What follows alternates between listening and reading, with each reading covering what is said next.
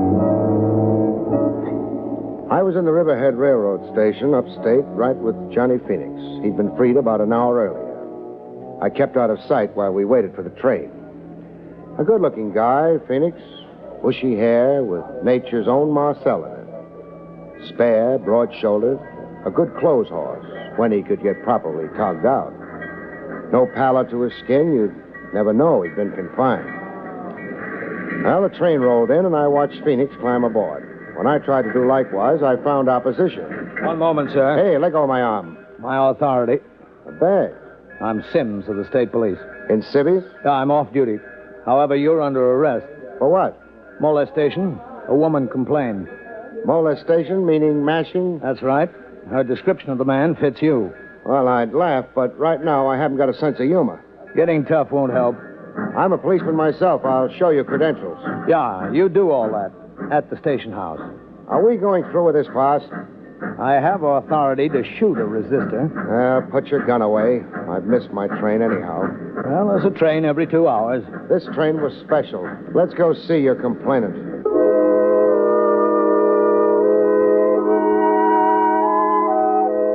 The complainant looked like she'd had trouble with mashers since pigtail days. Blonde, cream-cheeked, born to wear silk. Ma'am, is this the man who annoyed you?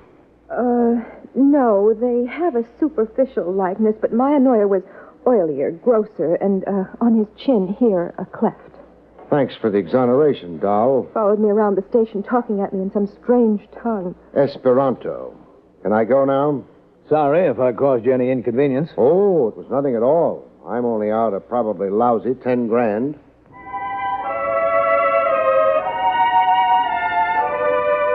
Back at the Riverhead station, again waiting for a train out, I tumbled to a masher mistaken identity routine I'd been caught up in. I watched for Golden Girl to come back to the station. When she did, I really molested her. Hello, doll. Doll, are you out of your mind? I'm mad over you. Mad? Oh, you really mean mad. I'd like to apologize Don't bother. Just explain it. My arm, please, you're bruising it. All right, talk. Well, the circumstances are plain. Here in the station before, a man... An oily fellow. My size, shape, wearing my clothes, as you told State Trooper Sims. Only oily, your guy. Therefore, not me. An honest mistake? Dishonest, baby. Well, what do you mean? The only person molested in this depot today was me. And you engineered it deliberately. Deliberately? Why, that's absurd. To keep me off the train, Johnny Phoenix left Riverhead on. I can't understand a word you're saying. You've got me grabbing your arm again, baby. Who are you? I can be gentlemanly. I can be very rough. Well, do we wrestle? All right. I'm Rita Phoenix. Sister or wife? Wife. Our train. We'll travel together, baby. Closer than Siamese twins. You made me lose Phoenix, but you're going to help me find him again. You're going to lead me back to him. Come on. Trains don't wait.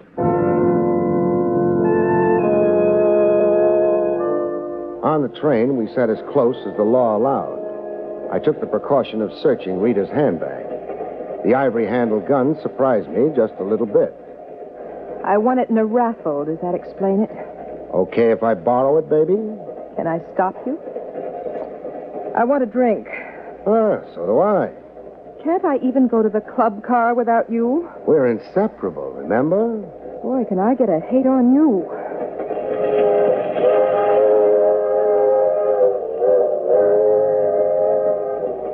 Inseparable. Only thing I was wishing aloud. We were going to be separated. By no choice of mine. It happened in the club car while Golden Girl was watering her tonsils with Smirnoff vodka. The fellow flopped on the lounge beside us. With a beauty like Rita available, the dope chose to sit on my side. I knew why in less than a minute. I knew by the gun in my rib. Do I have to spell it out, Craig? G-U-N. Gun. I'm glad you're quick on the think. The feel. Now, this is where you leave Rita Phoenix.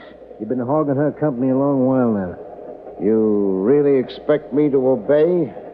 I know what you're thinking. A crowded club car, people all around us, conductors and stewards, but it won't help you, Craig. You'd have to be pretty desperate to shoot. You'd be crazy to tempt me. Dough, Craig. I drool when I think of the amount of dough at stake. All right. What's your play? That's better. The station up ahead, Sooner Falls. We roll into it exactly 3:47. That's in 4 minutes. You're getting off the train. Alone? Yeah. At the station, someone's waiting for you. Friend of mine. You plan far ahead, huh? I got a knack for detail. How do I come out in all this? You just lose a client and an opportunity. No other harm done. I lose Rita. Yeah. I lose her, and she's your pigeon. Look, let's not stretch this conversation. 3 minutes now, and we stop. Let's start moving to where you can get off.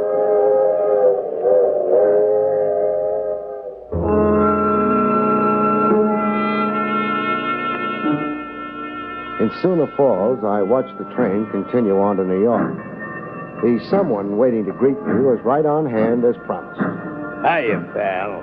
Put his face between 2 loaves of bread, and you could call it a giant meat burger. Hey, what are you staring at my kisser for? It's ugly. Now, is that nice? My car's there. Is this ride necessary?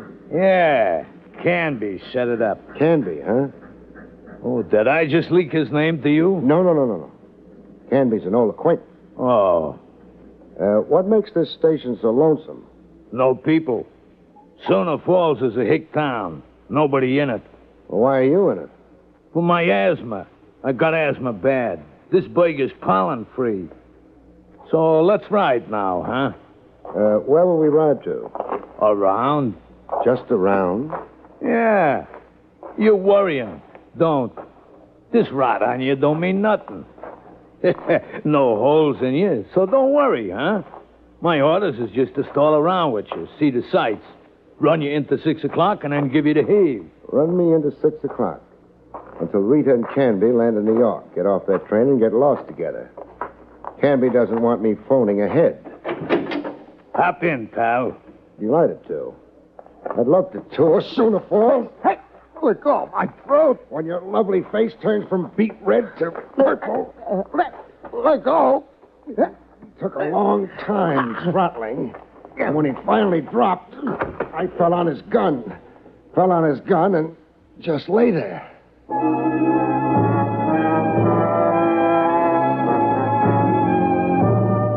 I left my meat-faced friend in a semi-conscious stupor and hurried into a pay station telephone.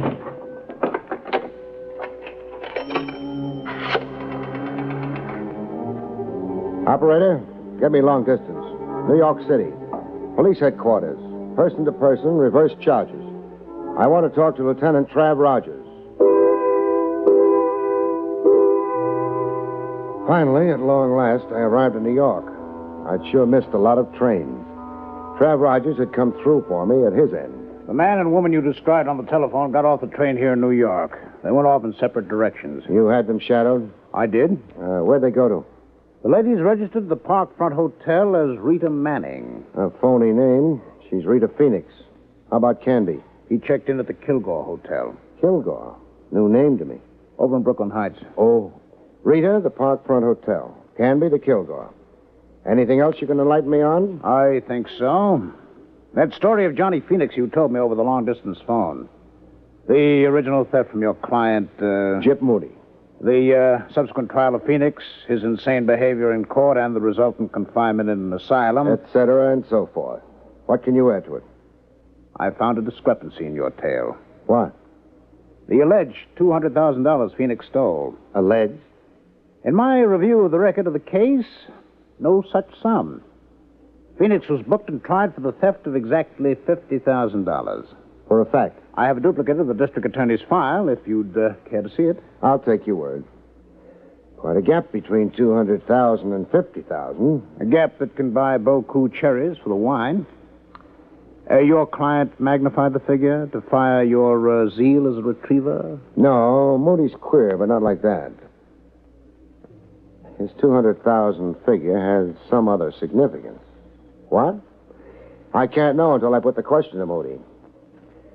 Phoenix never disgorged any of the loot? Not a kopeck. What did the police do about it? About trying to recover the money from Phoenix, I mean. Oh, the usual devices and pressures. All we accomplished was a show put on by Phoenix. He acted nuts. Climbed the wall, screaming he was a chimpanzee in a jungle. After Phoenix's asylum confinement, what police activity about the money was there? The obvious. A police plant right on the asylum? Hoping to catch Phoenix in a rational moment? Win Phoenix's confidence? Yeah. Quite an assignment for a cop. Feigning insanity. We had to change our plants every 10 days. The sheer wear and tear. The plant began to wonder about himself, huh? Was he or wasn't he Napoleon Bonaparte? Environment, they say, molds the personality. Ha ha. Trav, as usual, you've been a big help.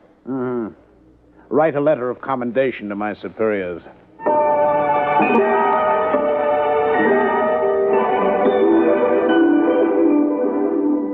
My client, Moody, didn't exactly like explaining the discrepancy between 50,000 and 200,000. 200,000 was stolen from me. You're still avoiding my question. Moody, I want to know. Why did you only charge Phoenix with stealing a measly 50,000 in your original police complaint? I had, private reasons. Now, if I'm to come through for you, I can't be in the dark. Well, the bulk of the money was a sum I couldn't afford to broadcast publicly. Whatever that means. You're in export-import, huh? Yeah, export-import. Export-import is a pretty broad heading. It could cover a lot of operations, above board and underhanded. Legitimate goods and contraband of some kind. Let it go at that. Cash deals in the dark. No record of it on the books. Stop making out a case. A fraud against the government. Tax evasion. Keep it up, we'll have a parting of the ways. I'm not on trial with you, Craig. I like to know the character of my client. I'm honest and dishonest. What's so unusual about that? Every second guy you meet. Yeah, the buck for its own sake.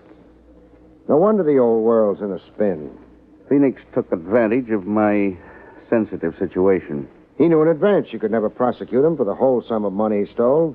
That you couldn't come into the courts with clean hands. Yeah, that was Phoenix's gimmick. You going to use any of this against me? Ask me that when we're counting your 200,000. Now, what answer... Oh, I get it.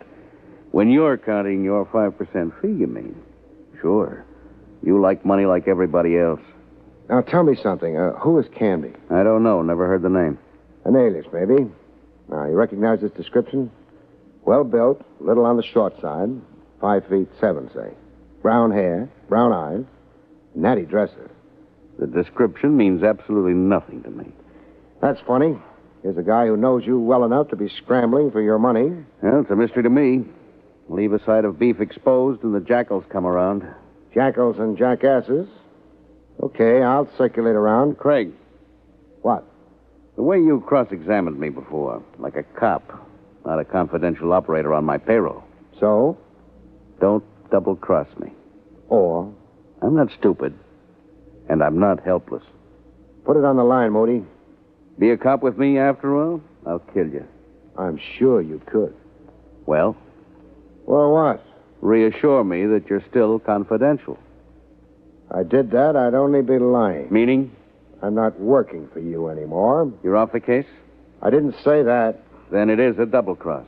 Clean hands. I only like clients with clean hands. So long, Moody. Craig, stay out of my business. Your kind of business, Moody, is public business.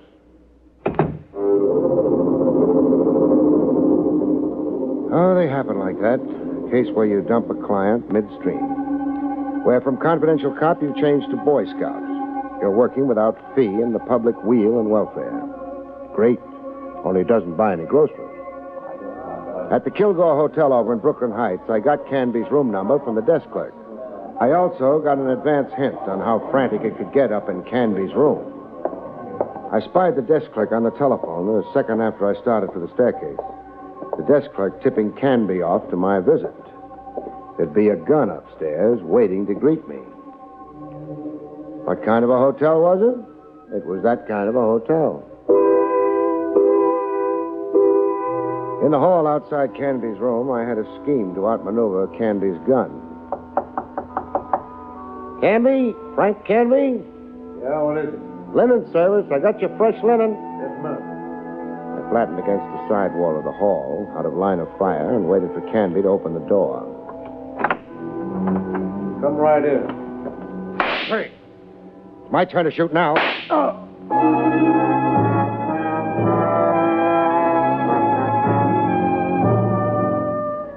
his room can be revived before the police ambulance I'd phoned for showed up. You think fast, Craig. I have to keep alive. How bad? Thigh wound. I only shot to immobilize you. Very considerate. You'll live for newer and bigger swindles. When you're free again, that is. You've got no charge against me. The Sullivan Law, that gun you carry. And armed assault on me. Going to pour it on, huh?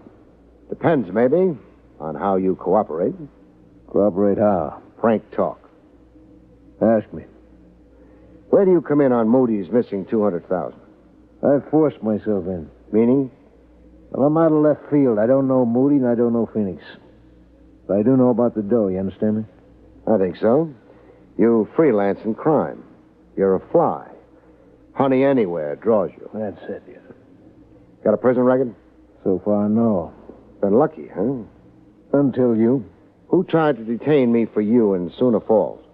Hutch. Who was he? The next pug. Blackballed out of boxing for throwing fights. He hires out to me. You got away from him, huh? I out-wrestled him. I was afraid of that. Afraid you'd get the phone ahead to New York. Hutch is a pin brain. You hired him. You should have knocked me off on that train. Yeah, I second guess it that way, too. Only, Only? Murder. I shy away from it.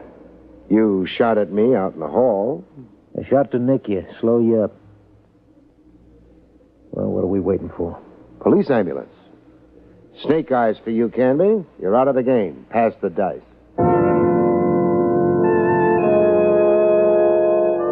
With Canby out of the game, I set out to eliminate another player. Rita. I found her in the dining room of the Parkfront Hotel. She didn't bat an eyelash when I joined her at the table, like she was immune to surprise. You, Me. Oh, what's good? Chicken fricassee. What's new? Canby's in the clink. Thanks. For what? Removing Canby. He's been giving me a bad time. Asking you where he can find Johnny Phoenix? Asking me? Where can I find Johnny Phoenix? I'm deaf. Stupid. Maybe. You're crazy if you keep dreaming of that money. I've stopped dreaming. Meaning? My husband gave me the brush. Johnny wants a divorce.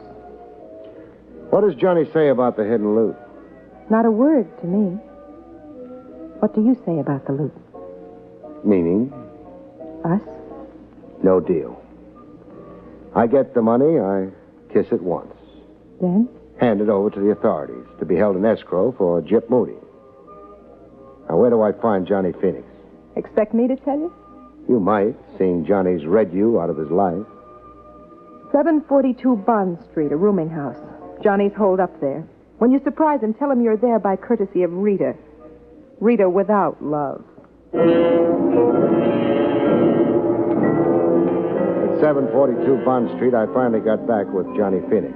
Funny thing, though, Phoenix didn't seem to care a bit. The money, Craig, I don't want it. Because keeping it is too hard? No, the fellow who stole it. I'm no longer him. I've had therapy. I've got a different focus now. Whole new plan for living. You sound like a walking testimonial for prison psychiatry. I feel lighter. I don't walk, I bounce. You know what I've done these 2 days I've been free? What? Read books, gone to church, looked through the one ad. Hooray for the new man. So where's the dough hidden? Buried in an empty lot in Long Island. Town named Fullerton, where I grew up as a kid. I'll drive you there. Let's go.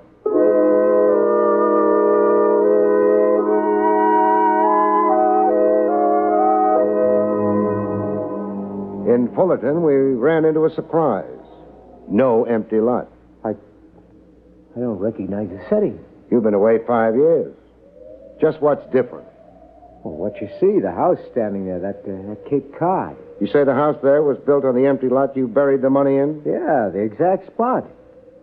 There are markers around. I recognize that clump of trees there. I counted 20 paces north and 2 paces east. Then I buried the money. That would put the money smack in the middle of the foundation of the house. What'll we do now? How deep did you dig 5 years ago? 6 feet. In building the house, an excavation of at least 12 feet was made. Meaning, the money was exposed to the builder. Meaning? You wait here. I'm going to make some inquiries inside the house. Yeah, but what possible good? Inquiries inside the house.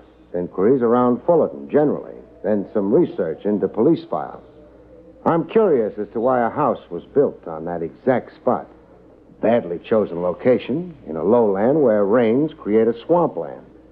And with the nearest town neighbor east, west, north, and south at least 200 yards away. Wait here, Phoenix.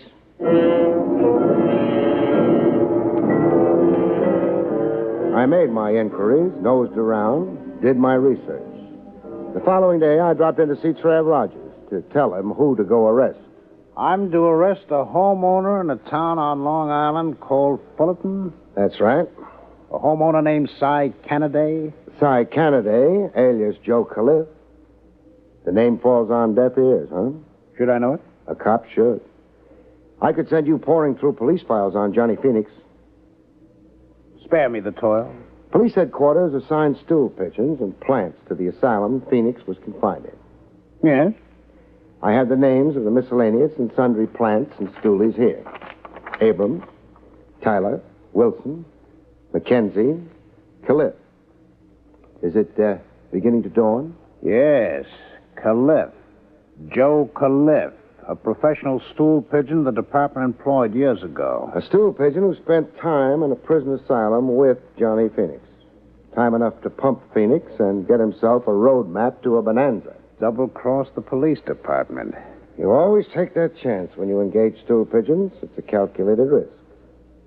Cliff dug up the money in Fullerton, then had a contractor build him a house right over the exact spot for him. A weird device, kind of? The house? Cliff's calculated risk. To make the quest for the money look hopeless. The money was lost to the ironies in a housing excavation. He never thought anybody would be shrewd enough to look behind his alias of Canaday, respectable homeowner and family man, at this late date. But you did. I might not have. All the time I was making inquiries, I was sure I was wasting time. Cases, Trav, sometimes hang on that slim a thread.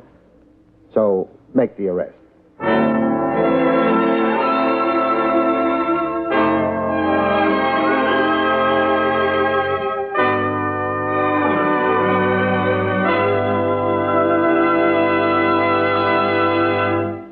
You have been listening to William Gargan in another exciting transcribed mystery drama from the adventures of Barrie Craig, confidential investigator. Tonight's story, The Schemers, was written by John Robert. Next week, it's the strange story titled The Man Who Wanted to Be Guilty, about which Barrie Craig has this to say. What did the man want to be guilty of? Murder, of course. And he discovered that all you had to do to accomplish that was to kill someone. But he had a little trouble. Listen and find out about it, Good night, folks. See you next week.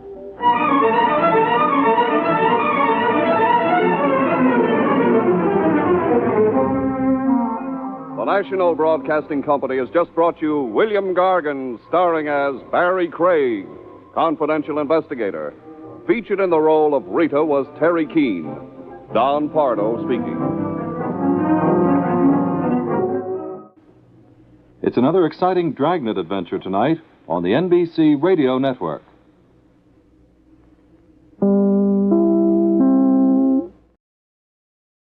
William Gargan stars as Barrie Craig, confidential investigator.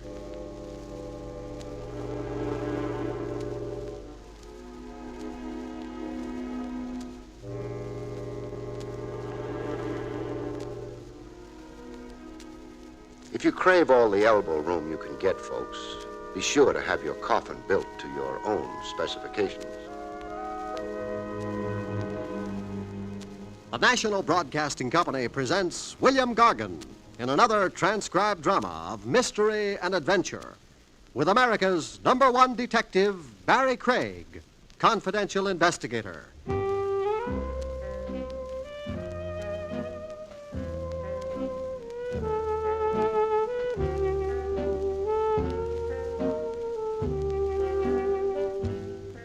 Barrie Craig speaking. Live sharply with your senses in high gear, as a confidential cop must.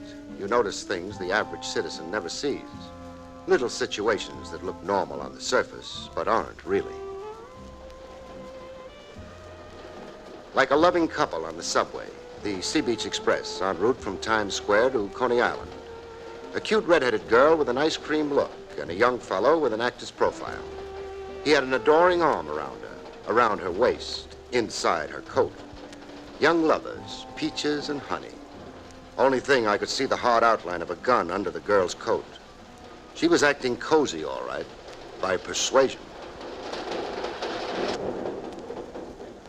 Going through a tunnel, I changed seats to chaperone the situation. Nice day. Huh? You say something? I asked, what do you think of the world situation? Hey, what are you, some kind of a nut? Isn't everybody? Look, creep, blow. My seat's paid for. But my ears aren't. Oh, now, that's an unneighborly attitude. What does your girlfriend think about it? Mind your business about my girl. I can't. You what? Chivalry. I've got the taint of the Southern gentleman. I once spent a weekend in Chattanooga. I can't ever pass up a lady in distress. What makes you think she's in any distress? Isn't anybody with a gun in their ribs? Look, wise guy, a gun can point two ways and I'll bite your tongue. Can't do. I'm a lifelong vegetarian. You can get plugged. So can you, even faster than me. What does that mean? Cast a downward glance, brother. My right hand in my right coat pocket. If I fired, now, let's see. Yeah, you'd be shot in the 7th rib. Who are you? Sir Galahad. I've got a suggestion to make. What? The next station stop, we get off. The three of us. You, me, and the Redhead. If not? We'll both be disappointed.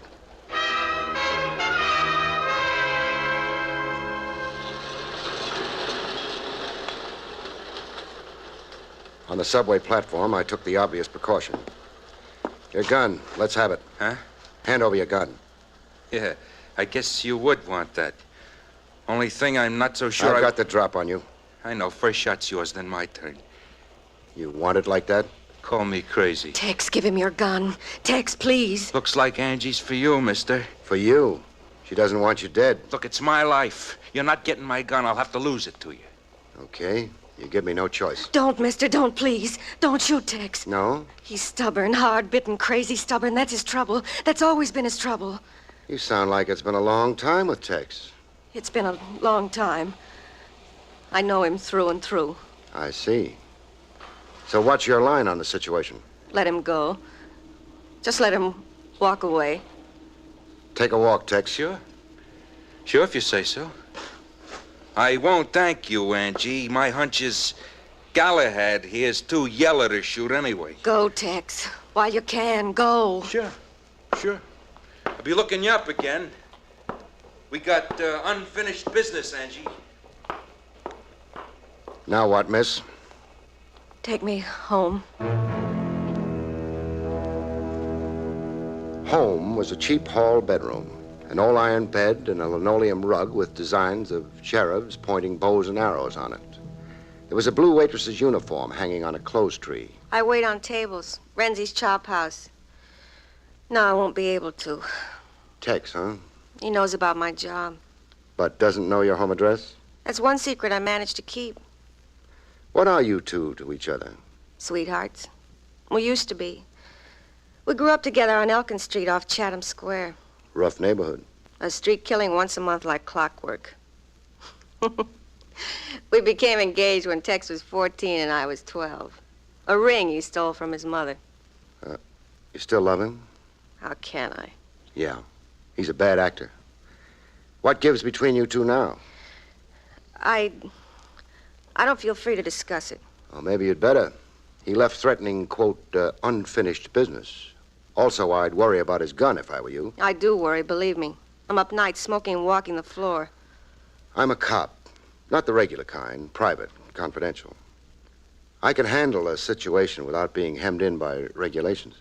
Meaning? I can be a friend. All right. I'll confide in you. For Tex's sake as well as mine. Tex came out of jail last week. First thing he did was look me up. Why? A sealed envelope left with me before he stood trial. Go on.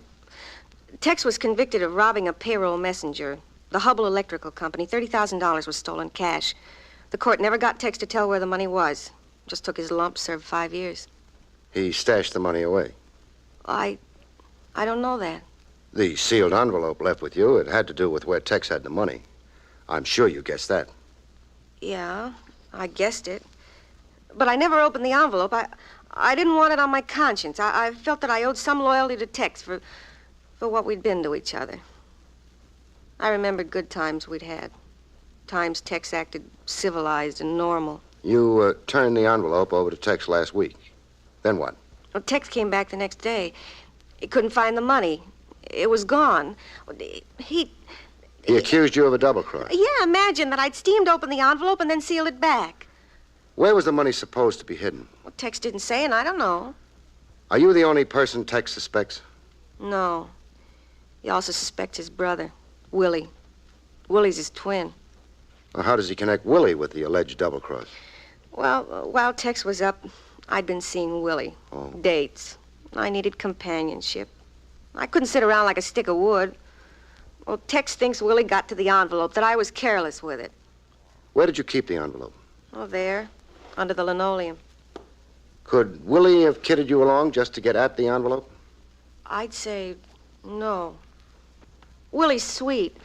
The opposite of Tex, hard-working and honest. He drives a laundry truck, works like a dog to get somewhere, but... But? Oh, you never know who to trust. You never know who's rotten in his heart. Yeah. Any money to tide you over while you stay away from Renzi's chop house? I got $4. You've got 24 now. Why are you giving me money? No strings attached. What good's my helping you if I let you starve to death? For so long, I'll be in touch. Goodbye. And, thanks.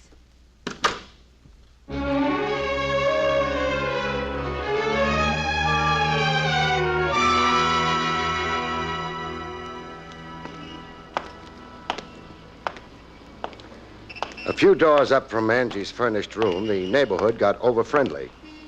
One resident constituted himself a committee of one to see to my comfort. A fellow with sideburns that ran into his neck. Hey, you feel something, Pop? You've got 10 years on me, pal, so how can I be your pop? Well, my gray hair at an age, I do that on purpose. Why? So as I can look distinguished. Why? Why? Well, don't everybody want to look distinguished? Hey, you're ribbing me. And you're ribbing me. Yeah. I asked you before. Do you feel it? I feel it. Huh. Sharp, huh? Another 1/16 of an inch, you'll draw blood. I got that knife trained that does just what I say. Tell it to climb back in your pocket. Ah, the knife says for you to step into the alley. Which alley? Oh, pick any one you like. Okay, that one. Show the way.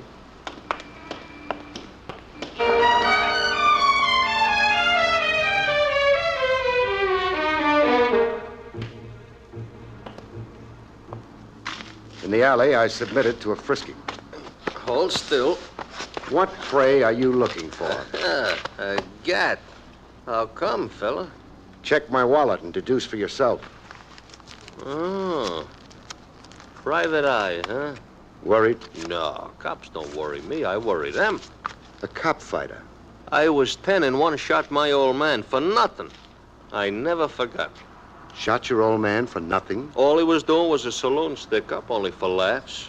Only for laughs? Yeah, it was a Saturday night, nothing doing, everything dead. The old man wanted to liven things up. And then boom, and I'm an orphan. Stupid cop. Sad story. Well, should I love cops?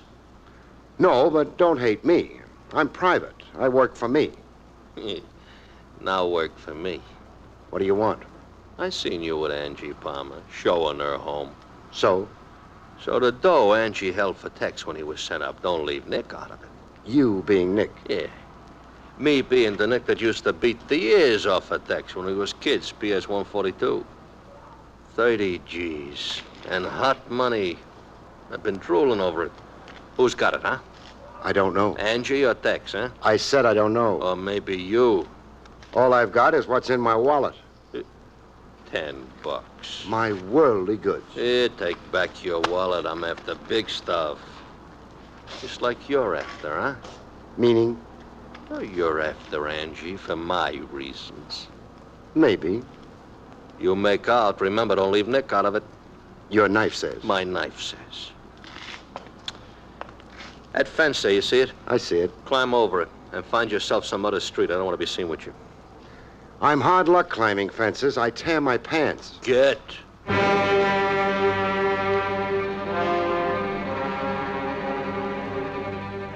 Tex's twin brother, Willie, didn't exactly look the part of a hard-working stiff who drove a laundry truck.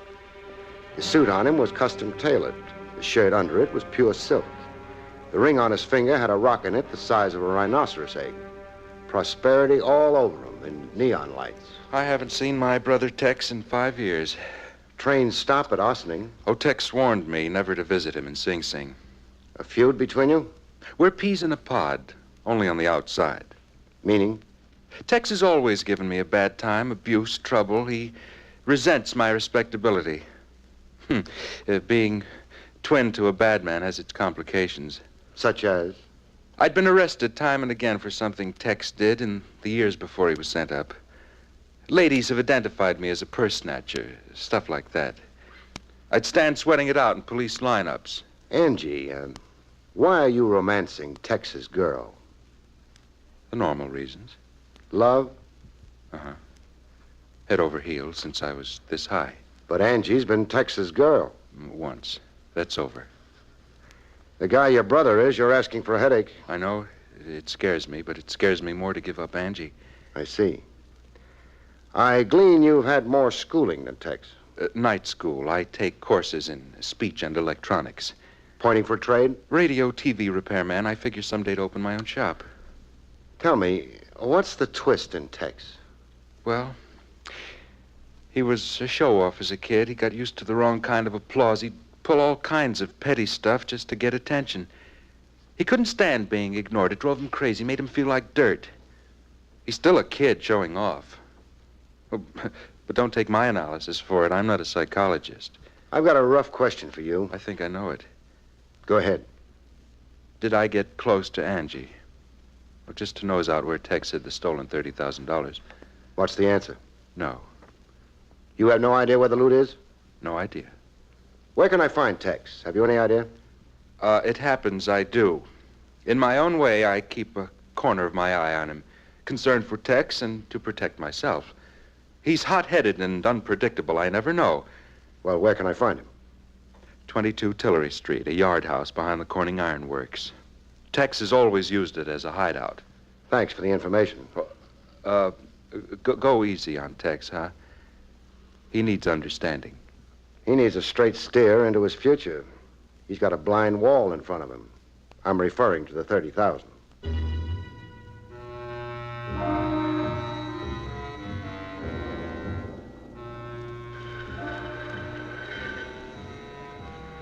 The frame yard house behind the ironworks looked like a strong wind would blow it down. I found Tex in the room that had the smell of last year's rain. He was stripped to his waist, stretched out on an army cot. More in a coma than asleep, his eyeballs popping in a lunatic stare and sweating a hot paste of sweat. Sick he couldn't be sicker, and delirious, babbling in a delirium. Mistake for Tex. Tex riding high. Velocity no good. 30,000. Beautiful, beautiful, beautiful. Old Dunstan's chicken farm. Walk a line from the coop. Easy. Oh, it's easy to do it blindfolded. Easy. Easy as pie. Easy.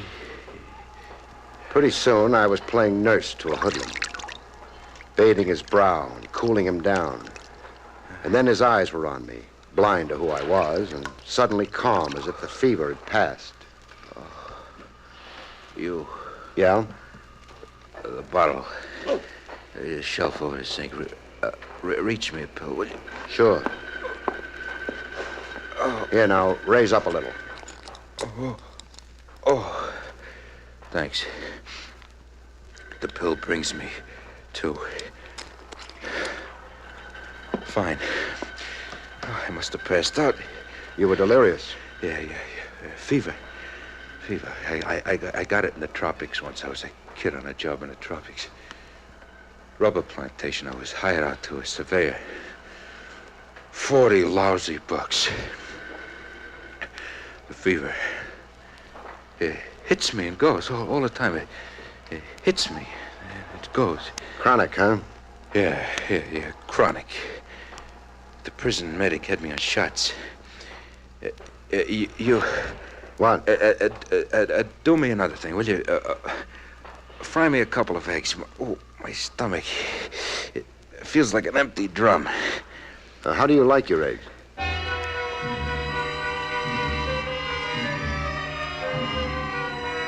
He downed 4 eggs and a pot of coffee before he bothered to figure out where he'd seen me before. His eyes began to focus like a veil had dropped. You're the creep who jumped me on a subway train. No hard feelings. What's your game? Good Samaritan. The other time you were Galahad. I'm versatile. You're either a crook or a cop. Which? Cop. Jerk. But you're prejudiced. I did 5 years. For armed robbery. The penalty fit the crime. Salvation talk. You can use some. Some what? Salvation talk. Cops hounding me. Look, I paid my debt. Not quite. Not quite? The $30,000 still outstanding. You're still in debt. I earned that $30,000. 5 years. I lay in a hole for 5 years. You'll live in the shadows for the rest of your life if you try keeping that money. My risk. Besides, I haven't got it. Who has? Angie or my phony brother Willie. Or Nick? Yeah. Oh, Nick. The rat Nick. He was up at Sing Sing visiting Sundays, handing me a carton of smokes and a line. Tip him to where the money was. He'd keep it safe for me. Safe in a pig's eye. Angie, Willie, or Nick. Anybody else you suspect could have beat you to the money? McAvoy. The insurance dick in the case. I swear he had a phony look to him. Or you. I wouldn't put it past you. Everybody's dishonest in your book, huh? Yeah, sure. The only honest sucker who ever lived was my father. $5 a day digging ditches until he fell dead into one. What killed him? The $5 a day. He made 5, he needed 10, period. Where did you have the money hidden? Sure, I'll tell you. Why not? It's no secret now. There's a chicken farm up in Yonkers. Dunstan's Chicken Farm. Weekends I candled eggs for old Dunstan, for eats and pocket money. I buried the dough so far from the big coop and so far from Dunstan's tool house. I made a map of the location. And gave the map in a sealed envelope to Angie. Angie blabbed to you, huh? You searched up at Dunstan's farm? Yeah, I searched. Joke. You might have missed finding it. It could happen. Baloney. I dug up a half an acre of ground. Let's have another go at it. At Dunstan's. Another go? To really make sure it's gone. You and me, eh? Wouldn't I be crazy? We turn up the money, I won't lay a hand on it. It's yours. I'll let you decide for yourself. Decide what? Take off with it or give it back. Really clean the slate, Tex.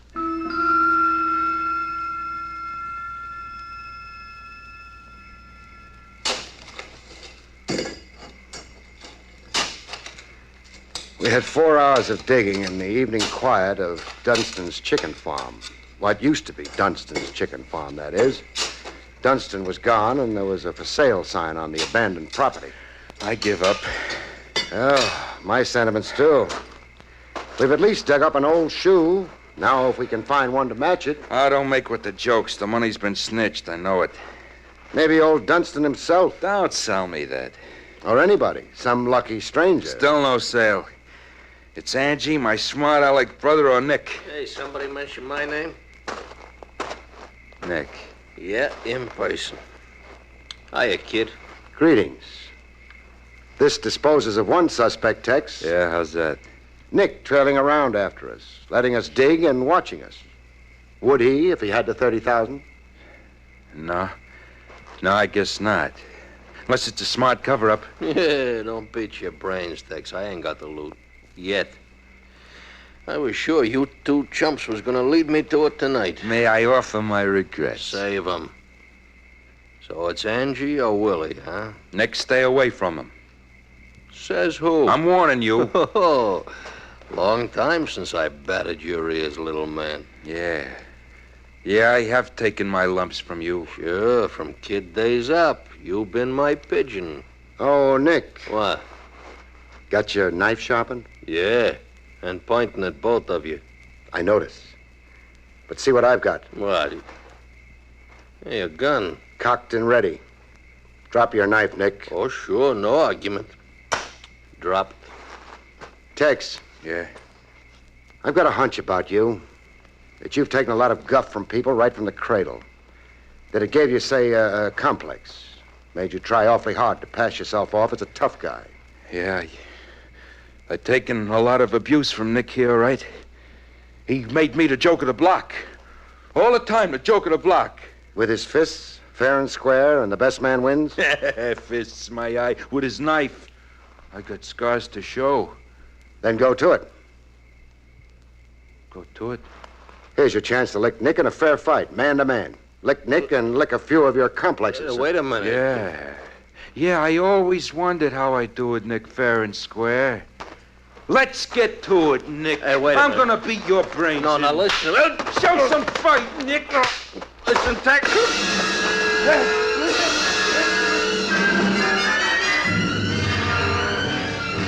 With Nick demolished, we had T-bone steaks for ourselves in a lunch wagon. There was a new shine to Tex.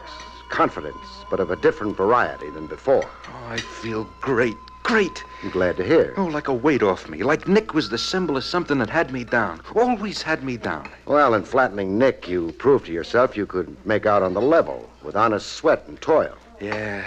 It flashed through me the exact words you say. I got stuff I don't have to put on. I can be me. But I'm forgetting something. What? The money. The money's gonna pull me down low. Meaning?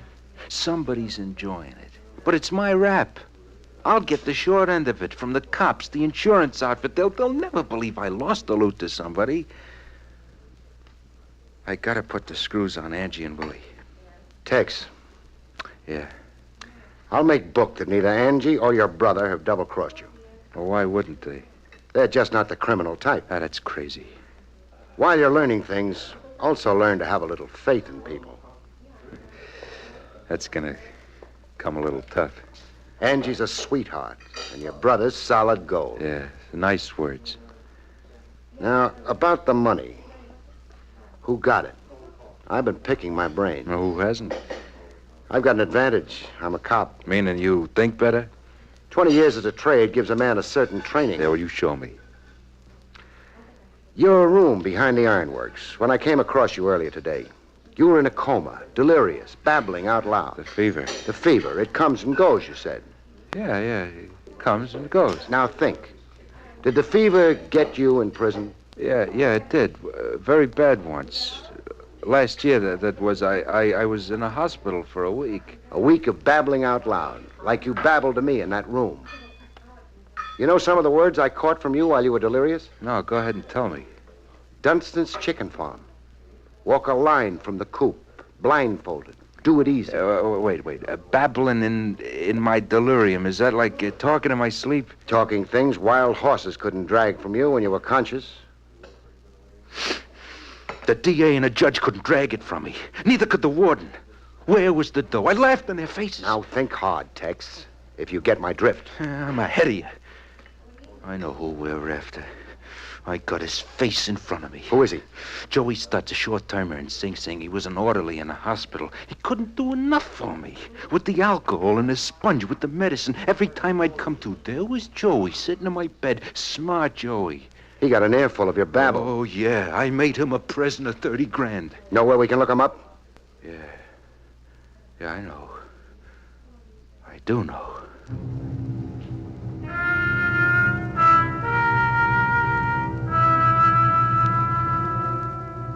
Wind up a case, you don't always do it to the king's taste. Or should I say, the law's taste. We found Joey Stutz, all right. Living it up big in a Park Avenue duplex. Funny-looking runt of a guy in a Japanese kimono and gold-stitched bedroom slippers. Joey had a surprise for us up his kimono sleeves. I wondered when you was going to tumble to my little trick, Tex. Your ears open while I lay in a coma, rat. It took just 4 days for me to figure out what you were telling me. How to walk 10 yards from the coop and then 5 more left of the tool house. Cough up the dough. I can't.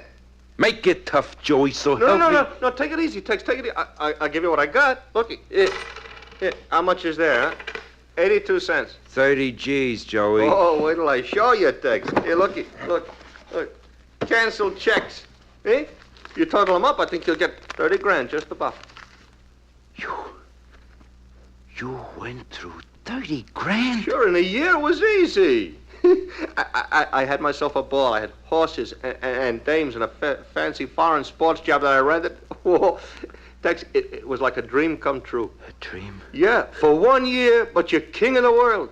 Money to burn, not a care in the world. Oh, Tex, come on, you had the same dream yourself, huh? Yeah. I had the same dream myself. Yeah. Yeah. I sure had. Climaxes happen like that. A fortune blown to the winds, and that was all there was to it. I consoled Tex. Craig, what's my situation now? Well, we get the truth on public record. I'd say you're in the clear yourself, blameless, free to live the new man. Joey here has a debt to pay. I'm ready to do time. Because, brother, what I did was worth it. Yeah, you had more fun. 82 cents left out of $30,000. How did you manage to hold on to 82 cents, Joey? I got a thrifty streak in me on my mother's side. hey, look, you're grinning, Shummers. Yeah. I'm thinking how I'm going to take you downtown as you are, in your silk kimono and gold slippers. Huh? I want headquarters to see what the well-dressed crook is wearing nowadays. Shall we go, gentlemen?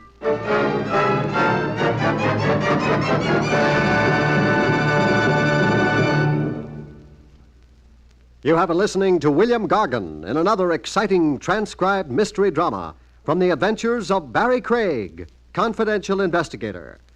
Tonight's story, The Tough Guy, was written by John Robert.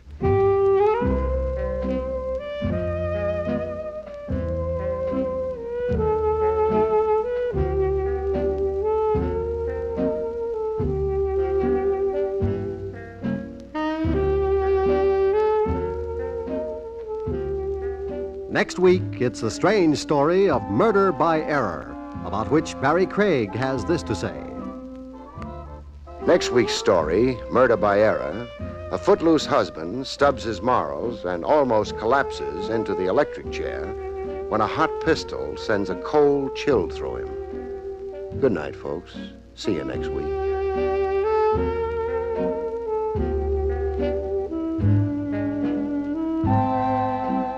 The National Broadcasting Company has just brought you William Gargan, starring as Barrie Craig, confidential investigator, directed by Arthur Jacobson. Heard in our cast were Charlotte Lawrence, Shep Menken, and Larry Dotkin. This is Eddie King speaking.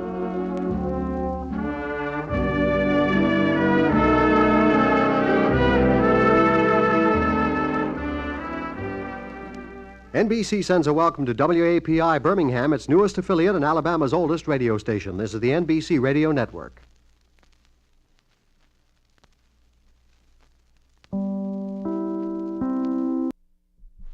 William Gargan stars as Barrie Craig, confidential investigator.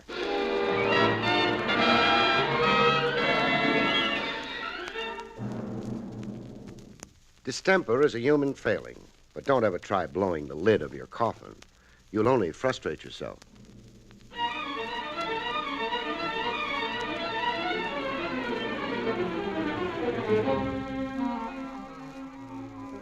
The National Broadcasting Company presents William Gargan in another transcribed drama of mystery and adventure with America's #1 detective, Barrie Craig, confidential investigator.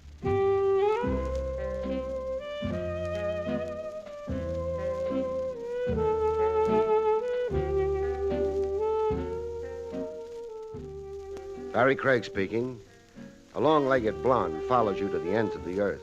Don't always feel flattered, friend. She might only be tailing you.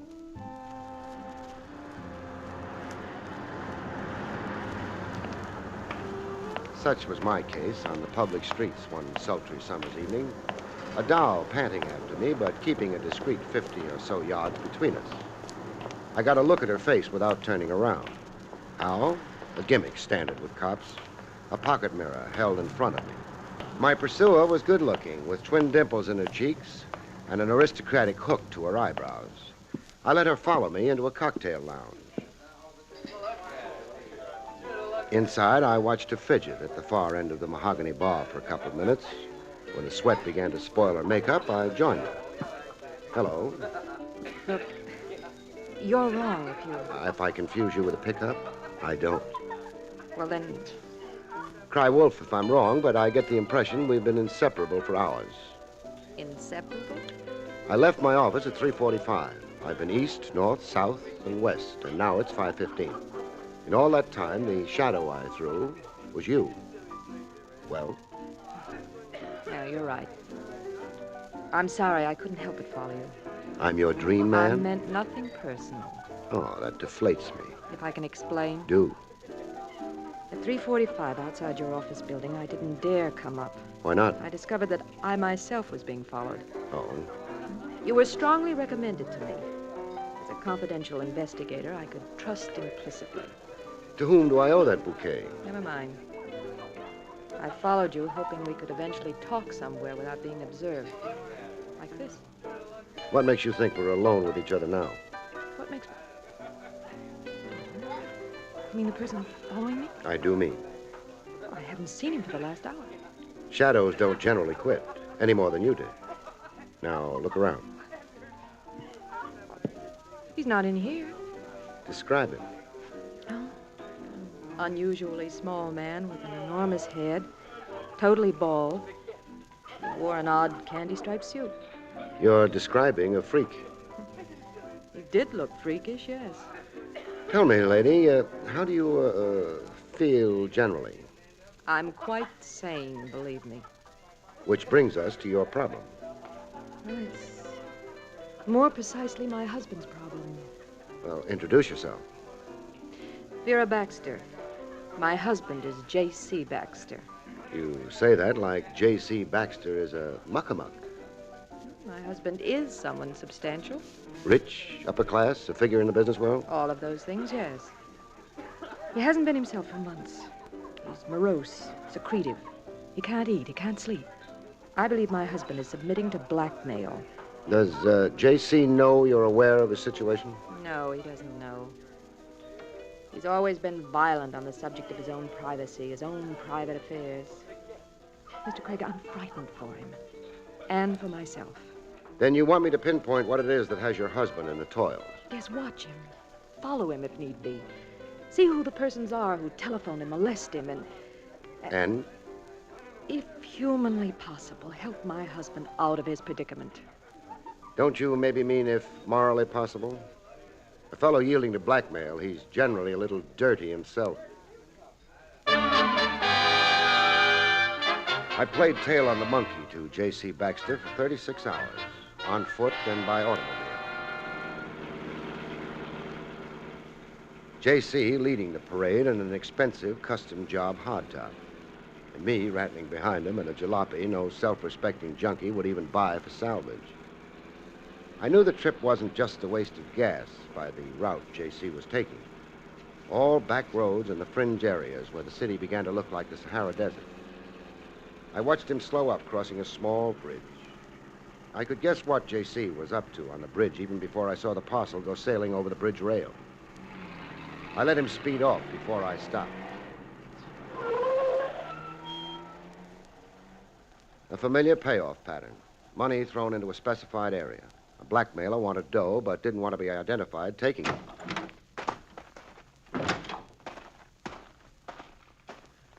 I went to see how much was in the parcel. From the weight to the parcel, there was plenty. Plenty was an understatement. I only needed to look to estimate the payoff at $10,000. No bill bigger than a 20. I restored the parcel. The anonymous caller would find it in the bushes below the bridge. He'd find the dough, and he'd also find me.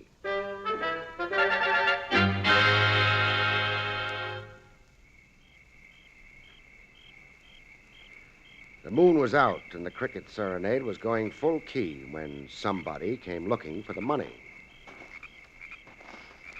Little guy, not too much taller than the reeds, and a big round head to him, the size of a circus balloon.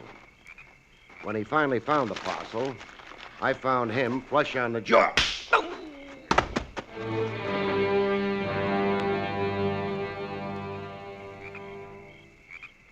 He came to with his balloon head noticeably deflated. He had a complaint. Oh, I'm bleeding from the ear. And I'm bleeding from the heart. Hey, what'd you want to go and hit me for? I get uncontrollable fits of violence. What? Hey, who are you? A cop. Your name? Lou. Lou what? Too hard to pronounce. Make a try at it. Zyma Particus. Oh, we'll settle for Lou. Yeah, I figured you would. Now, tell me why J.C. Baxter thinks your silence is worth $10,000 to him. Why, J.C. who is what? The 10 grand you had your fat little hands on. In this parcel. Why do you rate it? Let me take this slow, huh? You're telling me there's $10,000 real money in that bundle? I am. And that it's coming to me? You had possession of it when I conked you. Well, sure, I had it all right. There's no doubt as to that. Only I thought it was just some old paper. Work up an act, you'll only promote yourself into bleeding all over. Mister, let me tell you, I only came down here looking for old newspaper. What for? For the frogs. So I could make a bundle when I catch them. Catch frogs? See over there by the pond? So? Frogs. When the moon is full like now, there's millions of frogs. Here, see this flashlight I got on me? What about it? Well, I sneak over to the bank there, and I shine the flashlight right in their eye. It hypnotizes the frogs. All I have to do is pick them up and wrap them. Now, what do you want with frogs? The Valencia Laboratory over on Mercer Boulevard. You know, the medical students? I get a quarter for every frog. That's your story. Yeah, so you see, you got a case of mistaken indemnity. You don't want Lou's, Particus. Thanks. My own name had me. Yeah, we can fix that. How's that? Shorten it. Shorten it to a number. Let's go. Irregardless, I'm pinched, huh? Irregardless. Come on. The frogs won't miss you.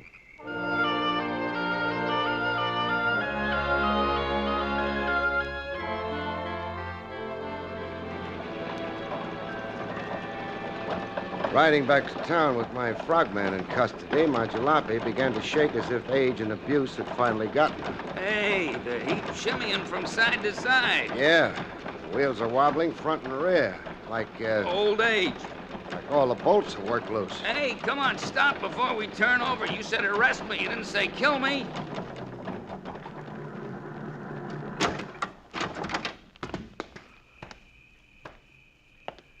Bolts had come loose, all right. Any minute you'd have lost 4 wheels. Yeah, but not from natural causes, Buster. Not? Human hands did this, while I was down in the reeds pollywogging with you. Or, hey, why would somebody The want... answer to that's in the car now approaching. You want to bet? The guy behind the wheel with a big beak pushing through a handkerchief he wore as a mask. The play was his. Who wanted to argue with a gun? Hey, you there, Shorty. Me? Yeah, you. Climb into my boat. Me switch cars? You're rescued. By the boss, is it? You talking one ear comes out the other. Right now, I don't know what you're talking about. Sure. You only know from frogs, liar. So long now. Now you, big stuff. That presumably is me. Give me your lip, I'll plug you. I'm speechless. All right, hand over the parcel. Parcel? Oh, yeah, the parcel. Here. Toss it the back window. Okay, you've got it. The contents are intact? Check with your stew. I'm asking you. I held out a dime. You want it? No, you keep it as a tip. That incline over there, you see it? Yeah, I see it. Well, start climbing it. What for? Exercise. Be glad I'm leaving you in shape to climb. Watch me go. He watched me go, and then I watched him go. No rear license plate I could read. He had black tape over it. I was up against pretty resourceful competition. That much was very plain.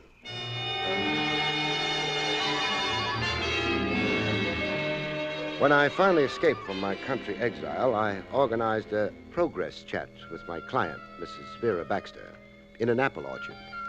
They lived like that, the Lucky Baxters. A big house and an apple orchard where the goldfish pond left off. Then it's true. My husband is being blackmailed. He's dancing to a handsome tune. 10,000 so far, I can vouch for him. It's my nightmare realized. The leg man in the situation is a midget with a watermelon for a dome. The man I saw following me. The same, undoubtedly.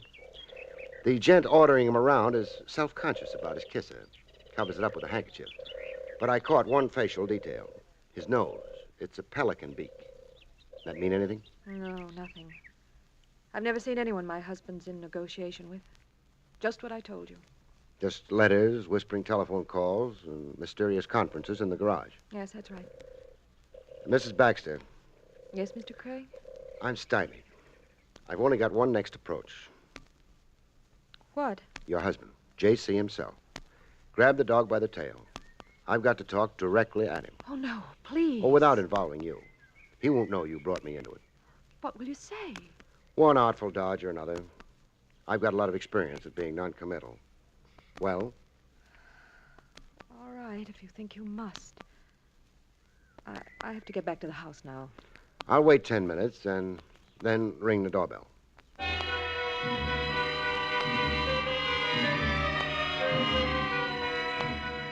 J.C. looked as morose as a guy could get and still want to live. Face tight, every muscle in place. Very close to the screaming Mimis. I find your visit a little fantastic, Mr. Craig. In my business, the fantastic is everyday stuff. To single me out, why? How is what you really want to ask. How I found my way to you. I'll only tell you what I have so far. Let your imagination fill in the rest. You're paying hush money. You threw 10,000 over the rail at Ramapo Bridge. Now, confide in me. I'll mind my own business, and I'll thank you to mind yours. For your own sake, Baxter, any rap is worth facing up to when the alternative is giving in to blackmail. Blackmailers keep coming back again and again. You won't have a dime left or a shred of self-respect. My advice is, open up and get done with it. If I dared what you suggest, I wouldn't have a shred of reputation. You lick your wounds, take your lumps, and start all over again. Life's a long time. You can fall down and get up. Now, who's blackmailing you and why? I have nothing to say to you. Okay, then. I'll go. I'm in a puzzle to stay, Baxter. I can be delayed, but I can't be stopped. I'll be back with the answers one day. Bet on it, Baxter. Oh, wait. Now, you're smart to get it off your chest. Strict confidence. Sorry. I can't make blind promises. I was abroad 3 months ago. I became involved with a young lady tourist. Oh, platonically, mind you. Nothing compromising. We were only companions. Go on. There were talks. I was lonely. There were dinners and walks on the promenade. Visits to museums, the tulip fields in Amsterdam. Just a harmless diversion. But the young lady tourist made more of it, huh? She distorted our situation. I've been receiving letters here at home, demands for heart balm, redress. Her broken heart. I'd misrepresented my status. I had not told her I was already married. No foundation to any of her claims? All lies, a blatant fakery. I was only an escort, a friend. Why are you paying blackmail? To prevent scandal, to forestall any needless hurt to Vera, my wife. You feel that vulnerable to pay tribute to a lie? My social and business situation is sensitive. My colleagues, all of them, blue noses, very provincial. With the merest breath of notoriety. And also, my wife is a woman of certain delicacy of spirit. A perverse sense of pride and propriety. I could never make her understand. Vera would turn against me. You see my trap. I see it all right, only I'm not so sure I believe it. You don't believe me? A man your size in the world, Baxter, top dog, a high social level, a howling business success. You don't figure to be stupid enough to yield to a blackmail built on a tissue of lies. No, I don't think I believe you. That's very arbitrary of you.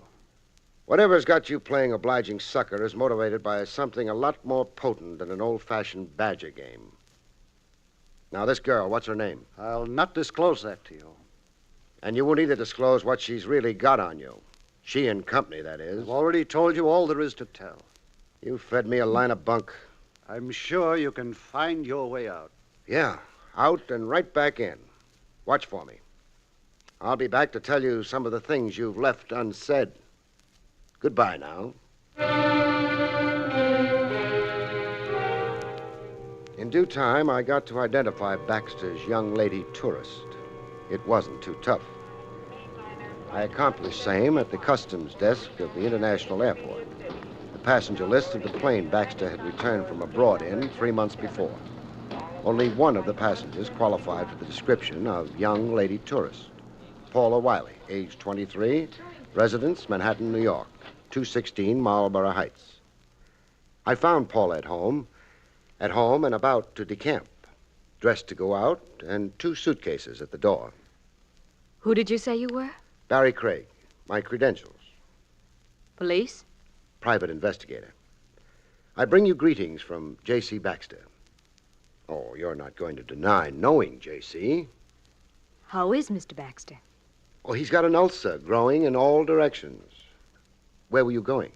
Away. The Adirondacks. I have a summer job. Nice ad lib.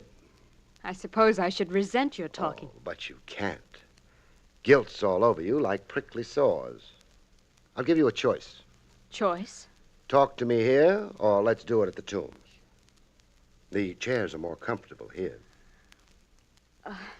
What am I being accused of? Blackmailing J.C. Baxter.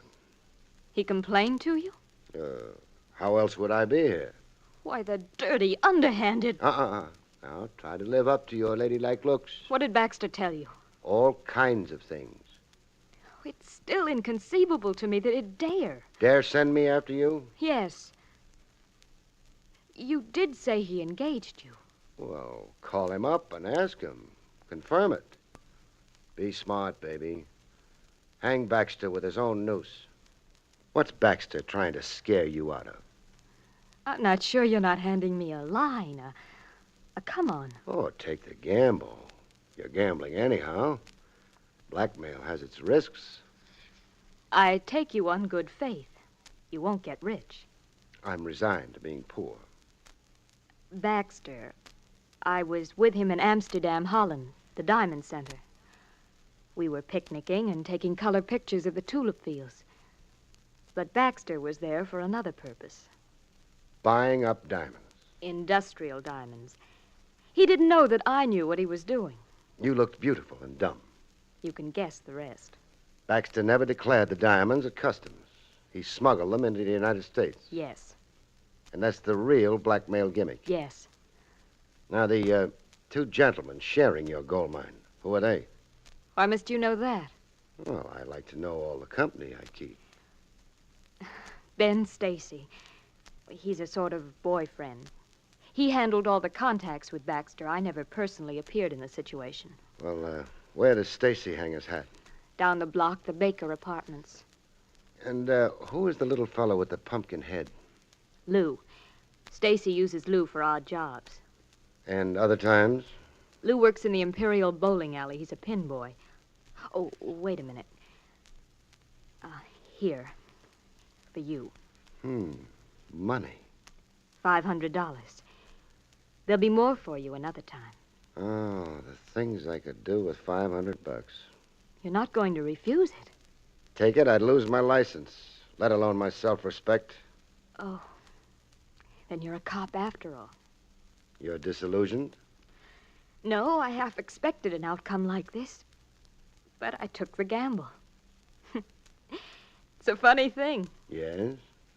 My heart's never been in the thing with Baxter. You see, it's my maiden debut in crime. You're lucky. Lucky? Lucky to be caught first time out. It could prevent your becoming a habitual criminal. Let's go, huh? With Paula in custody, I looked up Ben Stacy at the Baker Apartments. No answer to the door buzzer. A formal entrance doesn't pan out, you try an informal one, which I did. I found Ben Stacy receiving at home. He was in. He'd just been playing possum. Dead possum, that is. On the floor, flat on his back, face up and his eyes blind. The manner of death required no guesswork. He had a hole on the side of his skull the size of a quarter, a bullet hole. There was an ornamental touch to the corpse, a square of gold glittering close by his shoe top. A gold cufflink. Not Stacy's. Stacy wasn't wearing French cuffs. The murderer's cufflink, apparently. It lay there like it had been lost in the struggle between killer and victim. It took less than 60 seconds to find the $10,000 Stacy had relieved me of on the highway. It lay on a bureau top, exposed to the casual eye. I had 2 brief calls to make, out of respect to the dead. The morgue and homicide. In the tombs, Paula wept for the dead. I got Stacy into this. It's my fault he's dead. You cry like he meant something to you. I was, in a way, in love with him. Did you maybe, in a way, kill him? Kill? What possible reason? Eliminate a partner. It happens, doll, among the best of thieves. You were going away when I caught you. Get out of here. You get out of here.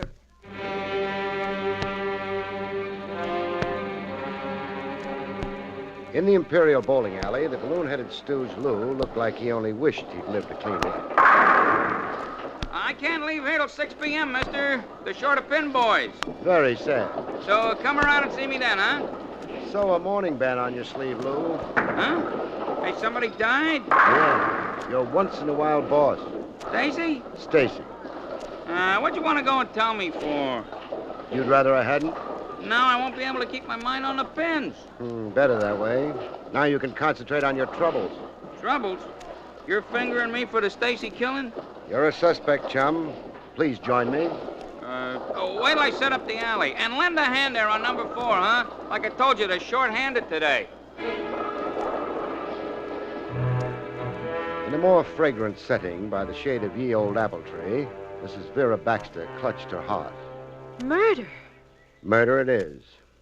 You've really got a domestic nightmare now. Oh, no, you can't let your suspicions... I can't exclude your husband as a suspect. He had a pretty impressive motive against Stacy. But he's incapable. He's a gentleman. An ungentle crook. A crook? Smuggler, I should have said. But the characterization of your mister doesn't really surprise you. No. No, it doesn't surprise now. Last night in my husband's study, I pried open a drawer. What did you find? Diamonds. A bag full of diamonds. Diamonds he bought in Amsterdam and smuggled across. Your husband had a little racket going for himself. It's incredible to think that he'd stoop to... profit? The truth out in the open, that's what you hired me for. Yes, the truth. I don't know how to live in fear. I now show you a gold cufflink, this one. Can you identify it? Well? I'm not sure. Your eyes tell me you are sure. No good trying to evade, Mrs. Baxter. It's a link to a set I gave my husband. I had them specially designed at our jeweler's. I feel faint. Yeah, who wouldn't feel? What does the cufflink mean, Mr. Craig? I can't say positively, but it could mean the chair for J.C. Baxter. Oh, no.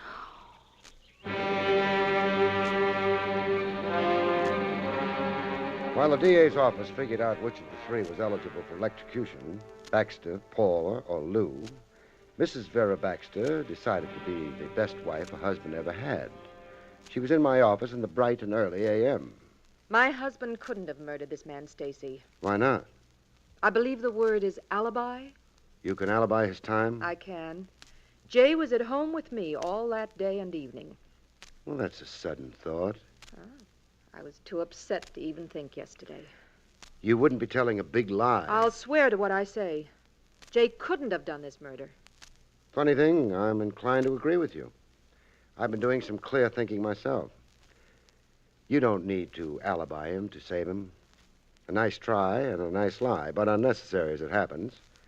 No, your husband couldn't have done the murder. Neither could the other pair. Not the other pair? Paula or Lou. You see, while the corpse lay on the floor, the 10,000 lay on the bureau, where I found it. I don't follow your reasoning. Neither Paula or Lou would eliminate Stacy and overlook the loot. Only the loot could be their motive to kill. Cut Stacy out, grab everything. And if your husband killed Stacy to stop blackmail, he would cart the $10,000 away. Not only to recover his money, but to provide a red herring. Make it look like a job done by Paula or Lou. I'm glad you're exonerating my husband, but if you also eliminate the others, then who? I boil it down to one last suspect. You. Me? Uh-huh. You murdering Stacy to implicate your husband. Your revenge. What revenge would I want? Revenge for infidelity. You all along thought your husband was paying blackmail to conceal an indiscretion.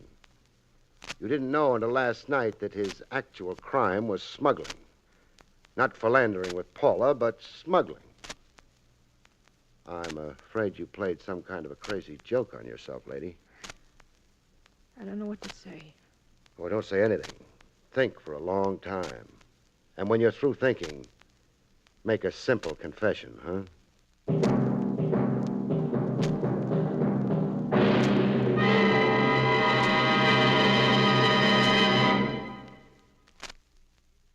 You have been listening to William Gargan in another exciting transcribed mystery drama from the adventures of Barrie Craig, confidential investigator.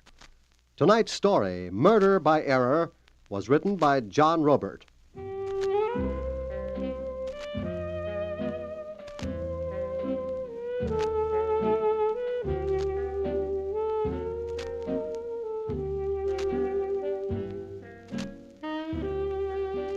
Next week, it's the strange story of Death's Little Helper, about which Barrie Craig has this to say. We call next week's story Death's Little Helper.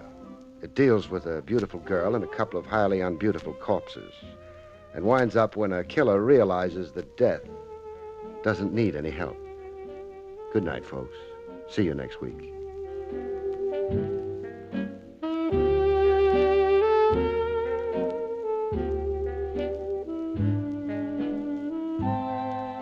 The National Broadcasting Company has just brought you an NBC Radio Network production, William Gargan, starring as Barrie Craig, confidential investigator, directed by Arthur Jacobson. Also heard were Gene Bates, Julie Bennett, Herb Vigran, Hal Gerard, and Herb Ellis. Eddie King speaking.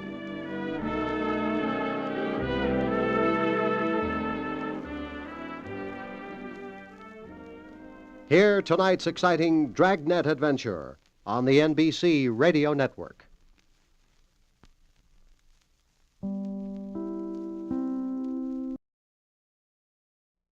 William Gargan stars as Barrie Craig, confidential investigator.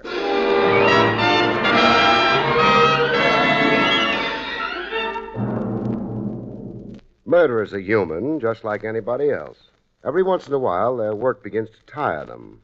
They need a vacation, which isn't too much of a change for them. They kill time instead of people.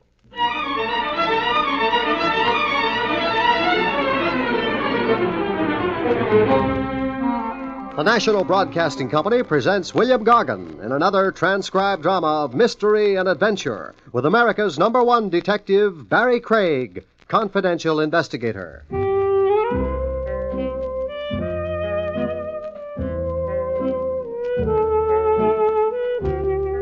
Barrie Craig speaking. The office where my license as a confidential investigator hangs is on Madison Avenue. Madison Avenue is in New York City. New York City in the summertime is a good place to go away from. I was going away from it, in the general direction of the Adirondacks and a week's fishing. I rarely catch any fish, which makes two parties in the deal very happy, the fish and me. And I hate fish.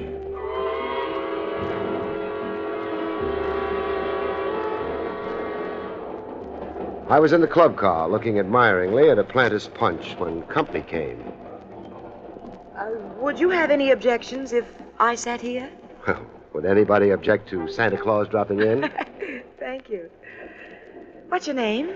Barrie Craig. I'm Claire Roberts. What are you drinking? I haven't started yet. It's almost too pretty to drink. It's a planter's punch. Looks wonderful. Would you mind? No. Oh, waiter. Yes, sir. One of these for the lady. A planter's punch, sir, right away. Where are you going, Barry? The Adirondacks. They're very tall mountains. Well, I don't intend to climb any. What I had in mind was a small amount of fishing. Well, that's a wonderful coincidence. It is? I'm going fishing, too. For what? Fish? Oh, fine. Barry, before the waiter gets back, Yes? will you keep this for me? This? It's only a small envelope. Please, Barry. Well, why do you... give it back to me when... Oh. Your drink, madam. Thank you. Will there be anything else, sir? Not right now. Thank you, sir. What did you do with the envelope? My breast pocket. You're very sweet.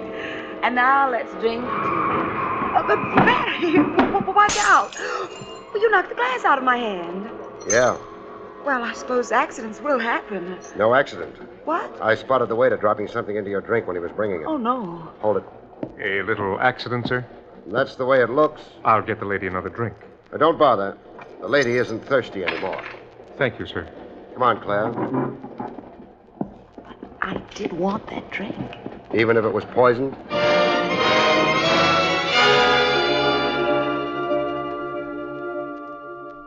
I could have been wrong. Maybe all the waiter dumped into the drink was a pinch of nutmeg or something. I didn't think so, though. I've taken a bedroom. Here it is. Would you like to come in for a bit? Sure.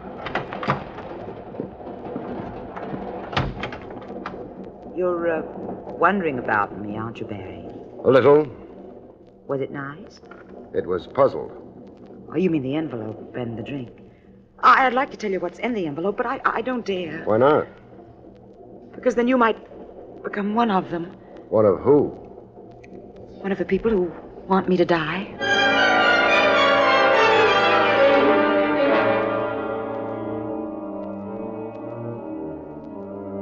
She didn't go on to explain. There wasn't much conversation after that. She said she was tired. I said goodnight and went on to my bedroom. I've been careless and left the lights on. But you didn't leave the lights on. I didn't, huh? I put them on. Why? I'm afraid of the dark, shall we say? If you like. Now, Mr. Craig, if it wouldn't trouble you too much, may I have the envelope Miss Roberts gave you? It would trouble me too much.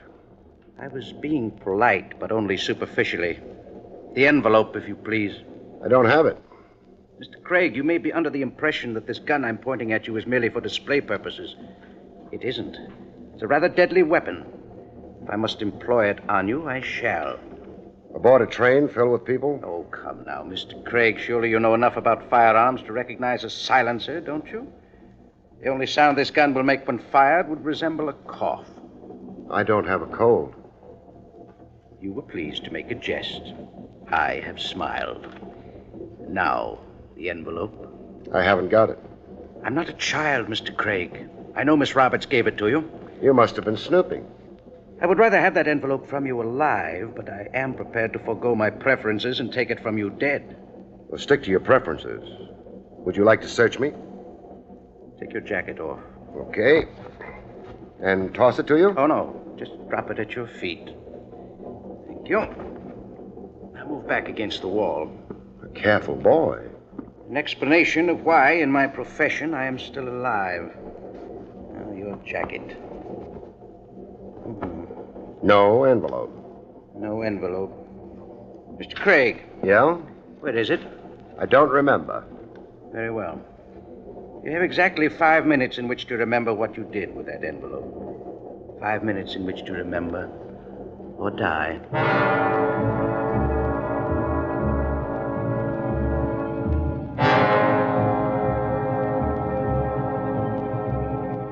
The gentleman with the silencer on his revolver was a tired-looking man, beautifully dressed right down to the gloves he wore. It occurred to me they'd never find his prints on the gun he was getting ready to use on me.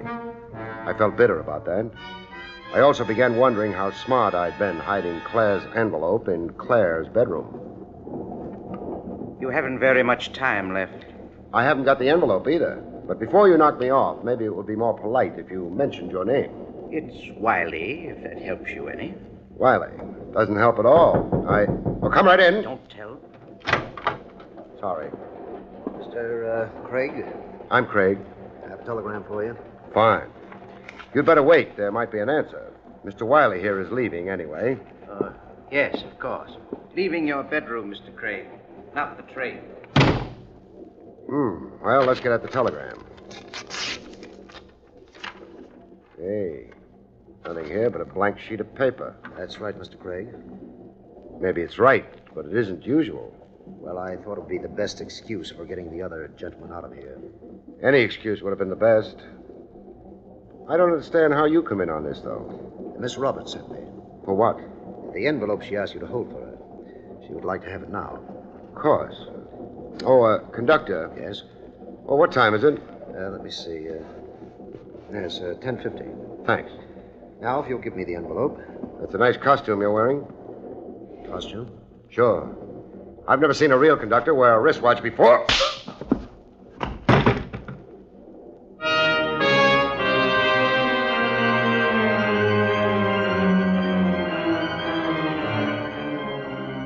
He must have had a glass jaw. He went down and out quietly and quickly. I worried for a couple of seconds. Maybe conductors have started wearing wristwatches. But then I stopped worrying. Because after I went through his pockets, I found out his name was James Bryan.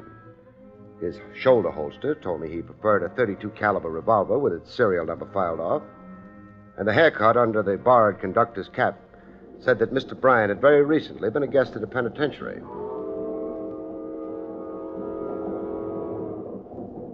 I left the phony conductor in my bedroom and decided to visit Claire Roberts in hers. It was maybe time I found out exactly what was in that envelope. There was a vestibule between the car she had her bedroom in and mine. The vestibule that was occupied by a club car waiter who tried to drug or poison Claire Roberts. A waiter who'd finished with waiting, though. Somebody had buried a knife in his back. Who is it? Barrie Craig. Just a minute. It's pretty late. I've been keeping in touch with the time. Has anything happened? Quite a lot has happened. You better let me in. Of course. Thank you. You still have the envelope. No. Barrie! Don't worry. I know where it is. Where? In a safe place. Claire, what's inside that envelope? I can't tell you. It's not my secret. I wonder if you realize exactly what kind of a secret it is. I'm not sure I know what you mean. It's led, among other things, to an attempt on my life. Oh, no. It has also led to imposture. Led me to knock a man down, and finally, very finally, it's led to the death of a man. Which man? The waiter who tried to gimmick your drink. But the waiter, but I didn't even know him. Maybe not, but he knew you. I can't help that. You can tell me what's inside the envelope. I can't. Believe me, Barrie. Could you tell Mr. Wiley about it? I see you recognize the name. He's the head of them, the people after the... The what? Barrie, he's evil. He's terribly evil. So's that line. Claire, would it interest you to know that among those aboard this train is the next convict named James Bryan?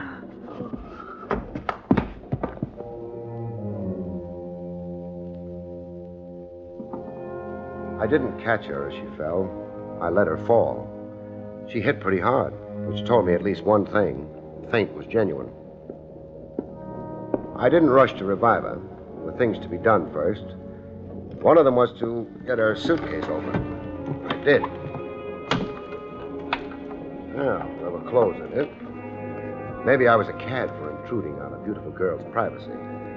Any thoughts I might have had about that didn't last long. For a girl who was going fishing, Claire Roberts had packed the wrong thing. A couple of silk dresses, sweaters, odds and ends of nylon, and a number of high-heeled shoes. So I shut the suitcase. It would have been fun thinking of how Claire would look in the various clothes she was carrying, but I didn't have time for fun. One thing was pretty obvious. With the clothes she'd brought, whatever she was going fishing for, it wasn't fish. Barrie? Yeah? I must have fainted. You did. Here, I'll give you a hand up. Thanks. It was silly, fainting like that. It was genuine. Who's James Bryan? I don't know. Just the mention of his name made you faint. Well, I meant I don't know what he's doing on this train. He's a gangster, Barry. Uh-huh. He kills people. In which case, he ought to be in jail. Why isn't he? Well, he was in jail. Barry, he must have escaped. That's not legal. You're sure he's on this train? Very sure. He's the gent I knocked out a little while ago. Where is he? In my bedroom. You're about to suggest I get half a dozen conductors together and arrest Brian? No. No. Well, I mean, well, of course he's an escaped convict and all that, but... Barry, the door. Somebody's opening it. That light, put it out quick.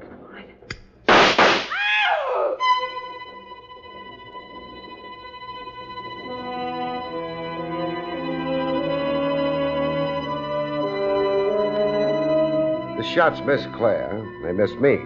They were, after all, shots in the dark. They did wake a lot of conductors, though. These were genuine conductors. They all carried nice, big watches, which made them helpful so far as giving us the right time. But beyond that, they didn't have any good ideas. So they left. Barry, Yes? you didn't tell them about the envelope I gave you. Neither did you. You didn't tell them about the dead waiter either. Waste of time. They all came through the vestibule where I'd seen him. But they didn't mention anything about Our dead waiter? No. Which means he isn't with us anymore. Somebody threw him off the train? Has to be. Brian? Well, that's a question Brian could answer better than I think I'll go look him up. I don't want you to leave me. There's a conductor on watch outside this bedroom. He'll be safe enough. Maybe. But will you?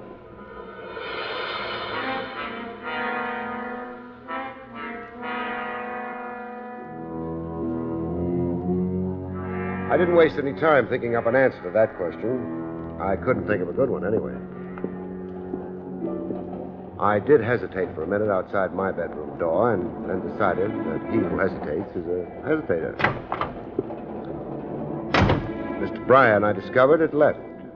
Maybe I should have been sorry about that. I wasn't.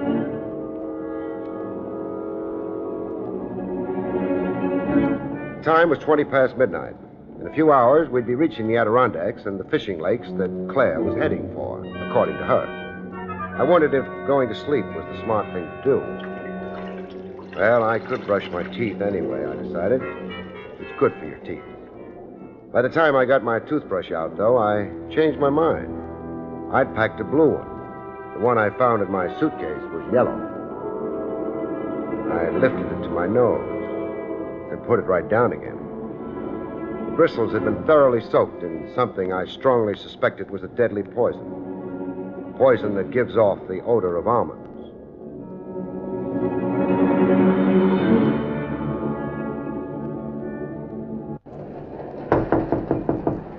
Come in. I'm sorry I have to barge in on you so late, but... Well, that's all right, Mr. Craig. As head conductor on this train, you might be able to help. Anything else happen? No, but it was intended to. That's not important, though. There's a Mr. Wiley on this train. Could you tell me where he is? Well, if he's reserved a compartment of the bedroom, yes. Give me a moment. Sure. Those shots at you and the lady is dreadful. Well, they're not so bad. They all missed. Mr. Thomas Wiley has a compartment B in car 437. Thanks. Is that all you wanted? It'll have to do for right now, except, we're on our way to Martindale. Have they had anything exciting happen up there recently? Martindale? Well, it seems that the postmaster's wife and the grocery clerk... Oh, I didn't exactly mean along those lines. I meant any crimes, holdups, or... Oh, I see. Well, yes, there was something. It happened several weeks ago. Well, what was it? The payroll robber, it seems to me. A man killed, too, the watchman. And the criminals? Well, the police are still looking for them, as far as I know. They worked pretty quick. The reason I remember about it is the train was held up for a couple of hours while the police went through it, looking for the payroll money. Were they find it? No, they didn't. They couldn't hold anybody either. There was no proof, you see. Large payroll? Well, it's for one of the lumber concerns back in the mountains. Pretty large, I'd say. Too large to get into a small envelope, huh? Oh, yes. Well, thanks a lot. Well, I've been glad to answer your questions, Mr. Craig. I wonder if Mr. Wiley will be.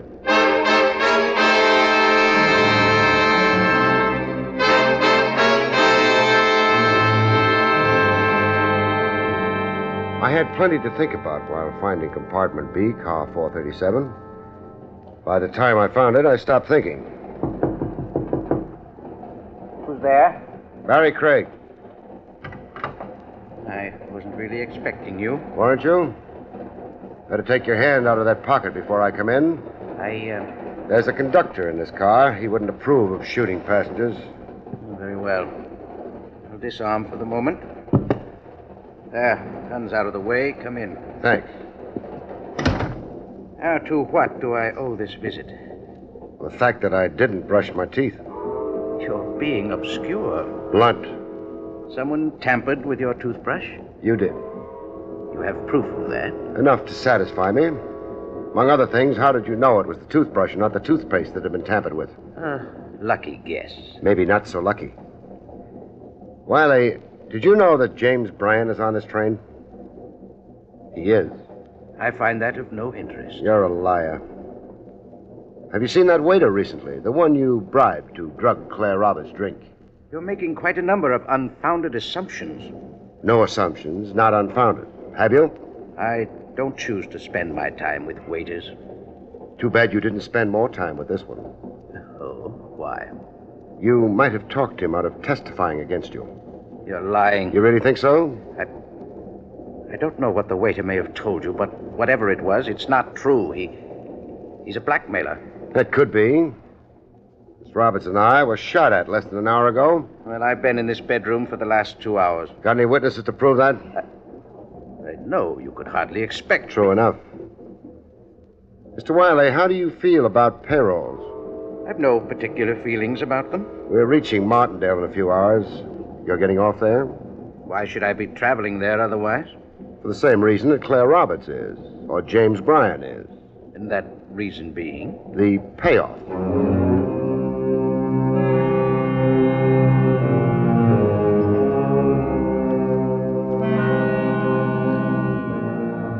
I left Mr. Wiley. His conversation lacked frankness. I wandered through the train looking for Mr. Bryan. I didn't think he'd be out in public view. He wasn't. I returned to my bedroom, shaved, and twiddled my thumb. The only result of that was that half hour before arrival, I almost sprained my left thumb. Barrie. I was hoping you wouldn't be asleep. I couldn't. Come in. Barrie, I'm frightened. You've got reason enough. Someone's tried to drug you and to shoot you. I know. You haven't asked me for that envelope again. I think maybe you better keep it. Until when? Where are you going to be staying? The Green Lake Lodge. Oh, do you know what the phone number is? Green Lake 465. 465. I'll phone you after we get in, as soon as I think it's safe, and then we can meet and... You're sure you'll phone me? Well, of course I'll want that envelope. After all I've gone through because of it, you... Okay, then. You'll phone me.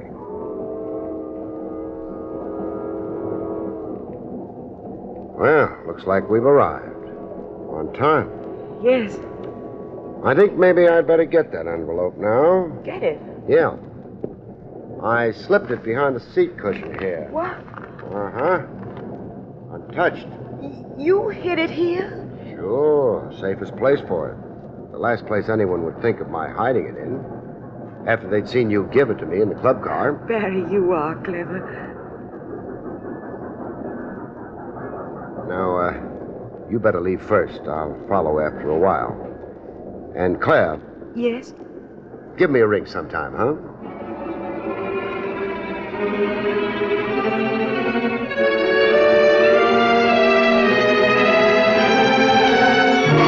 Claire got off the train, and I watched her. Wiley got off immediately after she did.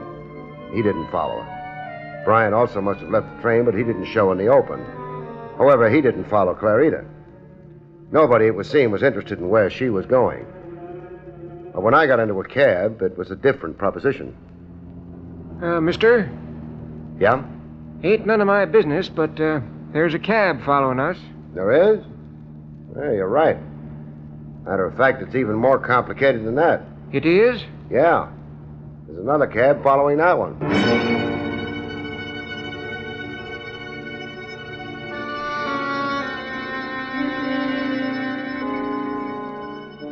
It added up neatly enough. Wiley was trailing me. Brian was trailing Wiley. I didn't think the hotel management would care for either of them. Therefore, cabby. Yep. Pull over to the curb. Okay. Wait for me, huh? Okay.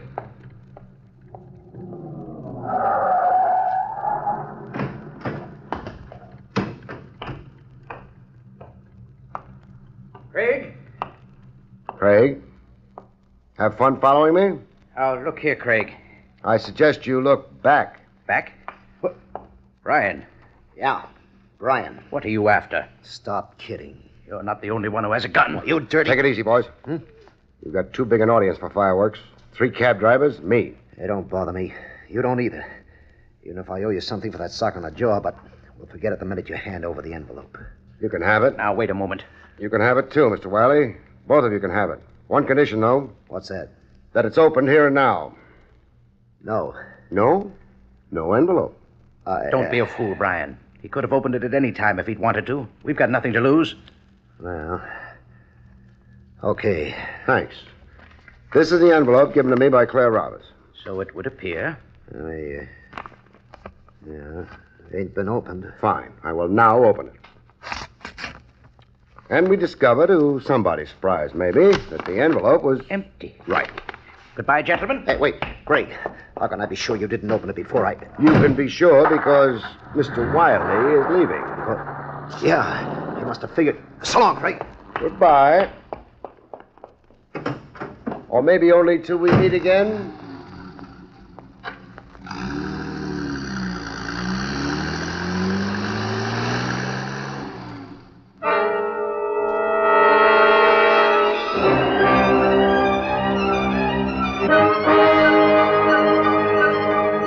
I went on to the hotel, checked in, looked at the lake, and went to sleep. I slept for quite a while. No phone call disturbed me. Towards evening, I got up and performed a couple of errands. One took very little time. The other consisted of crawling under the baggage counter at the railroad station. The baggage clerk understood.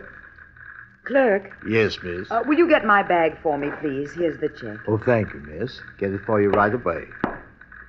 They ought to build higher counters. Barry! Hello, Claire. What are you doing here? Waiting for you to phone me about the envelope. Oh, I did phone several times. The line was busy. Funny, because there's no such number. Oh. You still have the envelope? No, I turned it over to Wiley and Brian. Oh. Don't look so hopeful. They opened it right away. The baggage check you just handed the clerk wasn't in it, as Wiley and Brian had thought. I admit I hoped they'd go after you for the empty envelope. They did. I'm a fair-sized decoy, Claire, but not made out of wood. I realized the envelope you gave me was empty. I also realized after I had had a look at your suitcase that you weren't coming up here for the fishing. You were carrying the suitcase as a blind. You came here for only one thing. Here's your bag, miss. For that. You know what's in it? Sure. A payroll, Claire. Okay, baby, hand it over. Brian! You didn't think I was so dumb I couldn't figure you held out on a baggage check. No, I... Give me that bag. I already killed a couple of guys for it. The waiter on the train among them? I had to make sure Claire didn't pass the baggage check to him. Don't worry, this confession ain't gonna do you much good. It's a large gun you have there. Large enough to take care of you and the clerk. Now hand over that bag, Claire. Once I was dope enough to pass you the baggage check when the cops was after me. Not anymore. Oh, all right. I don't think so. My hands are below the level of the counter, Brian. What do you think I was doing while I was waiting for Claire and you to show up? What? Practicing this. Funny, they never realize that the guns they use on other people can be used on them. Oh, don't go away, Claire. You've got a date.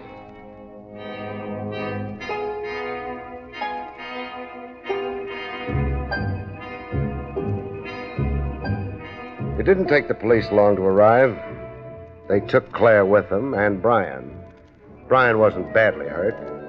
He'd be in perfect health by the time they got around to electrocuting him. As for me, I went back to the lodge. I was a little sorry about Claire. The way it turned out, all I was going to wind up with was fish.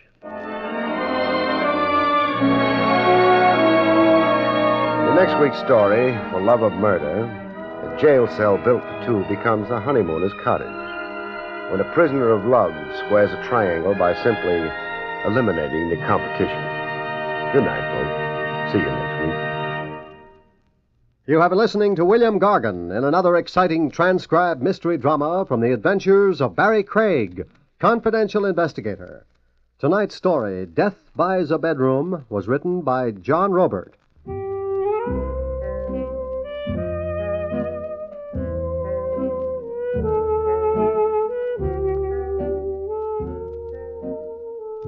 Next week, it's the strange story of For Love of Murder, about which Barrie Craig has this to say. In next week's story, For Love of Murder, a jail cell built for two becomes a honeymooner's cottage. When a prisoner of love squares a triangle by simply eliminating the competition. Good night, folks. See you next week. The National Broadcasting Company has just brought you an NBC Radio Network production with William Gargan starring as Barrie Craig, confidential investigator. Directed by Arthur Jacobson. Also heard were Betty Lou Gerson as Claire, Byron Kane as the waiter, Jack Moyles as Wiley, Lou Krugman as Brian, and Victor Rodman as the conductor. Eddie King speaking.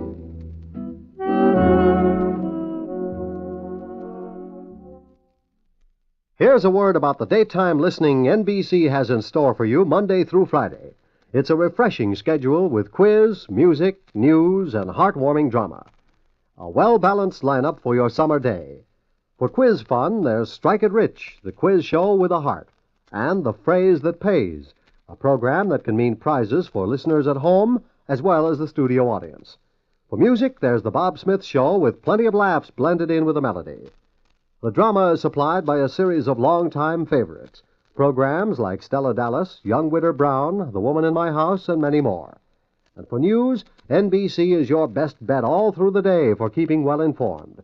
You'll hear commentators and reports like Alex Dreyer, Pauline Frederick, Morgan Beatty, Ray Henley, and many others who bring you the latest news as it happens and take you behind the scenes for the inside stories. For the very best in daytime radio entertainment, stay with NBC. There's another exciting Dragnet adventure tonight on the NBC Radio Network.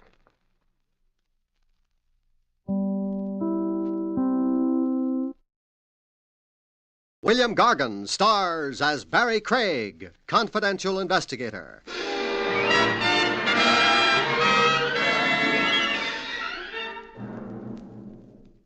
Anti-noise ordinances are fine and dandy. Makes living a lot more serene. But how can you legislate against the really disturbing noises, folks? The noises in your head, that would be.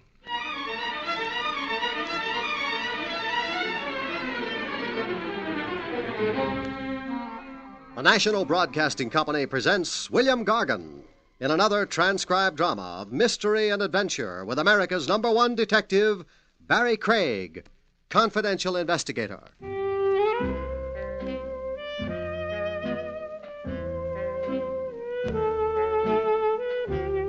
Barrie Craig speaking. The footwork a confidential cop puts in isn't always paid mileage. Some of it's for free in the public weal and welfare. Like a trip I took to the Tombs one day to see an inmate named Maxie Potter. I'd gotten a begging letter from Maxie. Could sweet charity move me to hurry to his side, end quote. Having a pint or so of the milk of human kindness in me, I complied. I found Maxie sitting on the edge of his cot. His eyes lit up like 100-watt bulbs when he saw me. Barrie Craig? That's me. Oh, you got a heart. And you've got a nerve. Just for asking you to come? For confusing me with the Legal Aid Society. What's wrong with helping people? Starvation. I don't get paid. No cream in my farina. I'll tell you what. I'll owe you your expenses. The road to hunger is paved with bad debts. Oh, shades of Mrs. O'Houlihan. Mrs. O'Houlihan? My teacher in continuation school. That saying you said, she used to say it. But it made no impression on you. No. What I went for was, it's blessed to receive. And so you wrote to me. And so you're here. Now, what do you want? For you to get me out. I never engineer prison breaks. Bail. Put up the bail. How much? $500. Dollars? Sure, dollars. Well, I haven't got it. Well, Uncle Real Estate, then. They'll take that for bail. I've only got a cemetery plot. See, now wait. You're a citizen in good standing? Opinions divided on that. Well, Judge Ferganza, he'll let me out on what's the word I'm trying for? Recognizance. Yeah, on your... Well, will you? You've sure got a cheek. I got troubles. I share 'em. I'm not proud. What's the charge against you? Assault, 3rd degree, hardly nothing. Who'd you hit? Randy Lomax, the talent agent. You might have heard of him? Everybody has. He's been promoting my girl, feeding her baloney about how he's going to make her a big star. I lost my head. I hit him. What with? A brick. But that's between us. In court, I'm denying it.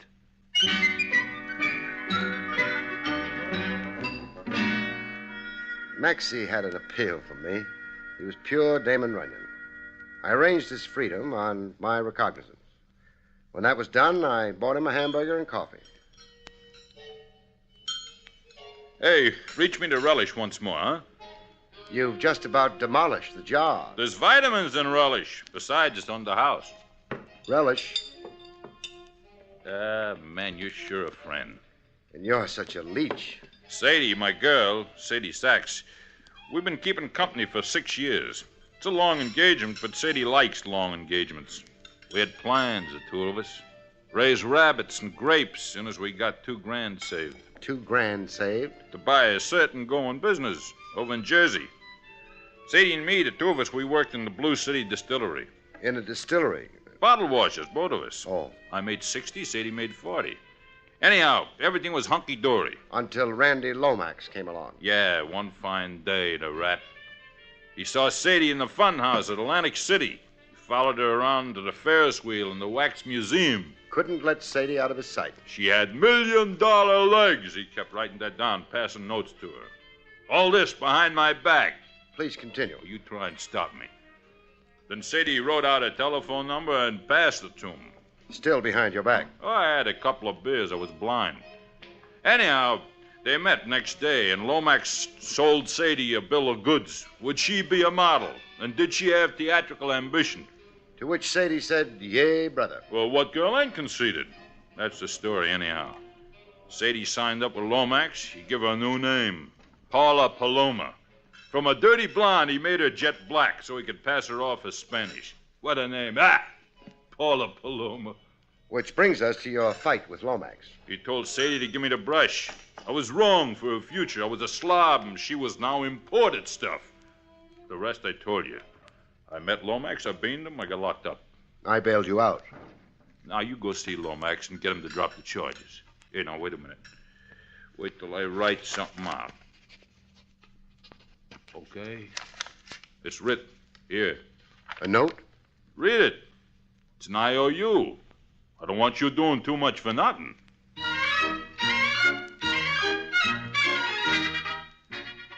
Talent agent Randy Lomax looked like his black Homburg had grown out of his skull. He was wearing it when I called on him. And what made that so remarkable? The guy was in his pajamas. All right. I withdraw the assault charge against Maxie Potter on one condition. Name it. Maxie jumps off a high building. You want him dead? Dead. Or far, far away. Craig, tell you what. What? Maxie settles down in the Congo. Permanently. He signs a stipulation to the fact that it is permanent. Otherwise? I'll prosecute him to the limit. Such seething hatred for Maxie. Why? He's a pest, a menace, a loudmouth, a jerk, and lunatic. You cost him a girl he was planning to marry. That's Maxie's hallucination. You go ask Paula Paloma her point of view on Maxie. Alias Paula Paloma. She's Sadie Sachs. Look, forget the name Sadie Sachs. Oh, the public. We spent thousands advertising the name Paula Paloma. Paula Paloma from Madrid, Spain. That's her origin. Her mother was a royal countess. Her father was a fabulous industrialist. Her boyfriend was Maxie Potter of Jersey City. You deliberately trying to aggravate me. I came here representing Maxie. Maxie? Yeah. Let me show you the type of character you got for a client. I had a private detective draw me a diagram of Maxie. A report, Maxie's background, where he came from, why he gets in my hair. How come one man can be so crazy? Here. Cast an eye over this line on a 2-page report. 1949. The Inwood Home. 6 months. Yeah, the Inwood Home is a sanitarium in Ohio. Maxie's punch drunk. Craig, on my advice, dump Maxie in the North River. Besides crowning you with a milk bottle in an impetuous moment, what other specific grievance have you against Maxie? He insults me on the streets. Language that makes my spine crawl. He hires children to throw garbage at me when I pass. And look, in a public restaurant, in front of 100 show people. Show people? My bread and butter, mind you. Maxie pours a plate of soup on my head. What kind of soup? Noodle soup. Limp noodles hanging from my brow like Excelsior on a Christmas tree. Have I got specific grievances? Sounds like it. It's not all so comical. I'm made ridiculous. But I'm also in mortal danger. How's that? Threats to kill me. Threats in what form? The cowardly form only Punchy Maxie could use. Here, these. Cartridges. Low caliber. Low, high, medium. They mean murder. I find them everywhere. On my office desk, on the dining table. They come in the mail. A bullet to a letter. Craig, I'm being hounded into fear and insanity. Why do you only suspect Maxie? I got reasons. Well, let me hear. All right. These cartridges. They've been identified for me as belonging to Maxie. Identified by whom? Paula Paloma. Sadie Sachs. Craig, again, I beg you, please forget her other name.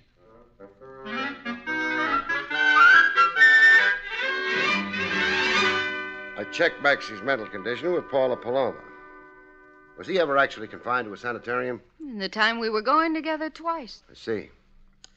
You identified certain cartridges. Lomax told you, huh? Lomax did. Why do you say they were Maxie's? Because I saw the identical ones in Maxie's room at least 50 times. He kept them in a candy jar on his mantelpiece. Why would Maxie keep cartridges in a candy jar? Ask Maxie why. Could Maxie kill Lomax? Anybody could kill anybody. It's a free country, haven't you heard? Name somebody besides Maxie who has it in for Lomax. Daisy? Who's Daisy? Lomax's wife. Used to be, I mean. There's a saying, there's no fury... no fury... Like a woman scorned. That's Daisy. A woman scorned. She'd kill Lomax in a flash. Other enemies of the great man? People. A man with Lomax's lust for power must make enemies of the little people. How do you feel about Lomax? I worship the ground. He's my good angel, my hero.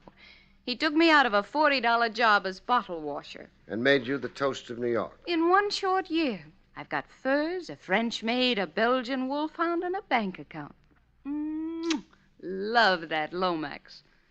Why don't you tell Maxie you were never serious with him, so he'll stop having delusions and stop bothering Lomax? Stop bothering Lomax and start bothering me. Better he should bother Lomax. Lomax can take it, I can't. Positively not.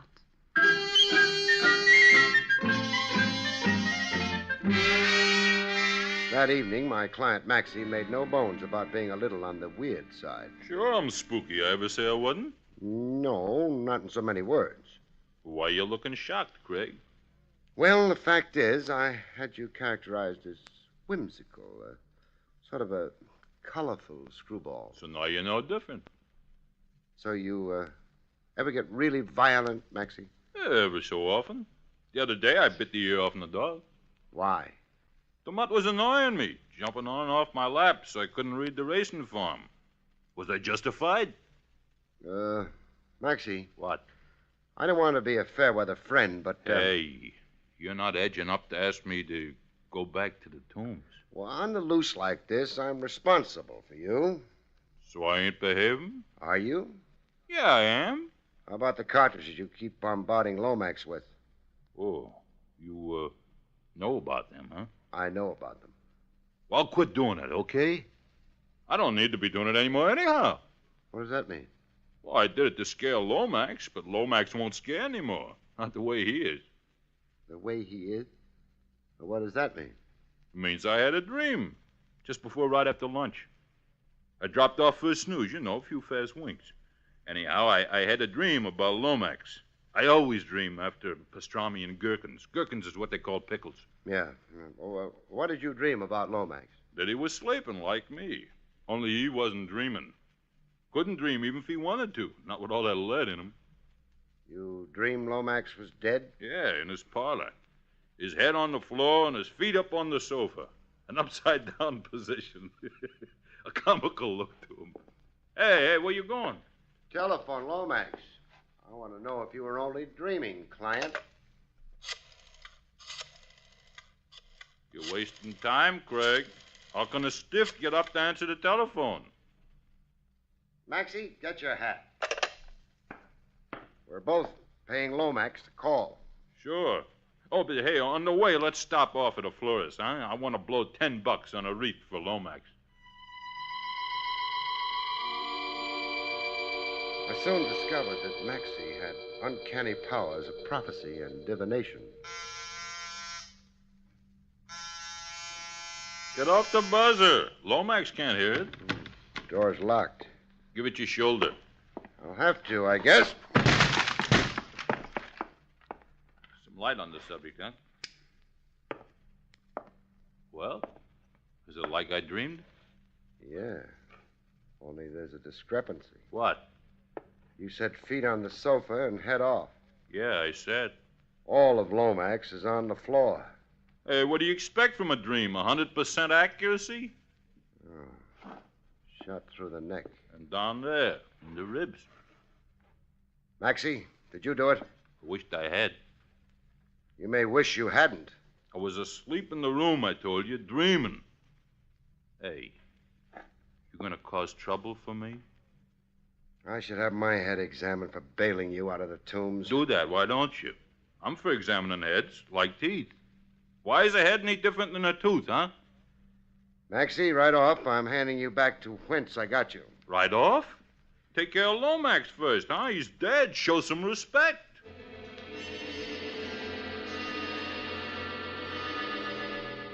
With my number one suspect back where I found him, the tombs, I held the crying towel for Sadie Sachs. That is, Paula Paloma. I'm finished. Through. Everything was going good, and now I'm finished. So was Lomax finished, through. I'll be back washing bottles. Oh, I knew in my heart my good luck was too good to last. Lomax's death doesn't necessarily put the kibosh on your career. Lomax was my career. I'm his invention, his creation.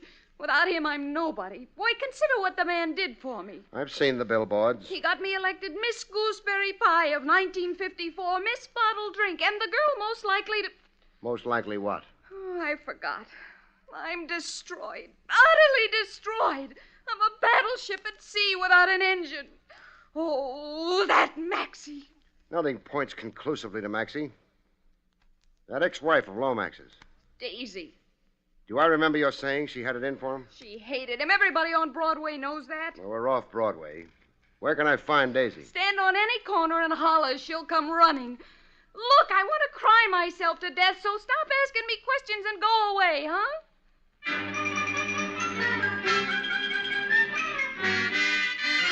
I found Daisy behind a beaded curtain. The Chop Suey parlor in Bath Beach, Brooklyn. She was running the joint. A middle-aged lady middleweight with a peroxide bleach and a washed-up look. So Lomax is dead. So I'm heartbroken. I tell you what, mister. Out of sentiment to my ex, I'll hang a dish rag at half-mast. What's your burning gripe against your late ex-husband? I could fill an encyclopedia. Fill one page. Girls. Girls and girls. I was a wife always competing with proteges. But that was Lomax's business, finding talent and building them up to fat contract status. While Lomax was building up his discoveries, he was building me down, burying me. You were neglected. I had to hand Lomax my card so to remember who I was. Nights when he'd come home, he'd hand me his. And a tip. He had me confused with a hat check girl. Who divorced who? Me. He sneaked it in through Mexico. I was too demoralized to fight him. He bought me this chop suey parlor so I wouldn't be an alimony load. Looks like a nice little business. You don't have to be polite. I net $50 a week, clear. I'm lucky. When I was Mrs. Lomax, I spent $50 a day on cologne. Life makes changes. Yeah. Ha! And it just did for Lomax. He'll turn over in his grave. What does that mean? That phony baloney Mexican divorce. I was never notified. I never agreed to it. I never signed nothing. Tomorrow, I'm calling up Greenspan and Kilroy. They're my lawyers. I'm ordering them to move to have the divorce canceled. Junked. Why would you want to resume being Mrs. Lomax? Guess. To be his legal widow, huh? To get my dowry rights in his estate. Smart. It all kind of brings you under suspicion. How so? If you can turn death to profit, that underlines a motive for murder. So it underlined, so I'm laughing. Huh. Do you want a real suspect? I do? Shipley. Harry Shipley. Who's he? Confidential secretary in the Marathon Wonder Enterprises, Incorporated. That's Lomax's company. There was bad blood between Shipley and Lomax. Then why would Lomax keep Shipley on? I was never sure. Something Shipley had on Lomax and vice versa, something Lomax had on Shipley. You never knew Lomax. Nobody did. He was always underhanded. Nothing with Lomax was ever clean cut out in the open. When's Lomax's funeral? The police will release the body for burial tonight. The funeral's tomorrow at 10 a.m. I'll be there. As his legal widow. You be there, too, and watch Shipley. Never mind Lomax in his coffin, just watch Shipley. Watch him, and you'll see a happy man. Happy because Lomax is dead. I hadn't exactly planned on attending the funeral. Attend! This funeral will be good for you. How so? Perk you up, forget your troubles, make you glad to be alive. Simply delighted.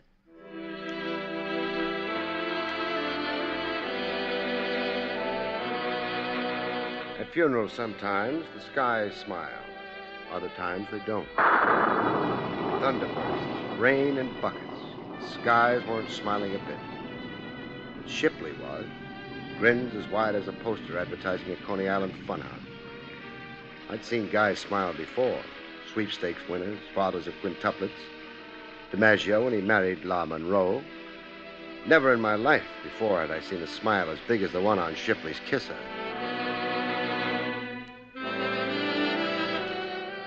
There was no eulogy at Lomax's grave, like nobody had a good word to say about him. Later, in a tavern a stone's throw from the cemetery gates, Shipley let on he didn't either have a good word to say about his late boss, Lomax. As long as you're buying drinks, Mr. Craig. Hey, bartender, another orangeade for my friend. You were saying, Shipley? Rotten egg, that Lomax. Money was his god. What did he have on you? Come on, Daisy told me a few things. I owed him money. You owed the till, you mean, huh? You did a little embezzling? How much did you borrow from Lomax and all? $22,000. Why didn't he can you, or jail you, or both? Well, I had knowledge that was disadvantageous to Lomax. What? Come on, talk up, Shipley. I'm trying to satisfy myself that you didn't murder Lomax. Income tax evasion. As confidential secretary, I knew the truth about Lomax's books. Yes, you would. Shipley. Yeah? Take me to the offices of Marathon Wonder Enterprises. Show me Lomax's books and stuff, huh? Well... It's all on my responsibility, Shipley. You're doing it involuntarily. I'm making you do it. Anybody asks you, that's your excuse. I'm the beast, forcing you to be unethical toward a dead boss. Let's go.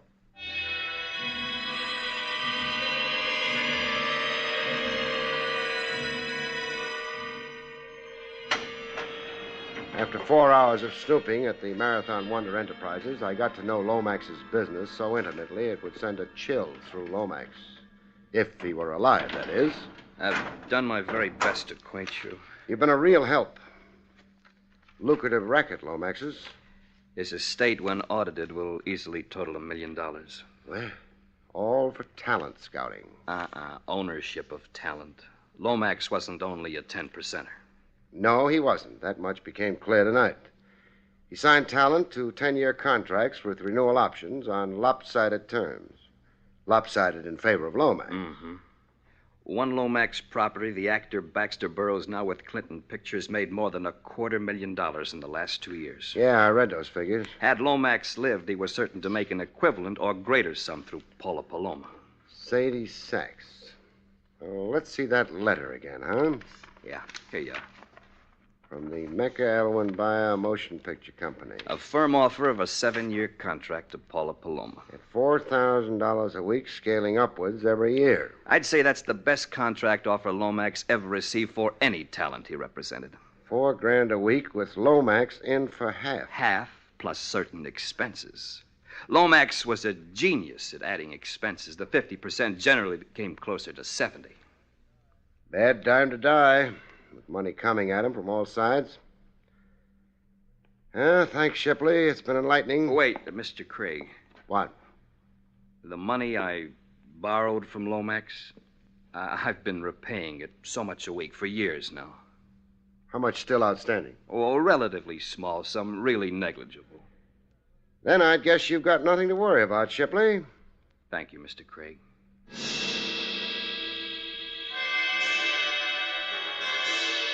Daisy, Maxie, Shipley, Paula.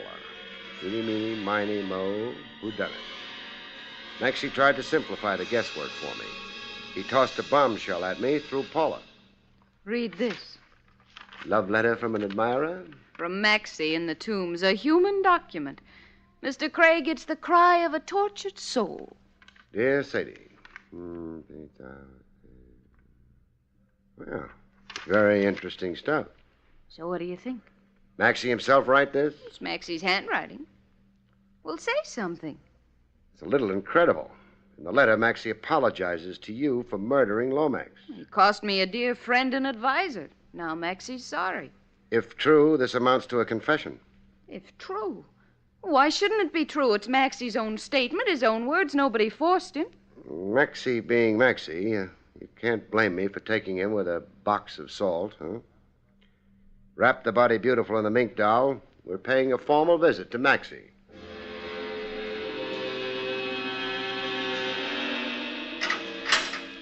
We found Maxie dining on caviar and chopped onions. All the eating's good in here. Caviar on the prison menu? A ladies' benevolent society come through. They give me this caviar and a cigar. Oh, hey, I forgot. How you, Sadie? The name's Paula. This letter you sent Paula. Still stand by what it says, Maxie? Yeah, sure. So I murdered Lomax. What can they do to me? Fry you. Like fish. Am I responsible for what I do? Aren't you? I got a record that says I ain't. So you figure to beat the rap by pleading insanity? Insanity for the time being. Only while I shot Lomax. All of a sudden, I blanked out. When I come to, there was Lomax dead on the floor and a smoking gun in my hand. Where's the gun? But forget, I threw it away someplace. Nice try, Maxie. It proves something. Proves what? That knighthood is still in flower for a price. A price? Whatever Paula here promised you for taking the heat off her. Paula promised? Hey, what kind of booby talk? Mr. Craig, I must say I resent the insinuation. Not insinuation, doll. Accusation. You're accusing me? Of getting Maxie to take the chance of a temporary insanity plea for a murder you did. Craig, you're more gone than me. Why would Sadie here, excuse me, Paula, why would Paula here want to knock off Lomax, the best friend she had? For money. To recover 100% of herself. Paula. What? Your $1 million future with the movies. How much of a piece did Lomax have? I mean, while he was alive. What, the usual 10%. Lomax wasn't a 10%er. I mean, half. Half plus. Expenses off the top. For the build-up he gave you. Quite a bill there. Lomax knew how to run up astronomical figures. The way I calculated it in Lomax's office a few hours ago, you'd be working years for Lomax. All for Lomax, very little for you. You'd have a showcase, Lomax would keep all the marbles. How did a sensitive young lady of your refinement bring herself to shoot a man down in cold blood? All of a sudden, Sadie blanked out. When she come to, there was Lomax dead. It was a pleasure shooting Lomax, a regular picnic. Lomax had it all fixed for me to be his slave. Well, I'm nobody's slave. You'll tell your story, Sadie, how you killed a rat and a conniver who came between us. The judge will bawl like a kid. The jury won't even go out. Not guilty, Sadie. That's a verdict for sure. Suppose you two stay here and make plans. I've got to see a man about a murder. Mr. Craig, you're not leaving me here. Oh, an affectionate couple like you and Maxie, made for each other. A housekeeping cell for two. Kids, I don't know a cheaper way for a loving couple to get started in life. So long now. Hey, God, open up.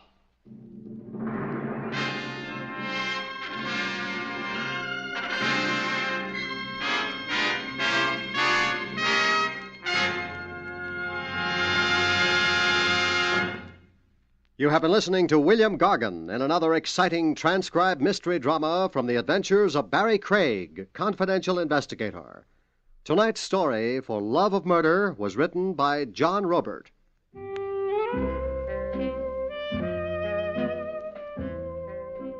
Next week, it's the strange story of Death's Bargain Basement, about which Barrie Craig has this to say.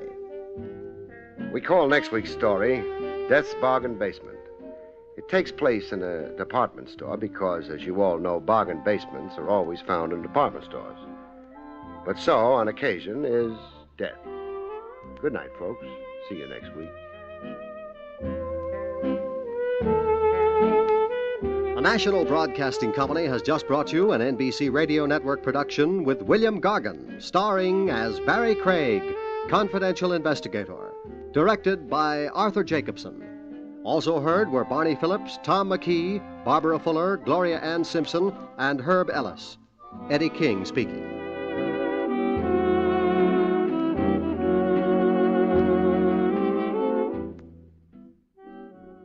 There's another exciting Dragnet adventure tonight on the NBC Radio Network.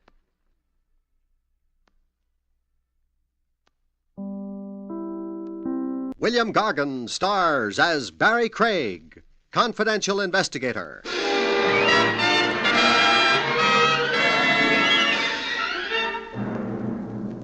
Sudden loss of weight might be cause for anxiety, but one good thing at least. It makes the pallbearer's job a whole lot lighter.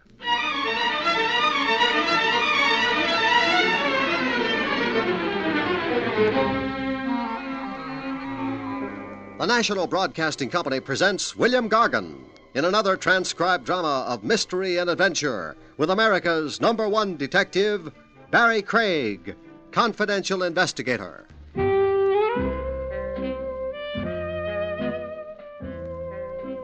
Barrie Craig speaking. Once every year, an epidemic of lunacy sweeps across the nation. Some call it midsummer madness. You get sunstroke by day and moonstruck by night. I got my dose of it in a resort hotel. Jubilee Villa, the big neon sign across the roof said. Jubilee Villa, where days were given to pinochle and golf, and nights were given to lawn dances under big sheltering pines. Like everybody else, I was dancing. Unlike everybody else, I had a genuine, non-dyed, natural blonde babe in my arms. Oh, you dance divinely, Barrie. If you'd only put that in writing, Blondie. In writing? I collect testimonials. Oh. Blondie was a vacation guest with a ruby mouth and a slim, trim Panatella chassis. Not an extra ounce of butterfat or chocolate bonbon anywhere on her. The name she gave was Linda Paris.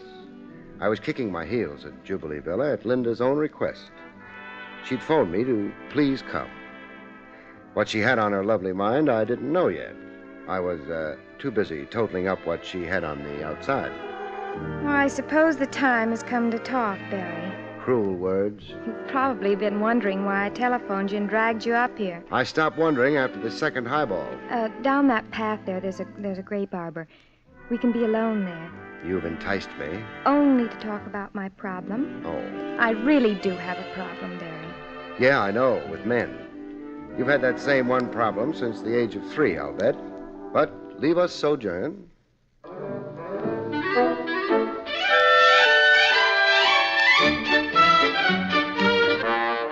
A grape arbor under the moon with a bewitching blonde at hand means all things to all men. But to a confidential cop, it only means work. police work. You have facilities for finding out about people. I do. Now, who do you want to find out about? Stuart Stoner, Who's he? a guest here at the hotel. So you want a confidential police check on him Yes. I want to do the conservative thing before before getting too enmeshed? before getting engaged. And you're afraid Stewart is a low-down fortune hunter. Is that the nub of it?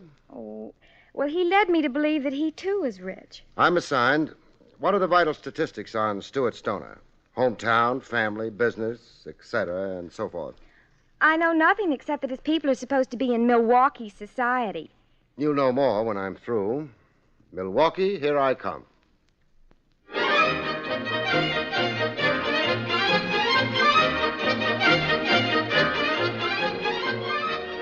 One thing about a long train ride, you catch up on your back reading. Came the day after tomorrow, I returned to Jubilee Villa, full of news from Milwaukee. Bad news for Blondie. It's all so incomprehensible to me. Then let me repeat myself. There is no Stoner family in Milwaukee society and no young aristocrat named Stuart Stoner. Then Stuart is a masquerader. It would seem. And so are you, too, a masquerader, Blondie. I check both ends of the matrimonial question mark. I'm a bug for thoroughness.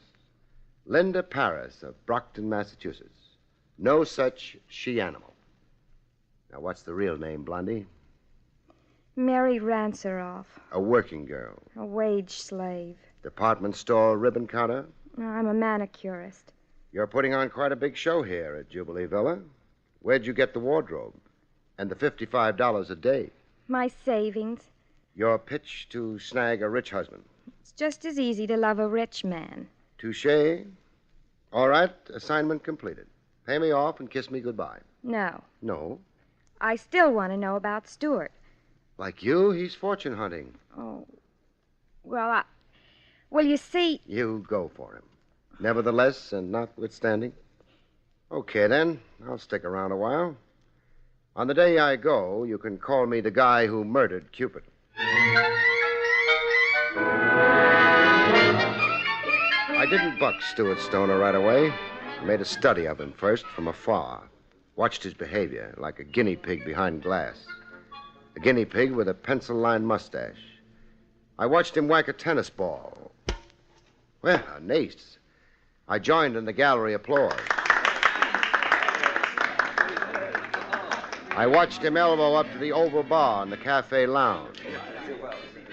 Much too green in the gills for an athlete, and a haunted look around his eyes, like sleep came tough.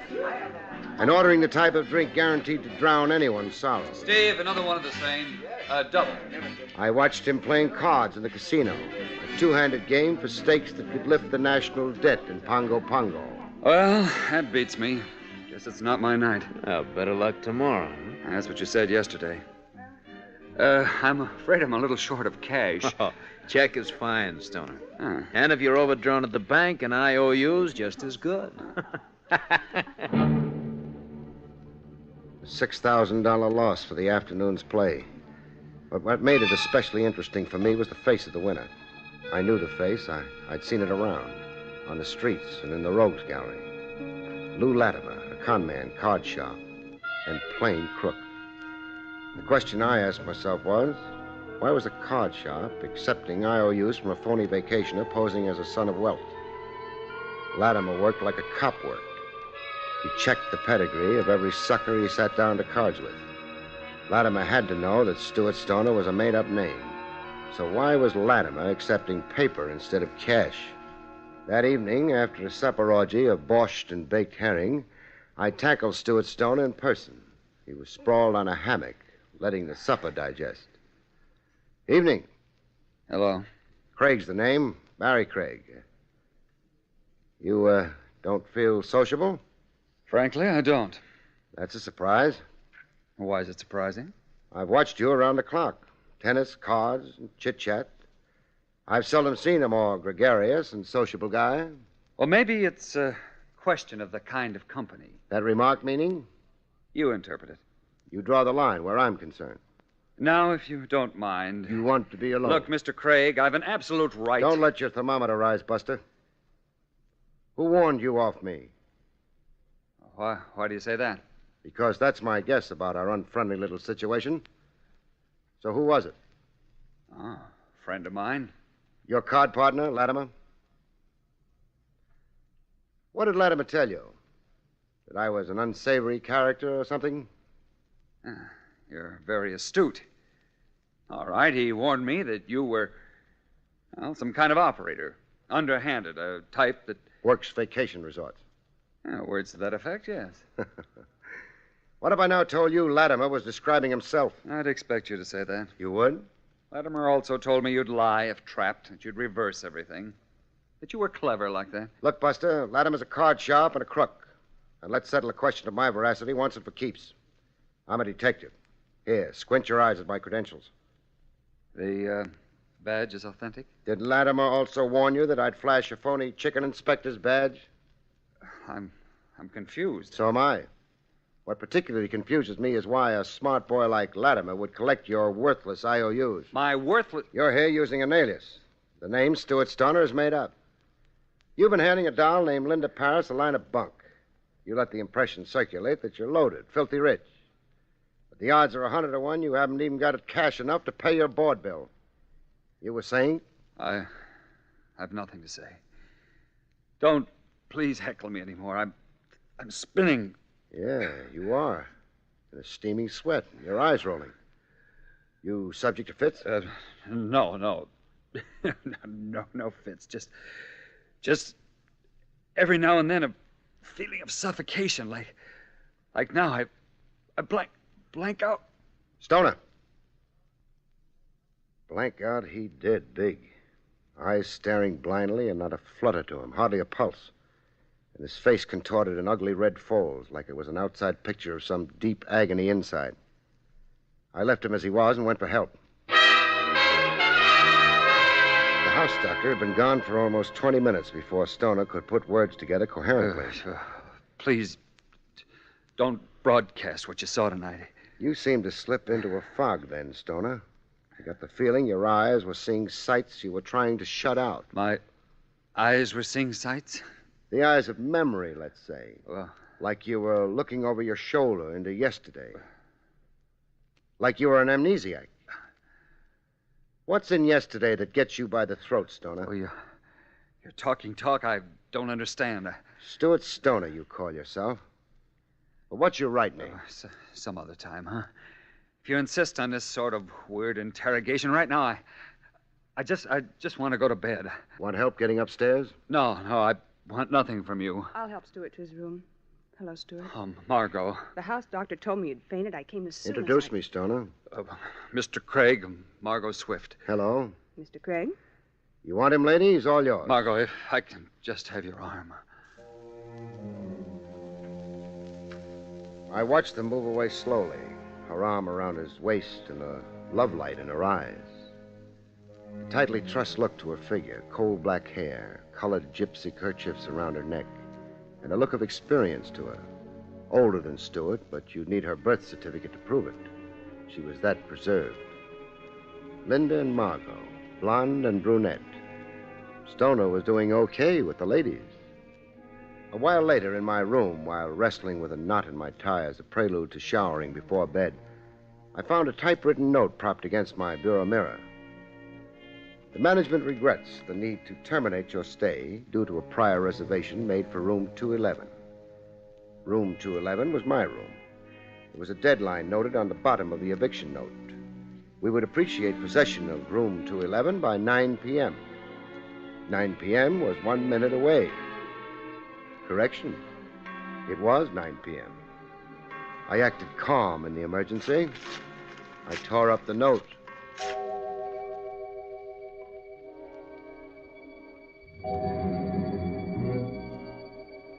That night, I had a crazy dream.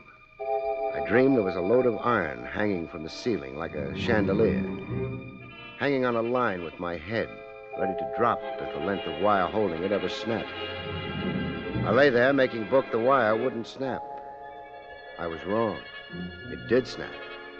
When the iron dropped, I promptly stopped dreaming.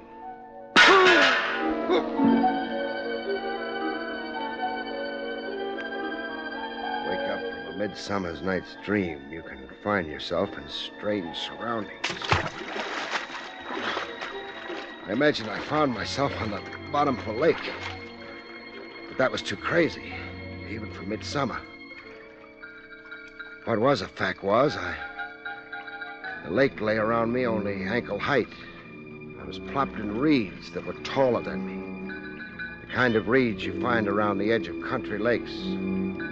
I had water in my nose and ears, and a stagnant pool of slop in my stomach. If I survived, I'd need a stomach pump. I lay where I was, listening to owl hoots. The owl had hooted himself hoarse before I became aware of the lump on my head. What had actually happened dawned on me very slowly. I'd been slugged senseless in room 211, carried to a nearby lake and tossed in. Attempted murder. Somebody was very careless about whether I lived or died. When I was up to it, I had questions to put to the friendly management of Jubilee Villa.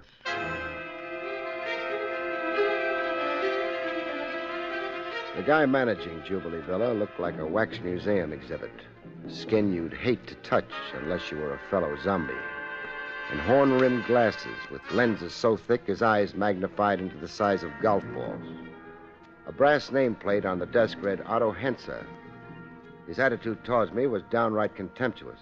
Mr. Craig, you expect me to give credence to this fantastic story. I do expect. Mr. Craig, you suffer from sunstroke. I wear a visor cap in the sun. Well, then it is too much to drink. A man with your imagination should never drink. I've been on buttermilk since I arrived here. Look, Henser, I don't imagine being slugged and thrown into a lake. Well, then at least thank your stars that you are alive. No fault of my assailant's.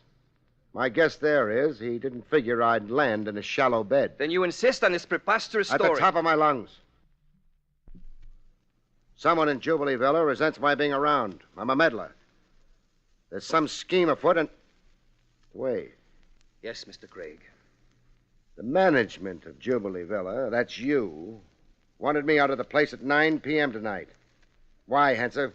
A prior reservation for room 211. Sure that's the only reason? It is the reason, of course. I didn't comply with the vacate request.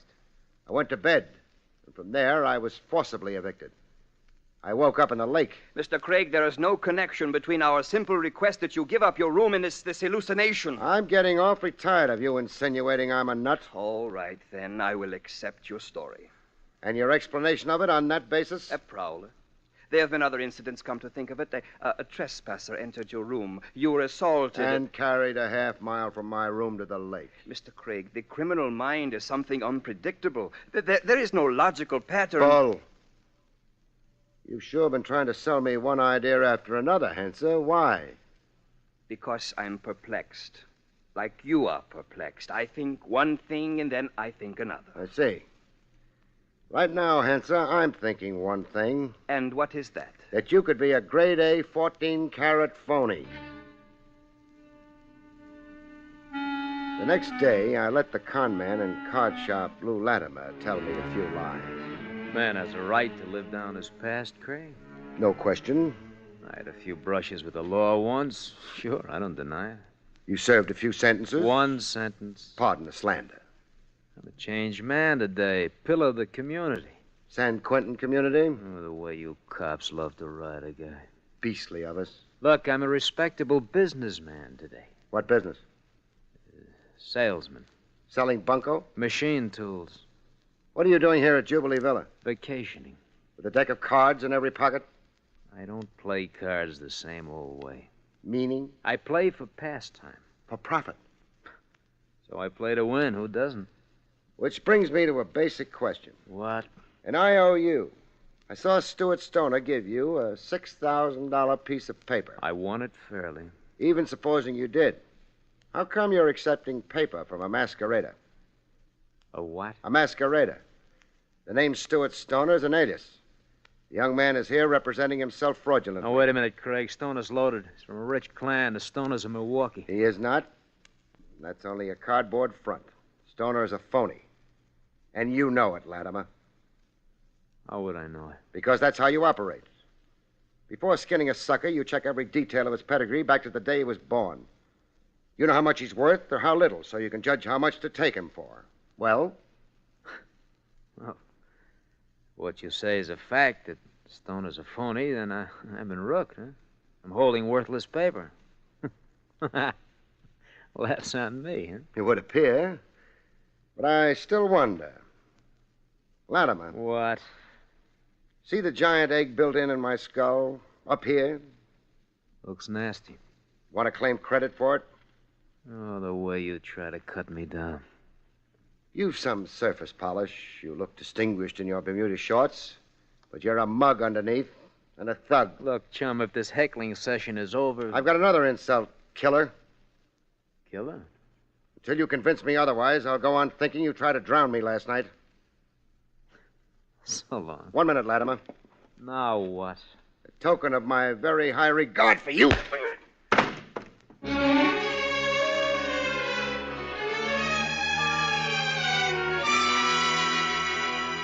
Love either conquers all or it surrenders. My client, Linda Paris, born plain Mary Ranzelhoff, ran up the white flag. I'm leaving for home after dinner tonight. Goodbye to Jubilee Villa. Yes, I'm all ready and packed. Say goodbye to Stoner yet? Oh, we had a long talk over breakfast. And the gist of it? He admitted to having assumed the name of Stuart Stoner. What is his real name? He couldn't say. Barry, he didn't seem to know. Really offering himself as an amnesiac, huh? Look, Blondie, I'm here on your account. I can't follow your example, pack up, scram, and forget. Leave everything unresolved. I'm a cop, at heart and by profession. I want to know who, what, and why is alias Stuart Stoner. I want to know what Lou Latimer's game is, and where the management, Otto Henser, fits into the scheme. And Margot. Oh, I'm glad you brought her up. What about the Lady Margot? She and Stuart were close when I first arrived. I suppose I cut Margot out. Stuart began to chase me. Well, I can't blame him there. I've seen Margot in clandestine meetings with that man Latimer down at Prippet Lake. Anything else you've tucked away in your lovely mind as a significant detail? Yes. Henser kept trying to involve me with other male guests as if he... To preserve Stoner for Margot in line with a three-way partnership. Otto Henser, Latimer, and Margot. I don't understand. A three-way scheme connotes loot, wolves shearing a lamb. But where's the possible profit in Stuart Stoner? What's the bait for Henser, Latimer, and Margot? Stoner's a phony and masquerader, a deadbeat. Maybe Henser, Latimer, and Margot don't actually know Stoner's a masquerader. If they didn't know, impossible to believe as that is, if they suckered themselves in some attempted badger game, they do know now. I told Latimer that Stoner was a phony. Now, do you want to quit or follow through? All right, what do we do? Search every inch of Stoner's room and effects. You play lookout while I play burglar.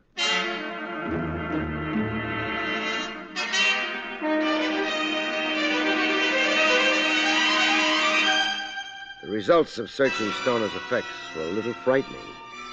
Later, in a woodsy hideout, Linda and I shivered over what we found. Barry, it's fantastic. Lengths of copper wire, all cut down to convenient size.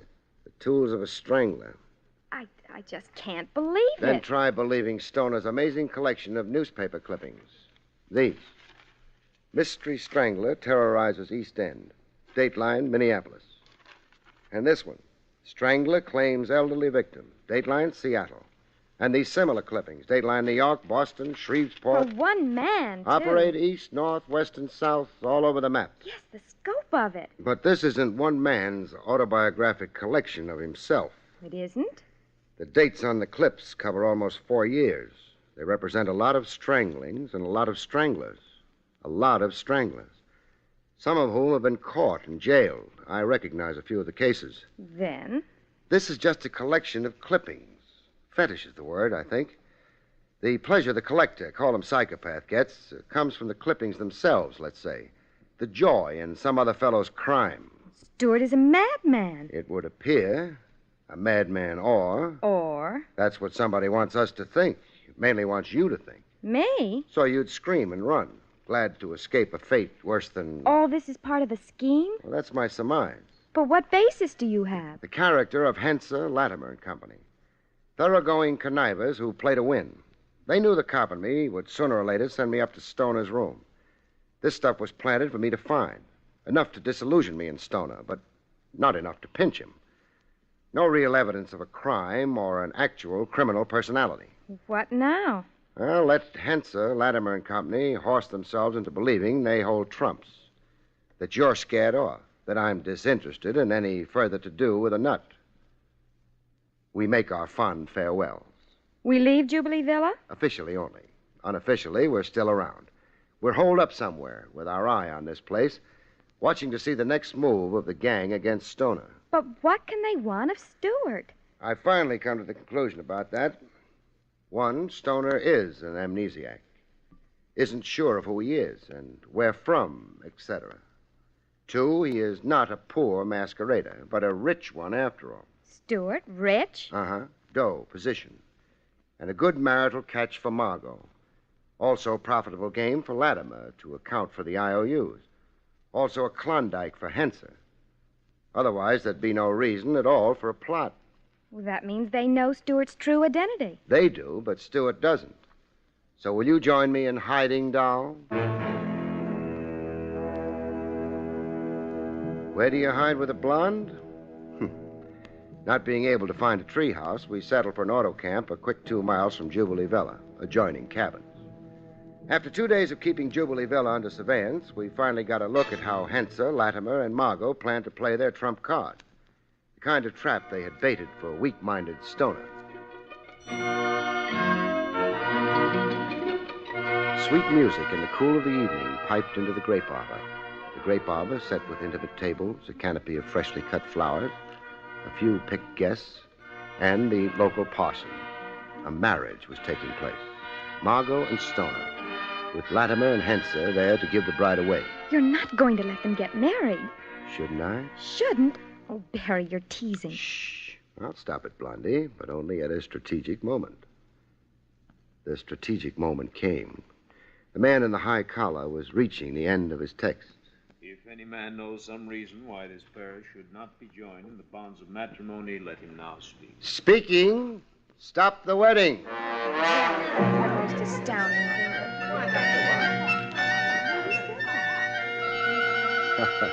I'd played cop at Jubilee Villa fine, but I hadn't played Cupid so good. Linda left in my company, as it turned out, and not in Stuart Stoner's. That is, alias Stuart Stoner. Stewart is really Fabian Carlyle. So Latimer confessed. The Carlyles of Honolulu. Big shipping family. Will his amnesia... Might disappear, might reoccur. I'm not a doctor. Oh, I suppose I'll always regret it. Letting the rich one get away? Yes. So why did you? Stoner looked like he could be coaxed all over again. Oh, I'm sure I'll regret it. Want a last piece of advice? What, Barry? When you marry, have 8 kids. With 8 kids around, doll, you're too busy for regrets.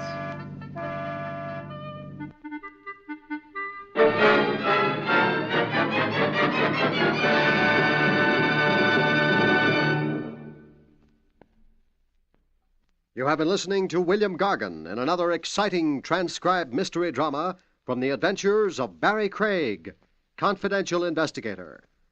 Tonight's story, Midsummer Lunacy, was written by John Robert.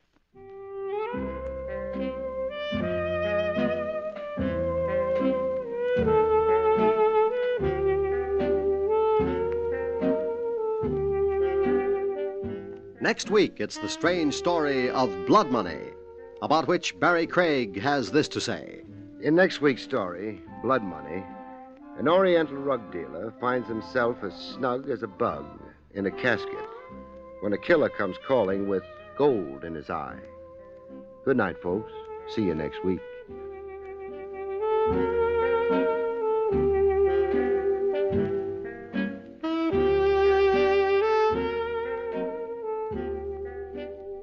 The National Broadcasting Company has just brought you an NBC Radio Network production with William Gargan, starring as Barrie Craig, confidential investigator, directed by Arthur Jacobson.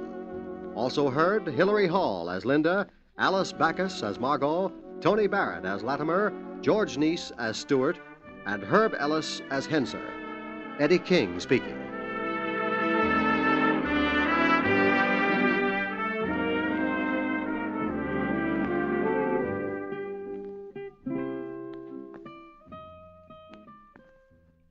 Within the next 20 seconds, a fire will break out somewhere in the United States.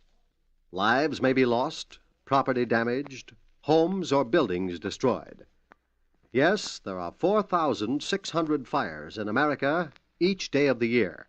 They kill 11,000 persons and disfigure or severely burn thousands more. The unfortunate part of this picture is that most of these fires could have been avoided. For example, 90% of all fires which start in the home can be traced to human carelessness. By obeying a few simple rules of fire prevention from now on, you and I can protect ourselves and our families from this devastating menace. Rule 1 is don't smoke in bed or discard lighted cigarettes carelessly.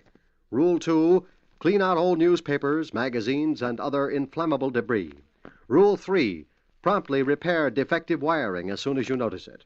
Fire won't wait until tomorrow. Rule 4, use only those cleaning fluids which will not burn. And last but not least, be careful with matches. Keep them out of the reach of small children. Remember, it doesn't pay to gamble with fire. The odds are against you every time.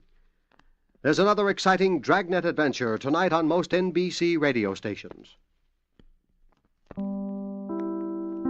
William Gargan stars as Barrie Craig, confidential investigator.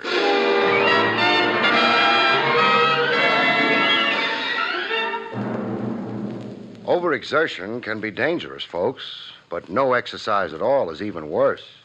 Complete inactivity can only mean you're either muscle-bound or dead.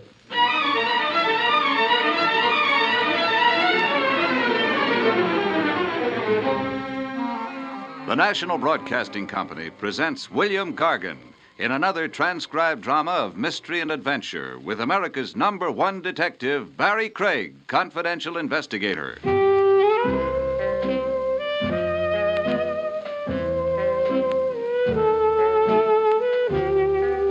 Barrie Craig speaking. Every profession has its system of reciprocal favors among colleagues. A doctor consults a fellow practitioner. Lawyers put their heads together. And even private police operatives requisition each other's time and brain power. The colleague and competitor who sought my aid one fine day was a chap named Max Marcy. Marcy operated a one-man investigation agency a half-mile from the dump I call my own. Not too young, Marcy, along in years. Ready for retirement, but too poor to afford it. I'm 35 years in the business, Craig. I'm afraid there's only one way I know of to quit. Feet first, huh? In a pine box, yes. What keeps you coppering, Max, when you could be riding a rocking chair? The same thing that started me working 3 decades ago. Food, shelter, and the high cost of government? A livelihood, yes.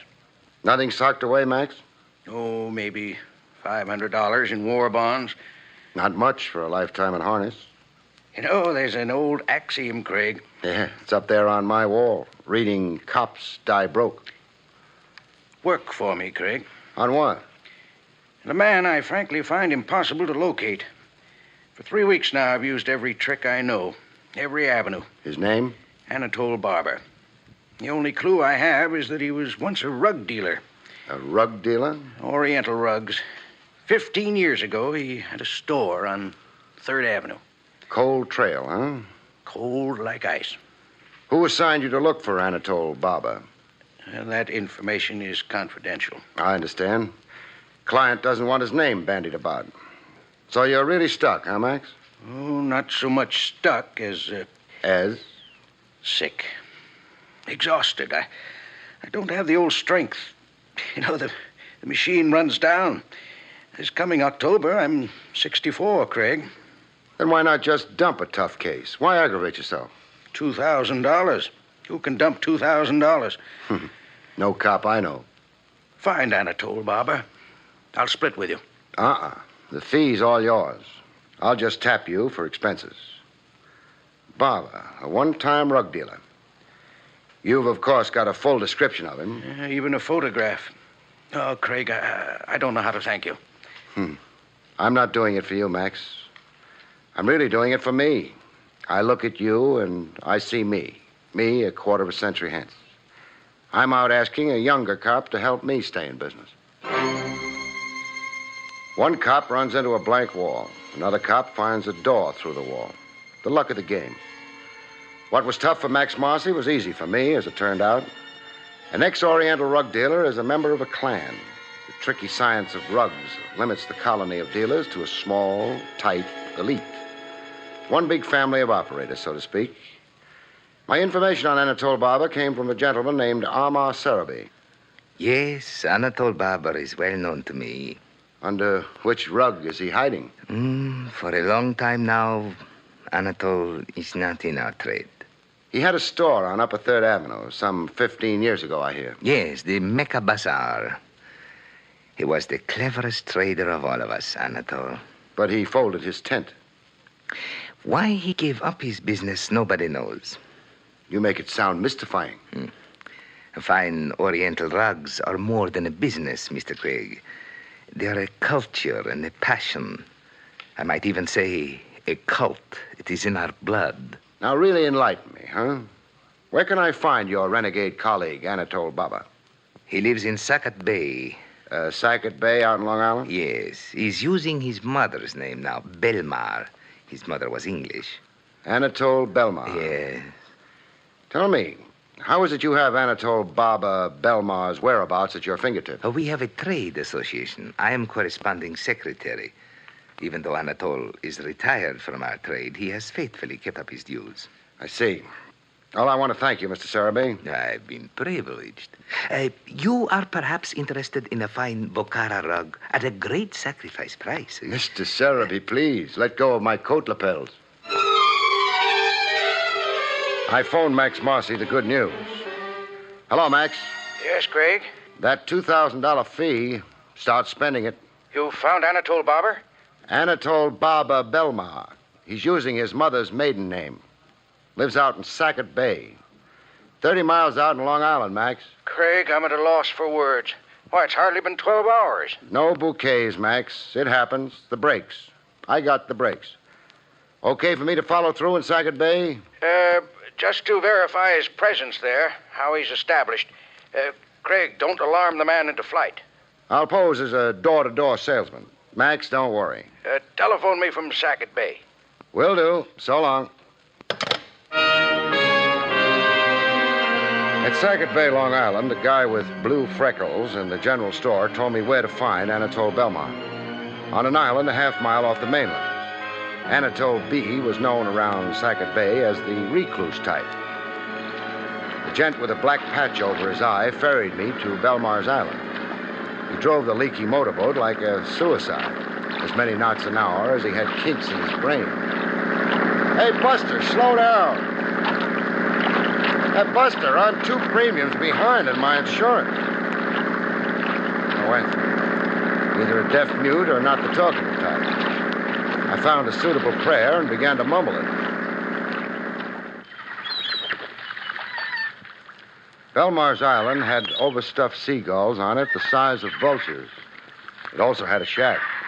A shack put together with paper, paste, and wire. I knocked politely. Oh, Anatole Belmar. No answer. I did the impolite thing. I just walked in. Inside, I again did the polite thing. I removed my hat. You generally do if you've got visiting manners. You even make a special point of remembering to remove your hat in the presence of the dead.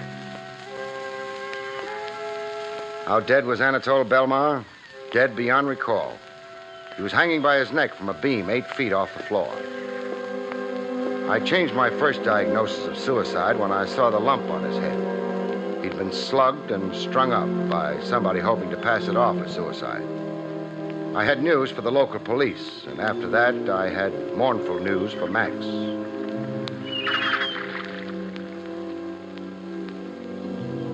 Back in Manhattan, USA, I gave Max the mournful news. Funny thing, though, Max wasn't too surprised. All day today, I anticipated just what you've now told me, Craig. You guessed I'd find Anatole Barber Belmar dead? I guessed, yes. Where do you hide your Ouija board? I'll explain, but first tell me if you smell something. Smell? Yeah, smoke. I smell smoke. Come, I'll show you why. In my file room. Look, Craig. You've had a fire in here, huh? When, Max? This morning. How come the fire was localized to the one room? Chemical extinguishers. The building porter discovered the fire. He broke down the door and managed to put the fire out. An incendiary fire, obviously. Plain as my nose. And said nose is as plain as an aviation landing strip. I see papers were pulled out of your cabinets, piled on the floor, then a match lit to the pile. When I found the fire, I knew at once you'd find Anatole Barber dead. What's your theory there? The client who engaged me to find Anatole Barber. I had his signature on a retainer, a form I regularly use in my agency every time I take on a case. So? I've carefully reconstructed the pattern of the fire. What files were burned, I asked myself. Who'd have some interest in destroying a section of my files? And you finally fixed on this one client? The only active account I've had in 6 weeks. His file was among those destroyed. Well, it's a bit arbitrary as a conclusion, Max. Not so arbitrary when you're related to the murder of Anatole Barber. It's a fact, Craig. The purpose in engaging me was to find Anatole Barber Belmar so he could be murdered. And the trick with my files was to erase every clue there could be to the murderer. The murderer being the man who engaged you in the first place? Yes. What was the signature on that retainer form? Alan Merritt. A traceable signature, no doubt. Cinch for a cop to find in some public record. That's why he had to recover it and destroy it. Yes. And the fire was set to confuse matters as a cover-up. Alias Alan Merritt. What does he look like, Max? Oh, like anybody. Nothing distinctive to his appearance. He's average in height, build, complexion, dress, speech. Oh, great. What reason did he give you for wanting you to round up Anatole Barber? Barber owed him $10,000 from an old business investment. He wanted to locate Barber so he could file civil suit. Fish story. A lie, yes. Surely a lie. Max. Yes, Craig. The sad truth is, in finding Anatole Barber, you gave an unwitting assist to a murder. Also, to give credit where credit is due, so alas did I. We were fingermen. One other thing, Max. What? This alias Alan Merritt. Even with the traceable signature on that retainer form no longer worrying him, he's still got a loose thread dangling. A thread that can become a hangman's noose. What thread? You two ever come face to face? You can identify him. I can, yes. Are you reading my mind, Max? Yes. This alias Alan Merritt, to really be safe, he must also kill me. That chance meeting face to face, somewhere, sometime, fate's little irony. Your client must right now be fretting over it.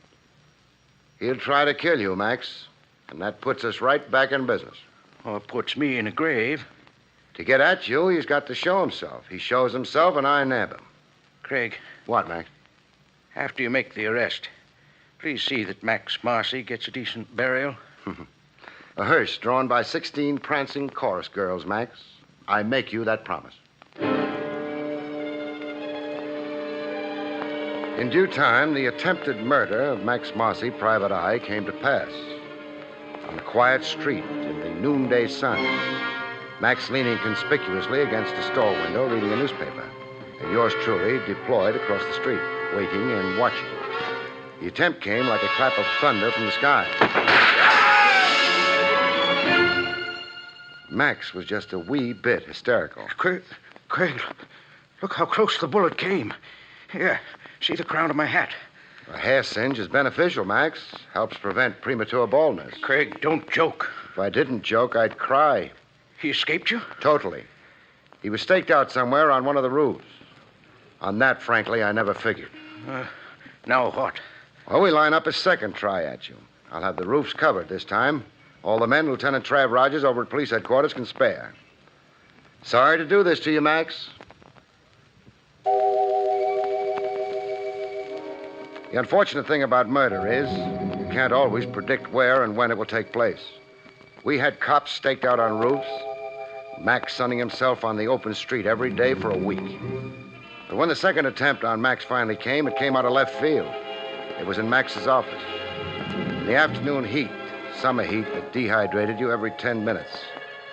I watched Max idle over to his filtered water cooler. I watched Max pour himself a drink. 10 seconds later, I watched Max turn colors. Craig. Max, what's wrong? Craig, I'm poisoned. Max!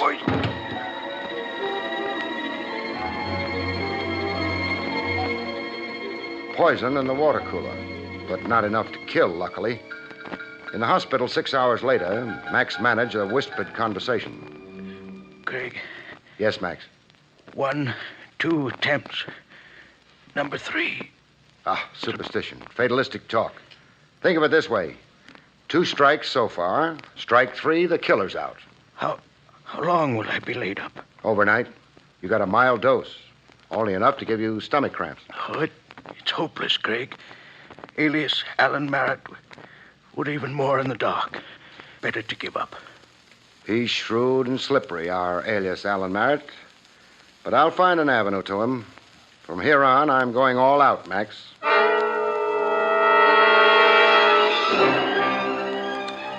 For utter lack of a lead, I did next best to the aimless thing. I stopped in to admire Oriental carpets in the shop of my original contact, Amar Sarabi. Yes, I have heard the sorrowful news. Police check disclosed no next of kin, no relatives. Anatole Barber was alone in the world. How about best friends? Anatole Barber turned friendships away. He was suspicious and secretive. How about lady friends? Ladies? No, I do not think. Oh, come on. Even a suspicious and secretive recluse has some male ego, some passing interest in the opposite sex. There was a woman. Oh, but such a long time ago. What was her name? Madame Nila Gallard. Know where I can find her? Nobody has seen Nila Gallard for 8, 10 years. How close was she to Anatole Barber? All I know to say, she worked in his store, the Mecca Bazaar. They would work together, take their meals together. Sounds chummy enough. Say, Sarabi. Yes? Anatole Barber's burial. The police have it scheduled for the day after tomorrow. A Potter's Field burial under the auspices of the city. Oh, this is regrettable. I shall see that the association extends the honors due him. That is to say, pays the bills for the funeral. Oh, that's fine, but keep that quiet. What I want you to do is spread the word around that a kinsman's being given an obscure pauper's burial. Create sentiment and sympathy. Make old friends and business associates want to pay their last respects. Give Anatole Barber a decent send-off. You think Nila Gallard will hear this and come to the funeral, huh? I hope Nila Gallard will put in an appearance.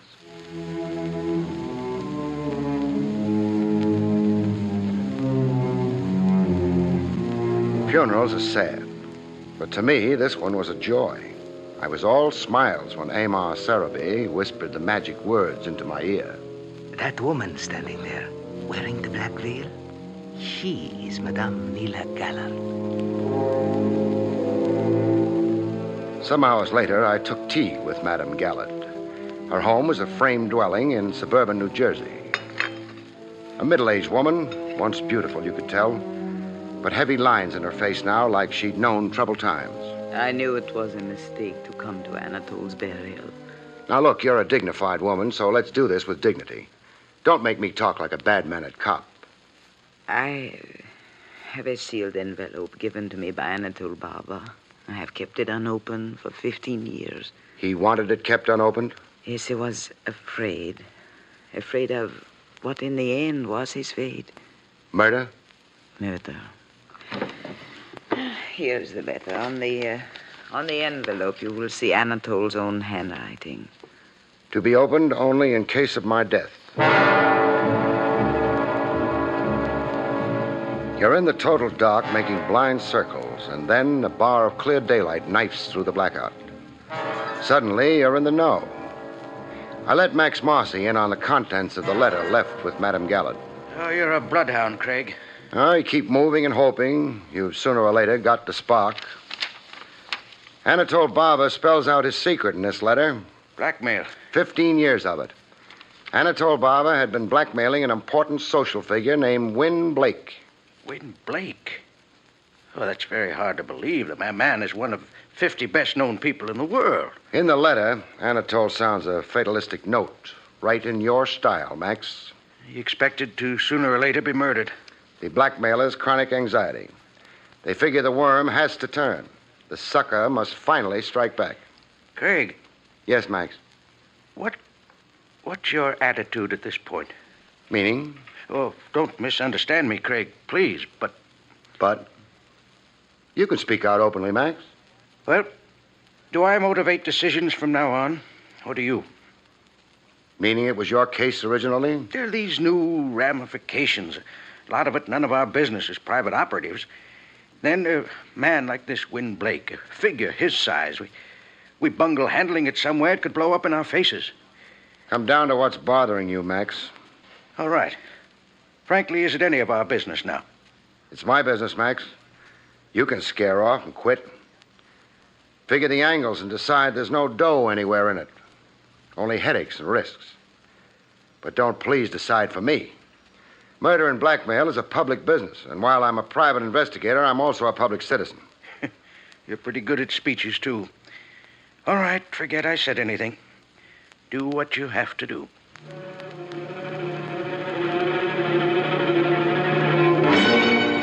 What I had to do was go see Win Blake, which I did. The Blake house was not only upper class, it was the top story of the upper class. And the guy who wielded the scepter in the palace looked every inch his role in life. Gray, distinguished, with a stiff, aristocratic spine. A polished surface veneer with only one thing marring it. His eyes. I'd never seen sadder eyes. I wondered when it would be that a man just like yourself, a detective, would come to Blake Manor. You've been wondering that nightmare for 15 years. Yes, for 15 years. The ordeal of it, sir. The eternal apprehension. The ghost in your closet clanking his chains. And these days since the death of Anatole Barber, I've barely weathered them. Remorse? I'm not surprised at the innuendo. I rather expected it. Who else would care to murder Anatole Barber? I have no answer to that. Barber, a leech who's been blackmailing you for 15 years. But I paid his every demand all these years.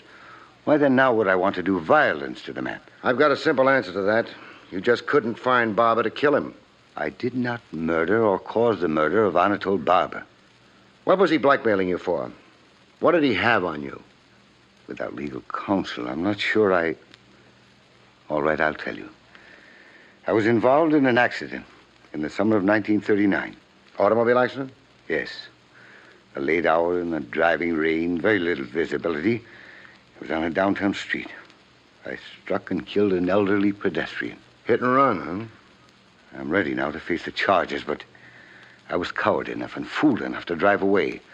I let my panic override my better judgment, my more decent instincts.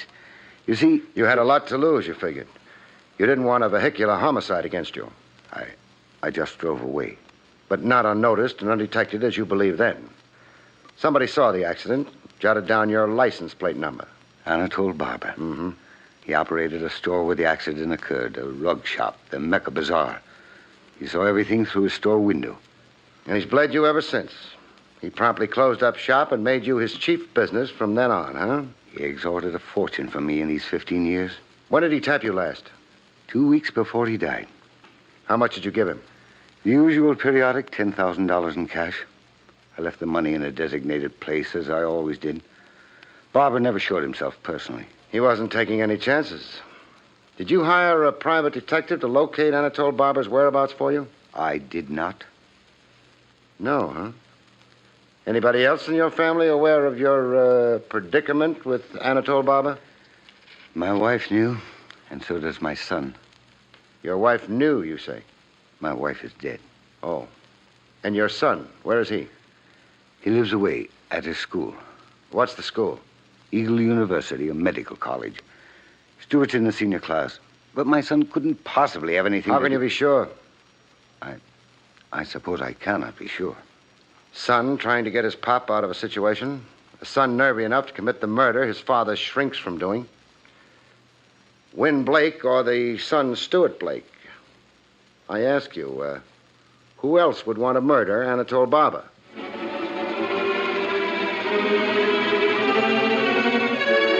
so Barrie Craig went to college. The college dormitory room is only a box built around silver loving cups, souvenir banners, and pin-ups of Jane Russell. Barber was vermin. Murder was too merciful for him. Ask me, he deserved 15 years of some insidious Oriental torture. Did you kill him? Did I what? Murder Anatole Barber. Yeah. Yeah, sure I did.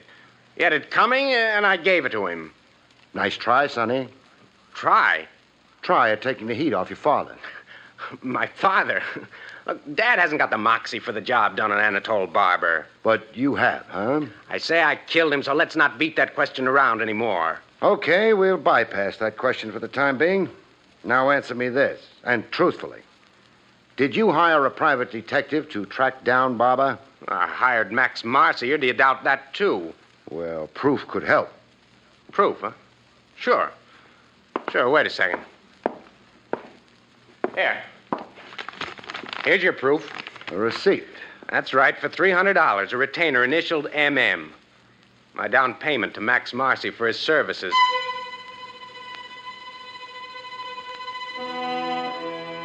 There was a statue in bronze on the college campus steps. General somebody or other. There was almost a second statue unveiled there about the time I was leaving. A statue of yours truly, stiff in the joints with an undertaker's glaze on top. A shot that froze me. Froze me but didn't chill me. I was marked for murder. I had the case wrapped up and the killer knew it. I brought Max Marcy up to date. The son is plainly lying to protect the father. That's my thought. Arrest the father. Under arrest, he'll confess. To keep the boy honest, huh? To let the son take the father's blame, that's the ultimate cowardice. It's unthinkable. No decent father would. You're right there, no doubt. I swiped a photograph of the son off his bureau top. This, Max. Handsome kid, huh? Yes, strapping. Nothing average about his looks, huh, Max? Way above average in height, size.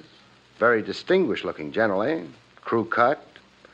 A break in the beak of his nose. An unusual looking boy, yes. That admission, Max, kind of gives you the lie. The lie? Oh, you mean my description of alias Alan Merritt, do you? Yeah. Your nothing description of a man you invented. The big lie you told me. I've just remarked on the glaring flaw in your almost perfect scheme, Max. Scheme? Crime. You're accusing me? Of beating my time to Sackett Bay. Of murdering Anatole Barber before I got there. I found Barber for you. You did the rest. But, Craig, consider all the facts. Facts, huh? Facts like the phony fire you set yourself? Or the hood you hired to climb a roof and shoot at you? Or the modest dose of insect poison you deliberately poured yourself from the water cooler? All to blind me to your guilt? Or maybe the fact that you tried to kill me today on the campus steps of Eagle University. You are full of ideas, my good friend. Yeah, I am. How much dough have you got salted away now, Max? I'm penniless. Was. Until you found that gold mine of cash in Barber's shack. The fortune you knew he'd accumulated by blackmailing Win Blake for 15 years. You really tried providing for your old age, colleague. Words, accusations, talk. You'll need proof. I know. A tough old bird like you, it will need an army of cops to find that fortune you swiped and stashed away. Sure, proof's going to be tough. But let's start it going officially, huh? You're arresting me? Arresting and charging you. From there on, it's up to the regular police. I've personally gone as far as I care to go. You're sentimental about me. No, Max, not a bit sentimental. Just fed up and bored. You're kind of creep I'd rather read about you in the papers. Why knock myself out? Walk ahead of me, Max.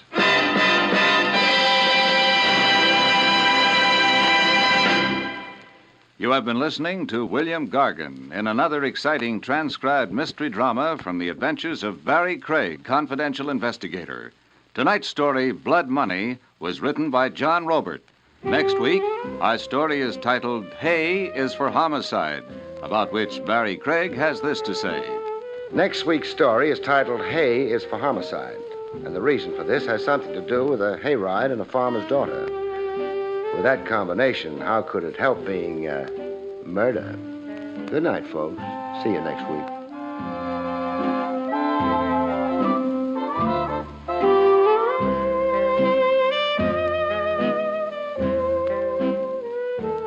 The National Broadcasting Company has just brought you an NBC Radio Network production with William Gargan, starring as Barrie Craig, confidential investigator, and directed by Arthur Jacobson. Also heard were Jim Nusser, Marvin Miller, Betty Lou Gerson, Jack Moyles, and Paul Richards. John Lang speaking.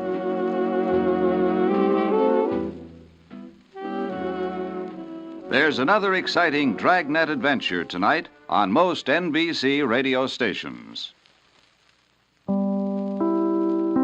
William Gargan stars as Barrie Craig, confidential investigator.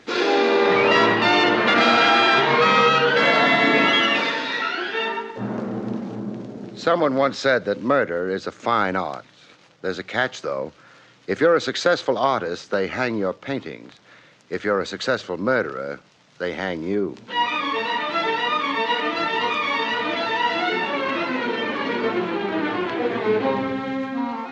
The National Broadcasting Company presents William Gargan in another transcribed drama of mystery and adventure with America's #1 detective, Barrie Craig, confidential investigator.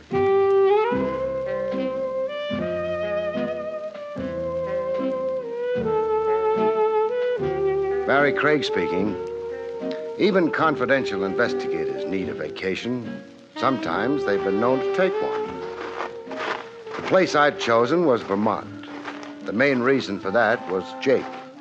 He was on vacation, too. He decided to come home and see if he'd been smart in abandoning Vermont to run an elevator on Madison Avenue.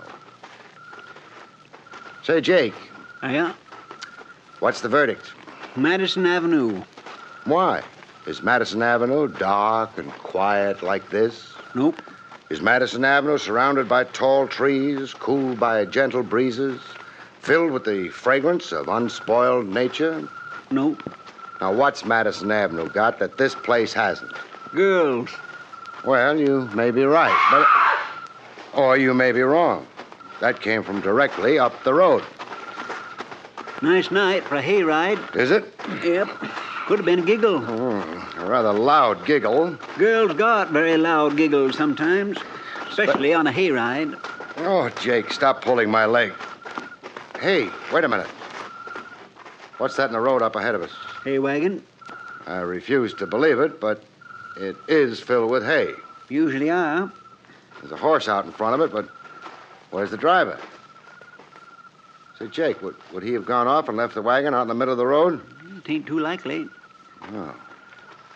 I'm coming up on that wagon.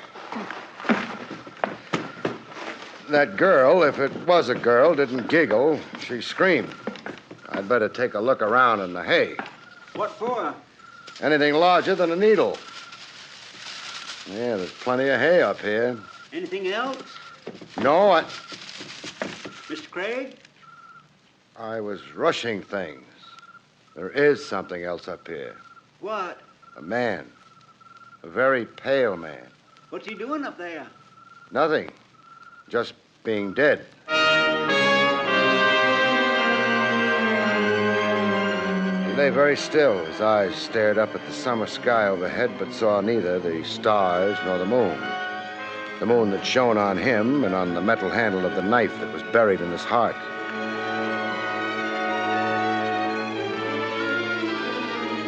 He was wearing overalls and a work shirt. His short hair outlined clearly the skull beneath. There was nothing I nor anyone could do for him.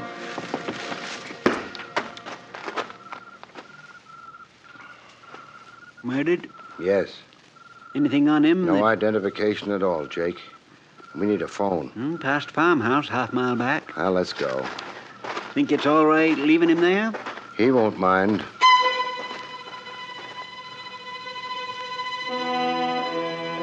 The Vermont night was as quiet and peaceful as it had been before I heard the scream and a man died of a knife wound lying on a mound of hay. Nature doesn't concern herself too much about us and our doings, which is very bright of nature. Got to turn off the road to get to that farmhouse. Yeah. Well, somebody ought to oil that gate. Yeah. Whole house is pretty run down. Jake, get down. Ain't necessary. Those shots. Over our heads. Her aim might improve. Her aim? Well, you can see her, farmhouse window. This time it's not the farmer with the shotgun, it's the farmer's daughter. Spoil a lot of stories that way. She's left the window. Yeah. She knows she didn't hit either of us. Those shots were either a warning or possibly a yell for help. How are you going to decide? Well, if it was a warning, I don't think she'd have left the window. So it must be a call for help. Come on. That was real logical, Mr. Craig. Thanks. Let's hope it turns out to be true.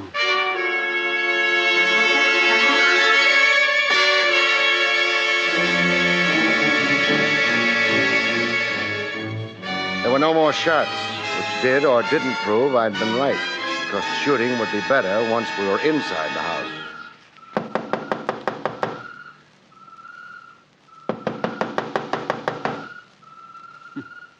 First time I ever heard of targets knocking on the door. The lady may have had all the target shooting she wants. Who's there? Barrie Craig and Jake. Hello? Barrie Craig Yeah. and Jake? Me. Neither of you look very terrifying. Is that bad? Oh, no, it's nice. Please come in. Thanks. Please, make yourselves comfortable. Nice room. Rustic, perhaps, but I like it. Do you like being a farmer? Or maybe I should say... Farmer's daughter? Very much. Almost as much as you like firing guns at strangers? Oh, but I didn't know whether you were strangers or Or what? dead men.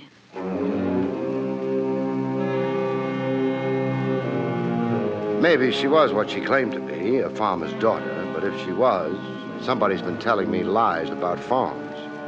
Her hairdo was sleek, as though it had been just applied. Her fingernails had had a lot of professional attention. Her dress was so simple it practically yelled Paris at you. And she didn't need any of these beauty aids. She would have been beautiful without them, but not nearly so expensive. You did say dead men. Yes. You often run across dead men walking around? Yes. Uh-huh. You think I'm crazy, don't you? I don't think you're crazy at all. You've just got a peculiar vision. I'm not sure I ought to be grateful for that. Oh, forget I said it. My name is Millie George. How do you do? This is, or was, my father's farm. He was very happy here until the dead men started walking. And then? He became one of them himself. Your father's dead? Over a year now. You live here alone? Oh, I don't really live here at all. I have an apartment and a job in town. But I come here often as I dare.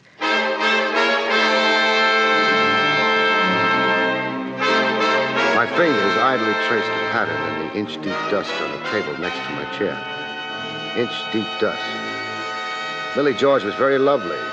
She told her ghost story neatly, but she was also a complete liar.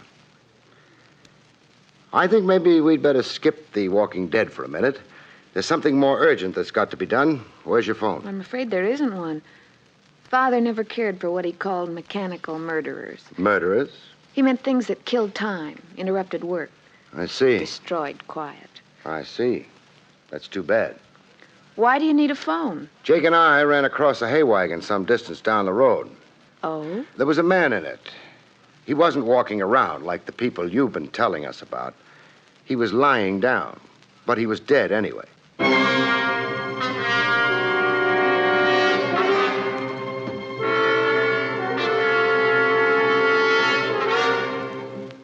If I'd been looking for a reaction to my words, I would have been disappointed. Millie George took the news with not a flicker of anything except polite interest. But I wasn't disappointed. I'd expected that reaction. The police like to be told about stray corpses. I suppose so. I think the Gardners have a phone. Where would I find them? Well, their house is about a quarter of a mile further down the road. Oh, good. Jake. Ready. By the way, this man, what did he die of? A knife in his heart. Oh. Suicide? The angle of the knife's entrance wouldn't be right for suicide. Oh, then it was... Murder. How dreadful. Yes, terribly dreadful. So long.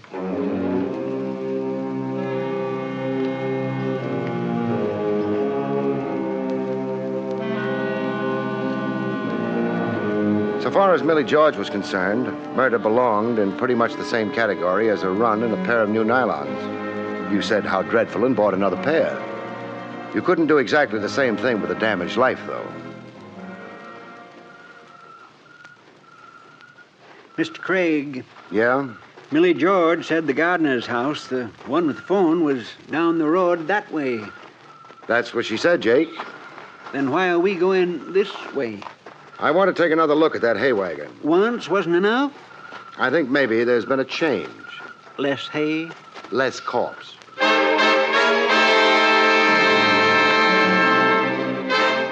It was a nice road to be taking a stroll on in the cool evening. It would have been an even nicer road if there hadn't been a hay wagon in the middle of it.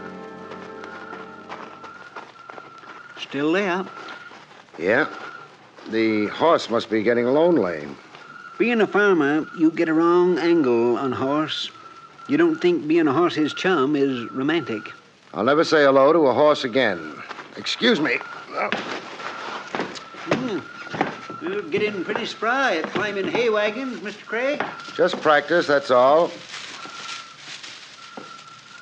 Mr. Craig, counting the hay up there? No, just confirming a guess. Less corpse? No corpse.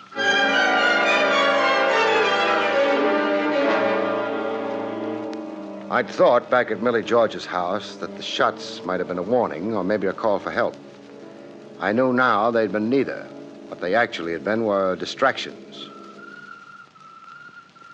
Mr. Craig, maybe he wasn't really dead. Jake, they don't get any deader. Ain't likely you'd be fooled.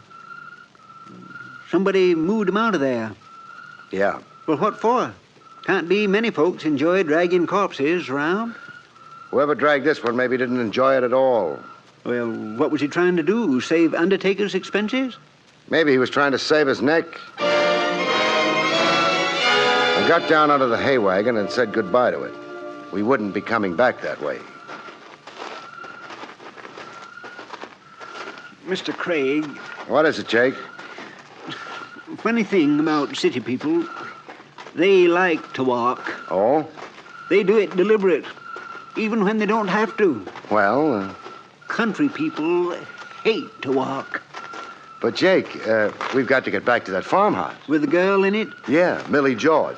We're hoping that this time maybe she won't shoot over our heads. We're hoping that this time she won't shoot at us at all. And for this, we're wearing our feet down clear at the ankle. Oh, it's not as bad as that. It's worse. I got short ankles. Oh. Mr. Craig, I can tell you right now, she don't have a phone. I know, but by this time, she may have something else. Do I want to know what it might be? Not in your condition, you don't. Thanks.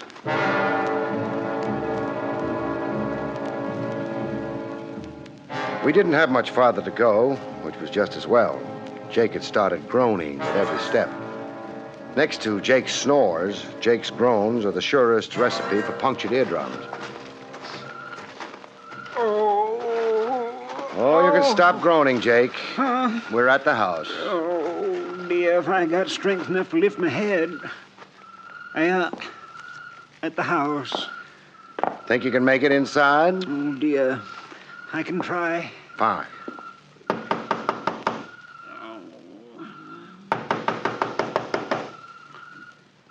Jake. It doesn't look as if anyone's going to invite us in. This don't make me feel bad. We'll go in without an invitation. Now I don't know how I feel. Find out later. Well, somebody left the lights on. Wasn't a Vermont man. Quiet. Yeah, let's try the parlor. Anything for an excuse to keep a walking. I suppose this is the parlor. Nobody in here. It's the parlor. I don't like this much. But the only thing left for us to do now is sit down. Excuse me while I cheer. Well, what are you waiting for? Go ahead, Grandpa. Cheer. Company. So I notice. Kind of thing you're liable to run into in old houses. They come out of the woodwork, I think. Don't try to insult me, mister. Why not? Anything you're liable to say is liable to be true. Don't be foolish. I don't use that kind of language. You also ain't using the kind of language I would like to hear. What language would that be? The one telling me where the baby is buried? A boy or a girl, baby? Jake. Oh, that Grandpa's a joker. Grandpa could easy get his head knocked off. Put the gun down, son, and Grandpa will be glad to tangle with you. I ain't putting no guns down. And when I say baby, you know what I mean. You mean something worth money? Oh, you are a bright one. Okay, so where is it? Even if I knew where it was, I wouldn't tell you. Why not? You've got the wrong RH factor. Wrong. Well, supposing I could get a hold of the right one. It wouldn't buy you the time of the day from me. Language like that's gotten guys killed before this, mister. So have guns like that. Well, this is kind of fancy, but it ain't very productive. What makes you think I know anything about the baby? You're in this dump, ain't you? I'm in it. So what are you doing here? Looking for a beer? It so happens I'm looking for a corpse. Well, you're gonna find one. Your own. Only ain't gonna be in no condition to appreciate it. Funny thing, you didn't show any interest in the corpse I'm looking for. Whose it might be, say. Mr. Corpses is dead. They don't bother me. It's the live operators you gotta keep in mind. Like you and Grandpa. How about the girl? You just leave her out of this. She's for me. Oh? And why do you think I was called in? Hey, wait, mister. You trying to tell me you was called in by... By the girl, yes. That don't smell so good. Neither do you. Let's call it a draw and go home. You were saying the girl brought you in, huh? Okay. We find out fast. Hey, Sugar! Come here, Sugar. This joker informs me you brought him in on the deal. That's so? No.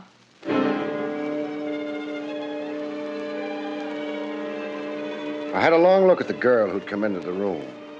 It was fun while it lasted. She was worth looking at. She was beautiful, non-rural, undoubtedly expensive, and she was not Millie George. Well? Call it mistaken identity. Oh. Oh, cut it out, Dina. I don't know what you think he said, but it wasn't very funny. It wasn't? It wasn't. Oh.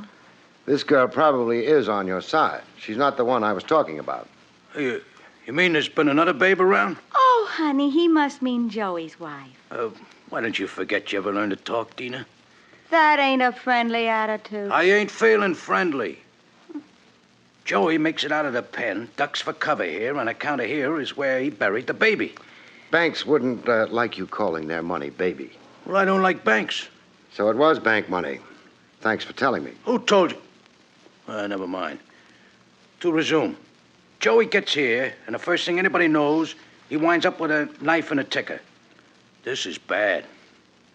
It ain't good. Shut up. You can't say that to a Vermont man. Why not? I don't rightly remember. Well, get in touch with me when you do. What cell? Now, will you lay off? You guys trying to confuse me or something? Joey winds up with a knife and a ticker and no dough. Look, ain't you forgetting Joey's wife? Hey, yeah. If she was around here, maybe she met him even before we got here, grabbed the dough off of him, and then handed him a knife, huh? Fine wife. Nah, she never liked him so much. After she found out he was a bank operator. She was prejudiced against banks? She was prejudiced in favor of banks. A narrow-minded woman. So, I'm thinking maybe she's the one we got to get our hands on. Now, when did you see her? A little while ago. Where? Here. Well, she ain't in the house. We went all through it. If she knifed Joey and scrambled the dough, we better get after her. Brady's a scream, ain't he? Don't disturb my mental processes, huh? There wasn't no car around before. which means she must have headed for the village and railroad station. Okay, now we know where we're going. Oh, I think we do. Hey, that reminds me. What about you guys? Well, we'll hang around, play some pinochle. I've been wanting a good pinochle game. Dina, what do you think? I think you're a big dope. Oh, what kind of remark is that? Oh, you believe too easy. Joey's wife would maybe stick up Joey, but she wouldn't take the bank's money. Yeah, that could be right. Yeah, but maybe... These characters, you ought to... Don't pay any attention to her, Brady. She's a bitter woman. You shut up. You know what I say? I say get rid of them, and then we'll have lots of time to find the money. Hey, you could be right. She could also be wrong. All right, so she's wrong. What do I lose if she's wrong? Mr. Craig's life and mine? In my line of business, I can't afford to be sentimental. If you die for nothing, I shall be sorry. But not very sorry and not for very long. Okay, here. Please, Brady. Huh? Not while a lady's in the room. Oh, excuse me, Dina. Sometimes I think you ain't got no manners. I said excuse me. Yes, a nice, refined girl. You know, never even packs a rod. Well... Brady. Yeah? You're an idiot. Well, that could be. You think Dina's really going to wait for you? In that car outside? Well, sure. Me and her's personally very friendly. That was before the bank money came up. Why shouldn't she wait for me? And share your execution? Who's getting executed? I knock you guys off, we find a dough, we get out of here. Nobody knows who's even around. Dina gets out of here, you mean? You don't. The cops will pick you up in a few hours. Hey, you keep saying she won't wait for me. That's what I keep saying, because it's the truth. Would you like to test her before sticking your neck away out? What kind of test? Fire 2 shots into the floor. What for? I got nothing against the floor. Oh, forgive me. You haven't got brains enough to be an idiot. Fire these shots, and it'll sound to Dina as though you shot Jake and me. Then if she waits for you, fine. You can go ahead with your original plan. But if she doesn't wait, if she scrams as soon as she hears those shots... Hey, it's an idea. You know, it's even a good idea. Okay, boys, just don't get alarmed. Yeah, you shouldn't have insulted Dina. She's okay. So just for insulting her, I'll kill you anyway. Shut up. Listening, Brady? Hey, Dina! Hey, Dina! A man betrayed. Craig, you was right. I feel terrible. You should. But I don't understand Dina crossing me like that. What'd she get out of it? How much money was in the bank job? Here, around 30 grand. She gets 30 grand out of it. Huh? But she... Were you and she together all evening? Well, no, but... You came down to this house? Why? Well, we figure this is where Joey's gonna head, once we hear he has departed from the pen. But Joey don't show. Then you tell me Joey is now a corpse. Pretty plain what happened. One way or another, Joey latched onto a pair of overalls and a work shirt, plus 1 wagon filled with hay. He dug up the money from wherever he'd hidden it and headed for this house. But before he got here... He runs into trouble. He ran into Dina. Now it begins to clear up. And Dina takes him for the dough, huh? She takes him. I could have figured it out for myself. Yeah, all you needed was Mr. Craig's brains. Better he should have them. What would I do with them? You've got a point. And so's your head. Please, Grandpa. Dina does not wish to share this here dough with me, so she tries to get me to knock you guys off, then get picked up by the cops while she's traveling very fast in my car. Hey, this is revolting. It is. You know, you do very good guessing. No guessing. No? How'd you know Joey was an escaped con? I mentioned the fact that he was pale and that his hair had been cut short. That was enough. Farmers don't work indoors in the summer. They couldn't be pale. And why did Joey dress up like a farmer? Because he wasn't one. Escaped convicts are pale, have short hair, and seek a disguise. You know something, Craig? You're so smart, I'm beginning to worry. What about? What kind of securities us criminals gonna have if private eyes like you go around being smart all the time? The same kind of security you've always had. No security. Well, just don't dwell on that there. I got something else to worry about. I gotta figure out a way to get hold of Dina before she scrams out of the country with that dough. But Brady, Huh? Dina doesn't have the money.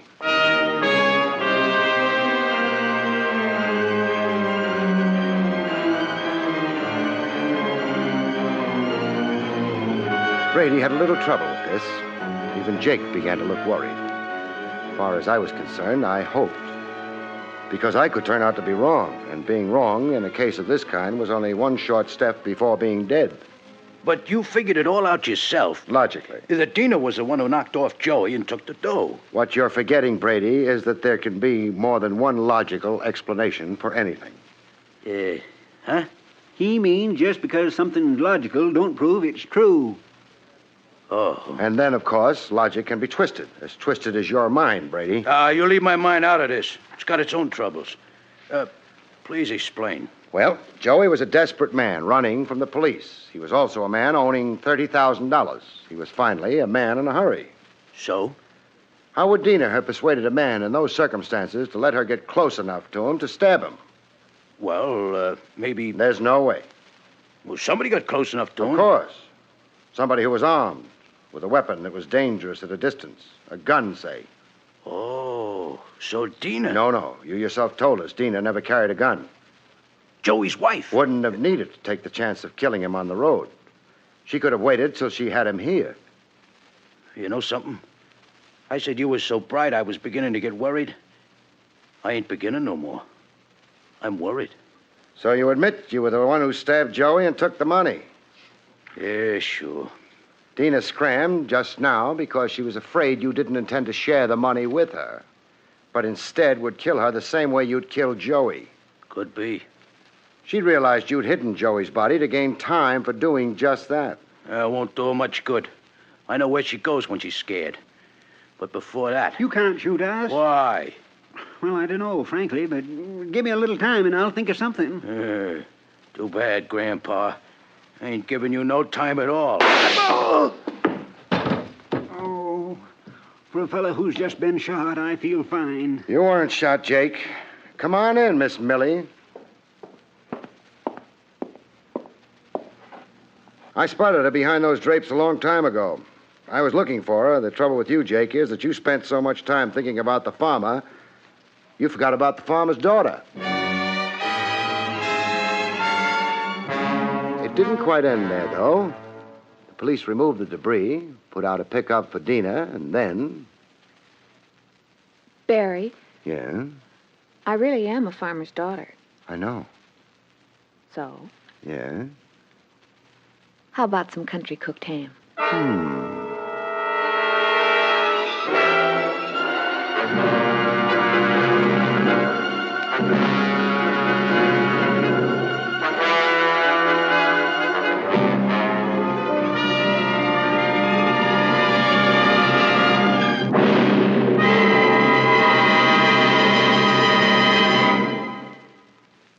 You have been listening to William Gargan in another exciting transcribed mystery drama from the adventures of Barrie Craig, confidential investigator. Tonight's story, Hay is for Homicide, was written by Louis Vittes.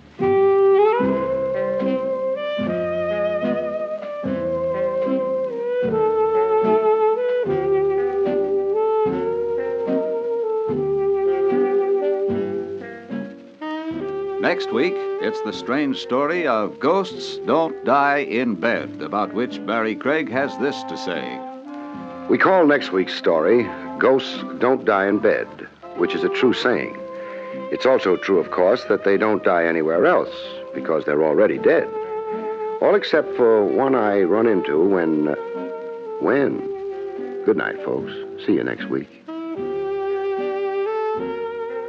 The National Broadcasting Company has just brought you transcribed an NBC Radio Network production with William Gargan starring as Barrie Craig, confidential investigator. Directed by Arthur Jacobson. Also heard Parley Bear, Joyce McCluskey, Jack Moyles, and Bibi Janis. John Lang speaking.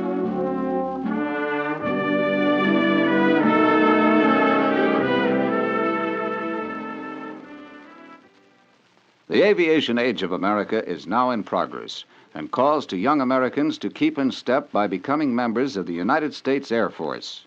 If you are a high school or college graduate between the ages of 19 and 26 and a half, single and in good physical condition, then you may be eligible to win your wings as an Air Force lieutenant. While in training, you'll learn to fly as pilots with the latest equipment and the best instructors. Investigate now. Visit your Air Force recruiting station for additional information. There's another exciting dragnet adventure tonight on most NBC radio stations. William Gargan stars as Barrie Craig, confidential investigator.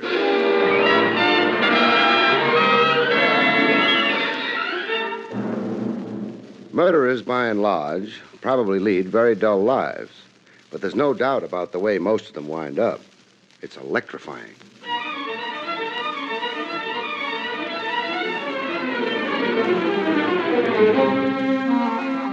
The National Broadcasting Company presents William Gargan in another transcribed drama of mystery and adventure with America's #1 detective, Barrie Craig, confidential investigator.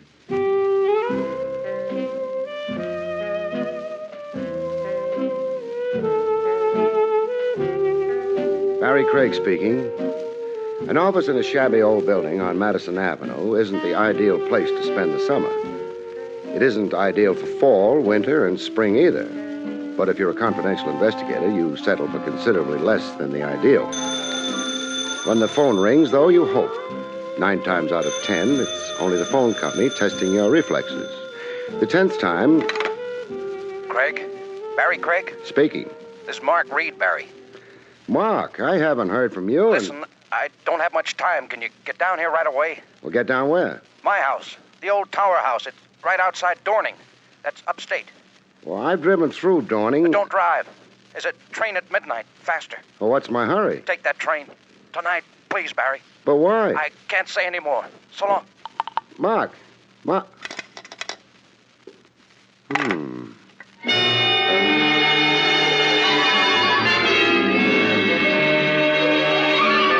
I'd known Marguerite for quite a few years. Nothing special. We'd knocked over a few beers from time to time, discussed the state of the nation, admired sports cars.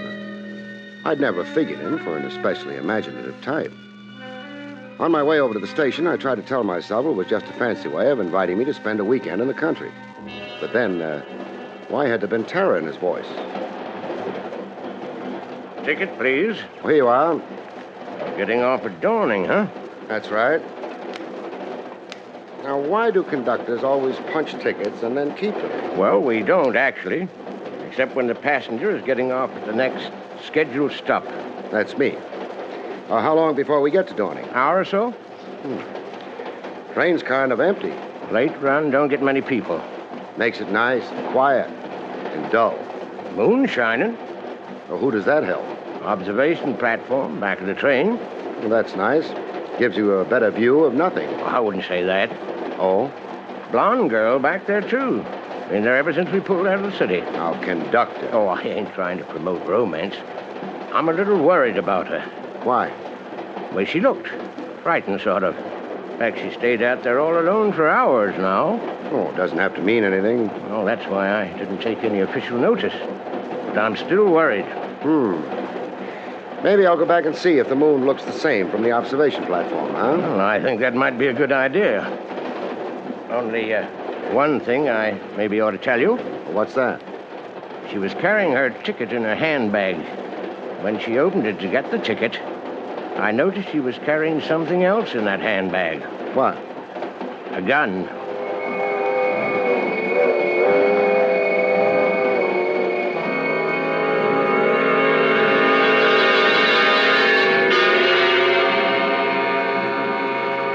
A blonde and an observation platform sort of go together, especially when there's a moon around. A blonde and a gun or something else again. Something not nearly so nice. Oh, I'm sorry. Don't move. Don't come any closer to me. Okay. You don't need a gun to keep me off. It's pointing right at you. I know how to use it. You might try using your brains instead. Don't try. I'm not trying anything. All I am is a passenger on this train. Sure, you'd have to say that. I never saw you before. I'm sure you never saw me before. I never saw the man who tried to kill me before either. Tried to kill you where? Back in town? But you did see him. Well, not really. It was dark. He was in a car. He shot at me. Well, what did the police say about it? I didn't go to them. I had to make the train. Why am I telling you this? I inspire confidence in small children. I'm not a small child. You're acting like one. If you let me reach into my breast pocket, I'll show you my credentials. Credentials? Yeah, my name's Craig. I'm a confidential investigator. You get your credentials, but you be careful. Oh, I'll be very careful. Nothing lethal about a card case, wallet. I'll dump them on the chair here, and then I'll move away. Now, you could look at them without disturbing your aim. All right. Barrie Craig. Yeah. I'm sorry. Forget it. Now, put the gun away. Yes. Good. Now, what's your name?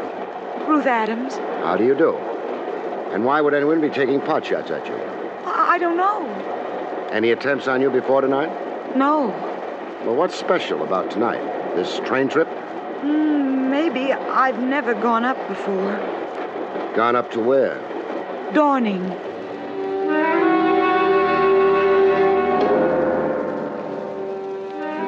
The girl was small, but not skimped. She was pleasant to look at. Or would have been had she not been suffering from complete panic. The fact that she was getting off at Dawning might have been a coincidence. I found out back in the club car. Another drink? No, thanks. I feel a lot better already. Fine.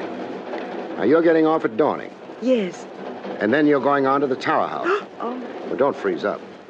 My knowledge isn't necessarily guilty knowledge. Or why the old Tower House?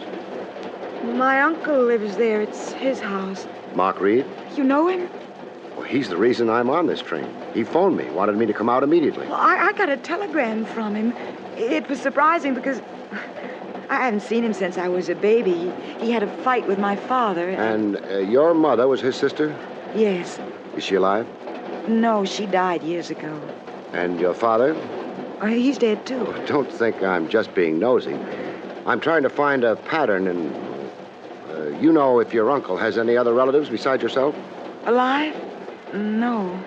Uh-huh. Have you found that pattern?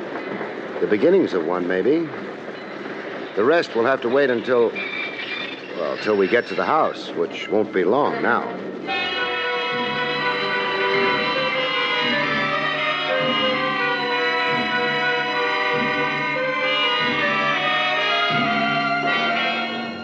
We got off the train. It turned out we were the only people who got off the train. Maybe because Dawning turned out to be nothing but a decaying wooden shack by the side of the tracks. This can't be Dawning. Well, it is. Sign on that shack says so. But... Hiya, folks. Easy, Ruth. It's a cabbie. Buggy's all ready for you, folks. Take you right into Dawning. I'd hoped we were in Dawning. No. This here's only the railroad station. Town's a couple of miles south. Uh-huh. Well, lead the way. I don't have to ask you folks which hotel you'd like to stop at. Reason is there ain't but one in Dawning. We're not going to a hotel. Oh, visiting friends, huh? That's right. Mark Reed. Reed? Yes, at the old Tower House. You know where it is? Yeah, I know where it is. It ain't south like the town. It's north a bit. Not very far. Just walk up the road here about a mile and a half. Oh, hold on. We're hiring you to take us there. No, you ain't. Why not? Well, the further I stay away from that place, the happier I am. Well, what's wrong with it? I don't know. I never investigated. Well, you could be wrong. Well, I don't want to find out, mister. Would you and the young lady like some good advice? Train's back to the city coming through in an hour. Stay here and get on it. Well, I'm not that crazy about trains. Well, you'll thank me for that advice someday. Well, I'll thank you right now. We're still going to the Tower House tonight. If you're afraid to drive us there, take us into Dawning. We can get another cab there or maybe rent a car. Okay, mister. Get in. Ruth? Uh-huh. I'll take you to the Tower House. Thank you. You didn't have to make no crack about my being afraid. But you are. Well, maybe I am. Maybe the reason you're so brave is Because you don't know what you're getting into.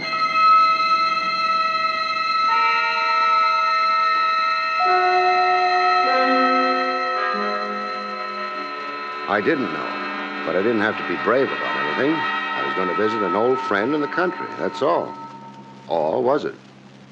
Barry, I don't like this. Well, I've been in better cabs. There's a feeling about this trip. In the middle of the night to an old house. I love lights and people, Barry. Now, take it easy. Once we get to the house, it ought to be comfortable enough. Mark's a wonderful host. And it looks like we're practically there. Well, high stone wall, gate. This is it, folks. Oh, that gate's open. Must lead to a private road. You can turn in and... Now, the house is about a half a mile from the highway here. Well? This is where you get out. You were hired to take us to the house. This is as far as I go. I could make you change your mind. Please, Barry, don't. Okay, let's go. Now, how much? $2. Uh-huh. $2. You can keep the change. What change? The tip is for your courtesy and cooperation. Think you're smart. Get out of the cab and we'll discuss it. You think you're smart? Somebody must love him, but it must be uphill work. Barry, I'm terrified. Oh, come on. There's nothing to be afraid of. No, nothing that we can see.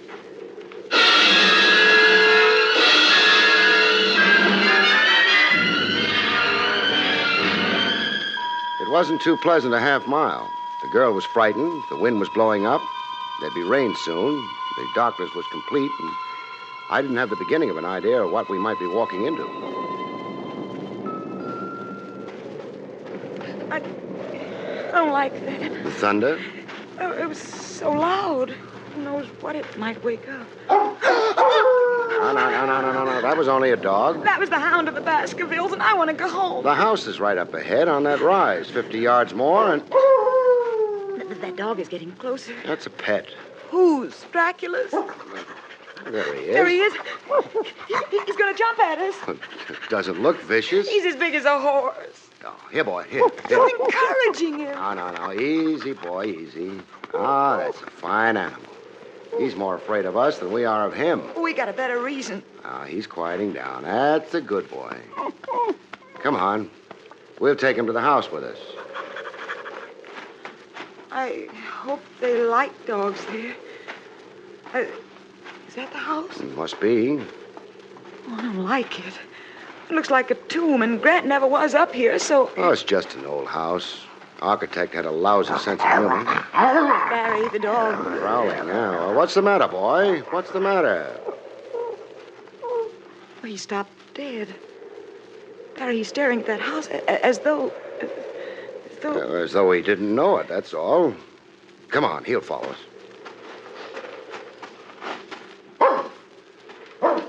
He's not following us. Well, he's running away, Barry, in panic. Well, he's a neurotic hound, that's all. Let's stop worrying about him. Your uncle asked us to come down. The house maybe isn't pretty, but so far we haven't seen anything wrong. I'm sorry. Go ahead, Barry, knock. Well, there's a bell pull here. Oh. Not exactly a happy tinkle, but... I'm not sure for whom that bell's tolling, but I hope it's not for us. I hope somebody answers it soon. Somebody dressed in the latest in shrouds. I know I'm being silly, but if I weren't, I'd be screaming. Now, you stick to being silly, while I stick to... Maybe everybody went to the movies, huh? Oh, what do you want? Hello, I hope we haven't waked you, want? but, well, I'm Barrie Craig, and this is Miss Ruth Adams. What about it? Mr. Reed asked us down. Who? Mr. Reed, Mark Reed. No, Mr. Reed here. You better go. Here, now, wait a minute. This is the old tower house, isn't it? It is. Then Mark Reed's here. You're insane. Now, that's my foot blocking your doorway. Now, Mark Reed's here. He owns the house. He phoned me earlier tonight, and he sent Miss Adams a telegram asking us both to come down here. He didn't phone. He didn't send a telegram. He doesn't live here. Well, maybe you don't know him. How long have you been? I've been a housekeeper here for 20 years. Never heard of any Mr. Reed. There's no Mr. Reed here. Go away. You could be making an honest mistake. You better step away from the door, though. We're coming in. I wouldn't be so sure of that. Oh, reinforcements? Got a gun, Barry? The complete householder. I have a gun, and I'm prepared to use it. Mrs. Dunn, what is all this? Some story about a Mr. Reed. Reed? I'll spell it for you. That won't be needed. Why are you trying to force your way into my house? We were invited here. By whom? Reed. Oh, maybe I'm getting monotonous, but it's still Reed. That doesn't explain your presence on my doorstep. This is his home. Fiddlesticks. I purchased this house 21 years ago. It is mine. My name is Loomis. Barry? I don't know. My head's starting to spin. Now, Mr. Loomis, has this house always been known as the Old Tower House? It is known by that name now. Always is a long time. It has been called the Old Tower House ever since I've lived here. Well, for a lead nickel, I'd buy the theory that Reed was a ghost. But ghosts don't make phone calls. They don't send telegrams. I'm not very well acquainted with the habits of ghosts. I suggest you carry on your investigation into their customs elsewhere. I should like to shut the door. Oh, sorry, but that rain's pretty strong now. Our cab's gone back to town. Mind our coming in and phoning for another one? We have no phone. Well, in that case, we'll accept your hospitality. I haven't offered it. You're not going to send a lady out in that rain. Well, come in, please. Thanks. Mrs. Dunn, will you prepare a couple of the guest rooms for Miss... Adams. For Miss Adams and Mr. Craig. Yes, Mr. Loomis. You can wait here in this room. We'll wait. I don't care for guests in my house. Under the circumstances, I cannot help myself. I hope you will find your rooms comfortable, but I do not greatly care. Good night. He's been taking lessons in how to become the perfect host. Thanks for trying to cheer me up, but it's all so strange. Barry, where is my uncle? I don't know. Do you have the telegram with you, the one he sent? Well, I think... no, not with me. It would be in my bag in another purse. Oh, your bag. That reminds me, I left it outside on the doorstep. I better go get it before it gets drenched to the pigskin. Come back quick. Don't worry. Now, where did I put... For the second time that night, I was out on Mr. Loomis's doorstep. I began to feel like little Eva heading the wrong way.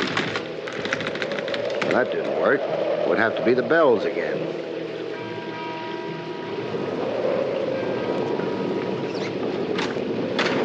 Who the devil? Oh, you. Me. I was getting Miss Adams' bag when the door blew shut. Come in, come in. Ruth. Not in the room I left her.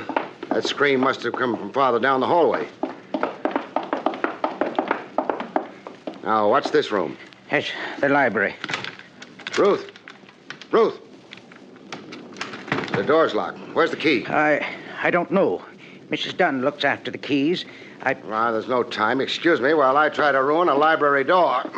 Now, look here. I'm too busy. The library's empty. Not exactly. On the floor near the fireplace. Ruth. Bruise the size of a baseball on the back of her head. She may have fallen. Oh, been struck. Ruth. There. Take it easy. My head hurts. It should. What happened?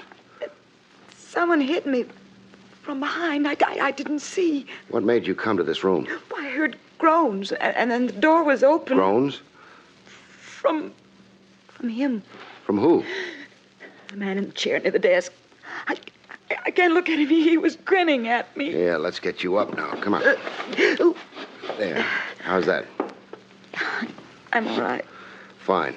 Now, which man in what chair? Well, right there in that... There's nobody in that chair. Your rooms are ready. But there was someone. A man, a middle-aged man. His eyes were staring straight ahead, and There was blood on his shirt, a lot of blood. Now, take a deep breath. There's no hurry. He died as I came in. I could feel the cold air of death on my skin. He grinned at me and he died. Oh, this girl is hysterical. This room's always kept shut. Well, the windows? Boarded up. Only one door. Maybe it was your imagination, Ruth. No. She did see something. What? I've lived in this part of the country all my life. That's how I know. The man she saw was the former owner of this house. He died with a bullet through his heart. In this room. In that chair. Then I was right. The only thing is, it all happened 80 years ago. That slowed conversation down to nothing. I took Ruth up to her room. Checked it, made sure no one would be able to get in once she locked the door behind her, and then I started out. Barrie. Yeah? Before I realized that man in the library was dead, I touched him. Then I wiped my hands on this handkerchief. Look at it, Barrie. Okay. Yeah. It was blood I wiped off my hands. Do ghosts who died 80 years ago still bleed? Well,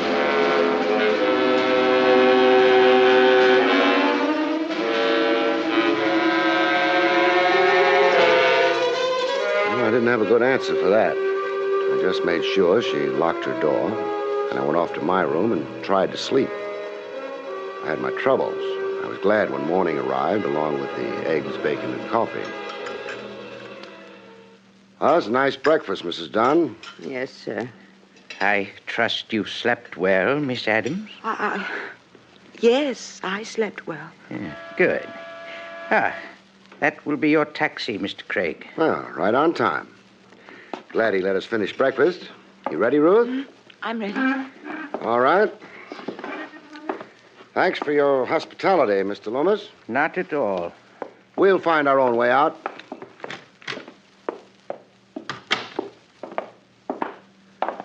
Well, what do you know? Mr. Loomis was telling the truth. Let's take a taxi, huh?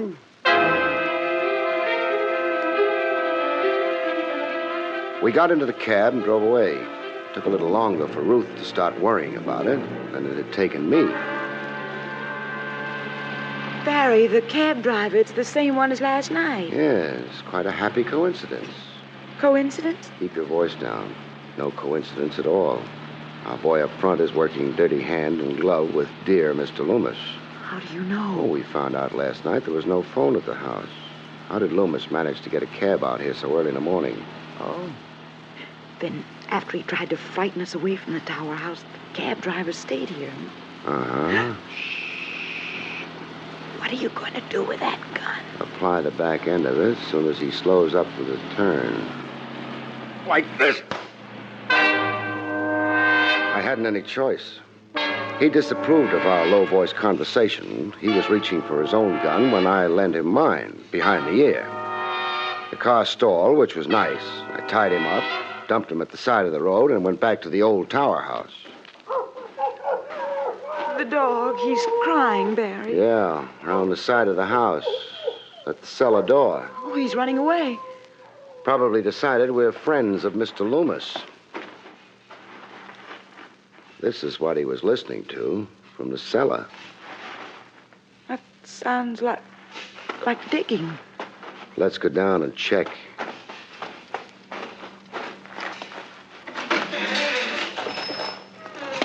Barrie, it's Mr. Loomis. He's digging a hole. That body. The ghost you saw last night. That's Mark Reed, Ruth. And what Mr. Loomis is digging is a grave. Isn't it, Mr. Loomis? What? No comments. Or have you been working too hard? Get out of here. I don't think so. Why did you murder Reed? I didn't. He shot himself. And you're trying to protect his good name? Very well. I did murder Mr. Reed. A gentleman with a great deal of cash on hand. Cash he was going to leave to your charming companion. You reel it off so well, keep going. I have better ideas for that money. Mark Reed became frightened of Mrs. Dunn and myself, who'd worked for him for so long. He sent for you. I tried to have the cabbie keep you from coming here, but... Well, such frankness on your part wouldn't be wise, would it? Unless something's changed. Your voice changed quality a few moments ago. Lots of changes. What happened? Mrs. Dunn show up at the head of the stairs with a gun in her hand? Quick, shoot! She wasn't quick enough. Amateurs never are. They don't realize how heavy a pull you need on a trigger. Don't worry about her, Mr. Loomis. I just winged her shoulder. I'm not worrying about it. I should have realized that. Courtesy stops outside the death cells, doesn't it? We got them all into the cab and drove to Dawning. It had a nice jail. They're glad to welcome Mr. Loomis, Mrs. Dunn, and the cab driver. Mark Reed went elsewhere. I wish he'd asked you to come to him earlier. You'd have liked him, but forget it if you can. I'll try. Barry, when we were in the cellar, Mrs. Dunn came in, but not from the outside. From a fake door in the library is where she came. I expected her. But how did... You yourself told me when you went into the library, you felt a breath of cold air on your skin. But the windows were all boarded up, as I mentioned, so... You knew there had to be another door to the cellar, as it turned out.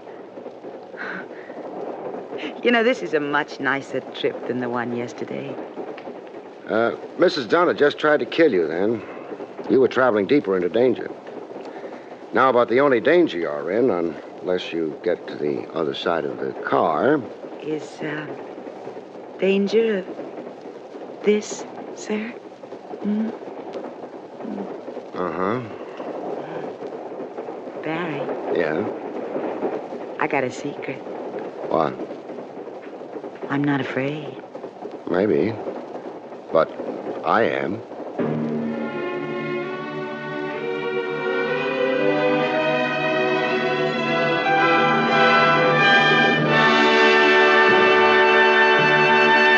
Next week's story is called The Corpse That Couldn't Swim.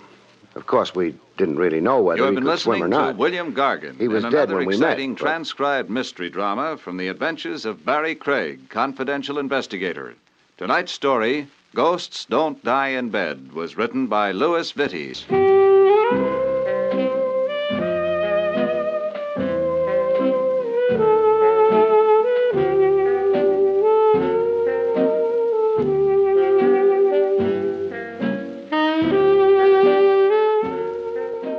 We regret that with the program you have just heard, we conclude the present Barrie Craig series. We hope you have enjoyed them, and we look forward to bringing them to you again sometime in the not-too-distant future.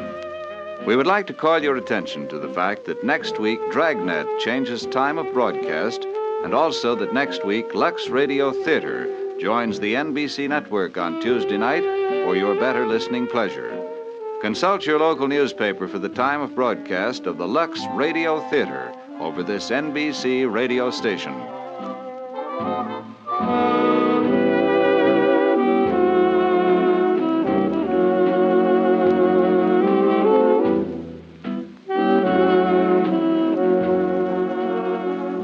The National Broadcasting Company has brought you an NBC Radio Network production with William Gargan, starring as Barrie Craig, confidential investigator, directed by Arthur Jacobson. Also heard were Jack Moyles, Charles Lung, Betty Lou Gerson, and Virginia Gregg. This is John Lang speaking. Here is some information that will help you to know more about CARE, C-A-R-E. The letters stand for Cooperative for American Remittances Everywhere, Incorporated. It is a non-profit organization specifically set up by America's mass relief agencies to provide an effective, economical way for Americans to send food and other essentials to needy persons overseas on person-to-person basis. CARE is approved by the United States government and works under favorable agreements with countries abroad. You may send a CARE package to a specific person or group. Simply give your name and address and the name and address of the recipient, and you will receive a signed receipt upon delivery. If you do not know someone abroad you want to help, one of CARE's member agencies will choose a needy family for you. $5 delivers the new basic CARE food package containing 26 pounds of meat, beans, sugar, and milk powder. $10 will send the larger standard package. Remember, freedom is threatened when starvation and suffering persist. Food will help whip communism in economically weak countries. Send your contribution today to CARE, C-A-R-E, New York. This is the NBC Radio Network. William Gargan stars as Barrie Craig, confidential investigator.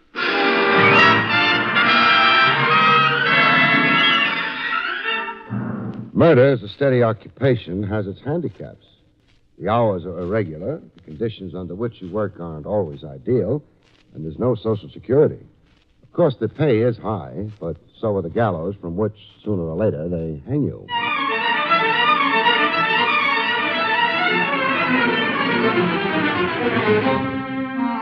The National Broadcasting Company presents William Gargan in another transcribed drama of mystery and adventure with America's #1 detective, Barrie Craig, confidential investigator.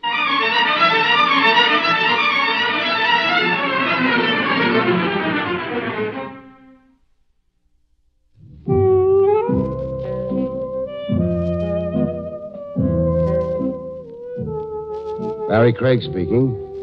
If you're a confidential investigator, and if you're smart, you put yourself on a schedule. You get to the office at 9 and get out of it at 5.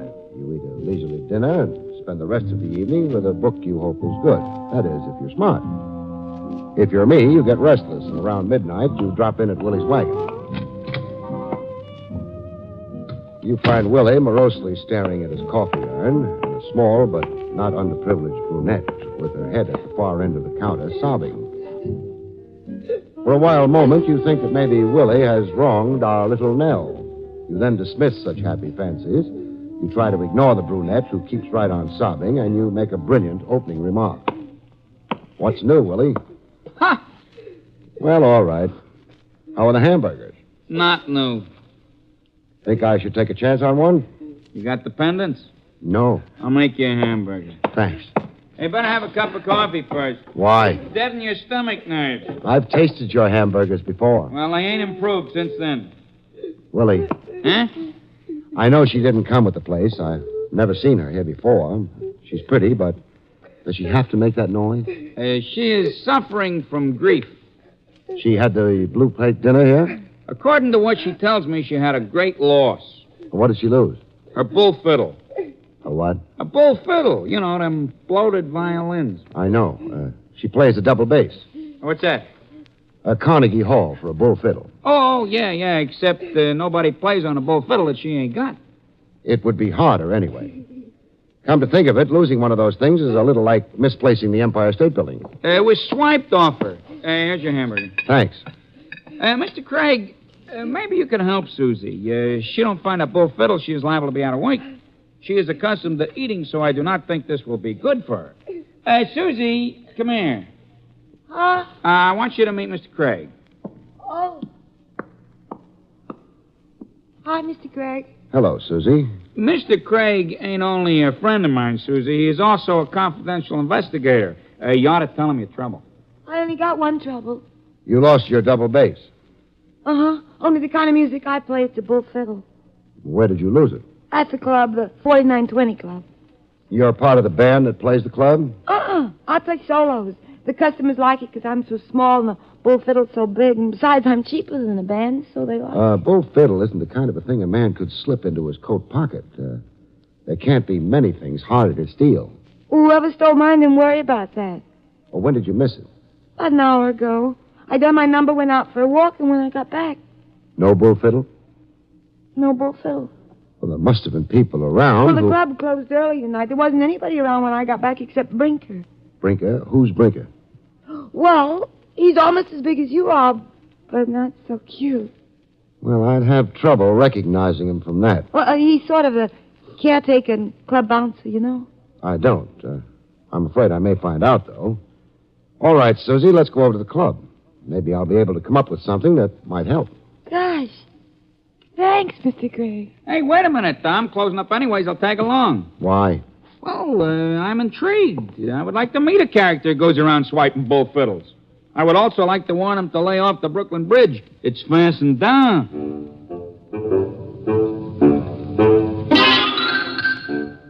Willie closed up, then the three of us piled into my car, and we took off. And eventually, we arrived at the club.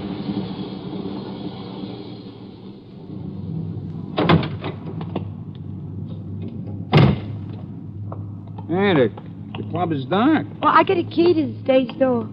It's just down the alley here. Mr. Craig, why would anybody want to steal my bolt fiddle? I don't know. There's a truck parked outside the stage door. Hey, it's coming straight down the alley. At us! Susie, Willie, get up against the building. Flatten out. Okay.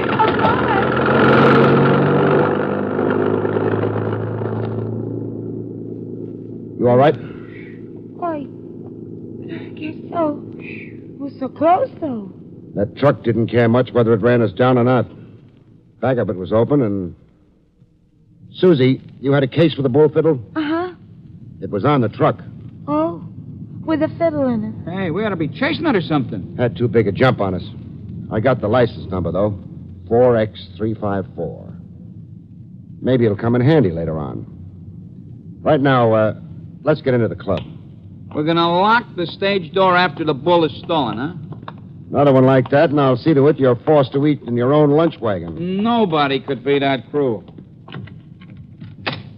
Say, it's open. They had no chance to lock it. Just a work light on over the dance floor. Mr. Craig. Yeah. One large man lying down. That's Brinker. Well, he's alive. He was slugged and passed out, but I don't think there's any permanent damage. Hey, Mr. Craig. Yeah? Over here at the edge of the floor.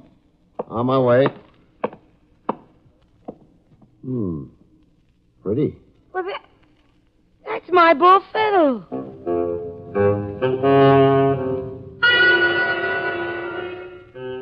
It was a double bass, all right. Whoever had left it here had propped it up against the ringside table. The bull fiddle isn't a thing of beauty, usually, though I don't mind looking at one. This one I didn't like to look at, think about. That's yours, Susie? Yes, it is. The last time you saw it, was it out here on the floor? Oh, no, it was back of the little bandstand down there. It was brought out only when I did my number, and then it was Is there a phone in the place? in the office. Why? This may surprise you. The reason why I want a phone is to make a phone call. We're surprised. But what are you going to call about? Susie's got her fiddle back. Sure. She hasn't got the case, though. Is that something to get excited about, a bull fiddle case? I don't know. I hope not. You're worried about something, aren't you? Lead me to the phone, Susie. I want to find a truck. Maybe it was the empty club. The shadows huddling in the unlit corners. The floor pale and shining in the silence that did the job on my nerves. Whatever it was, they were jumping.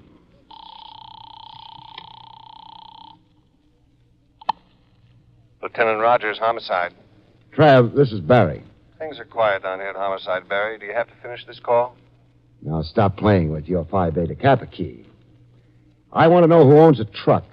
License number 4X354. What did the truck do, run you over? It came close. 4X354. Hang on. If I can wake anybody up over in motor vehicles, I'll have it for you in a couple of minutes. Thanks, Trav. I hung on. I thought of Susie playing that bull fiddle.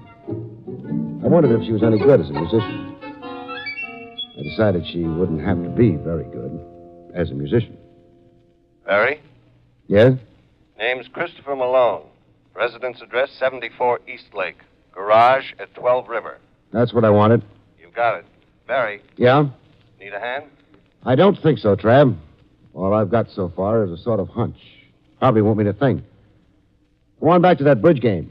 No one in the department plays bridge while on duty. They play pinochle. So long, Barry. So long. Come on, Susie. Let's go back and see if Brinker has come too. What's wrong with you, Mr. Brinker? I got a headache. In both heads? But this here ain't my head. This here's a lump on my head. You, Brinker. Yeah. What happened? I was straightening up the place, and all of a sudden I feel somebody breathing down the back of my neck, so I says, stop breathing down the back of my neck. So he stops breathing down the back of my neck, and he hits me on the head. I shouldn't have told him to stop breathing down the back of my neck. Maybe not. Did you see who it was? I didn't see nothing to nobody. Too bad. Well, Susie, I'll take you home. Willie, you coming along? Well, sure. Brinker, can you lock it up somewhere? Yeah, sure. One of the back rooms. Fine. Let's go.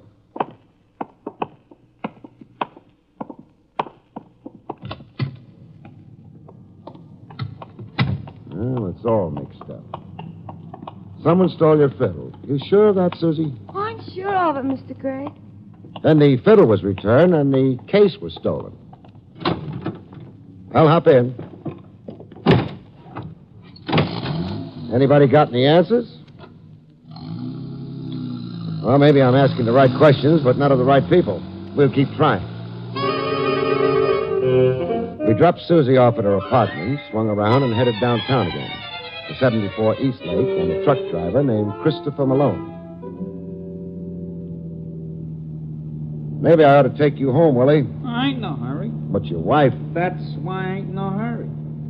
All right, she's your wife. Don't rub it in. But I'm perfectly willing to share the truck driver with you.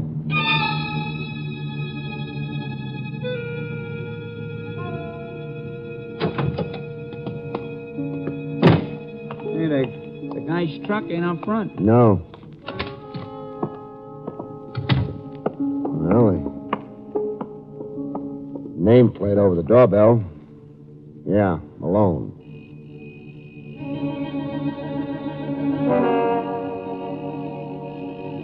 Maybe he's a hard sleeper. Yeah, maybe. Second open door tonight. There's a light switch. I got it. You know, a guy could resent our barging in. Not this one.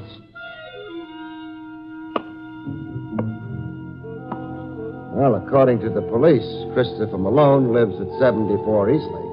They're wrong. He's dead there.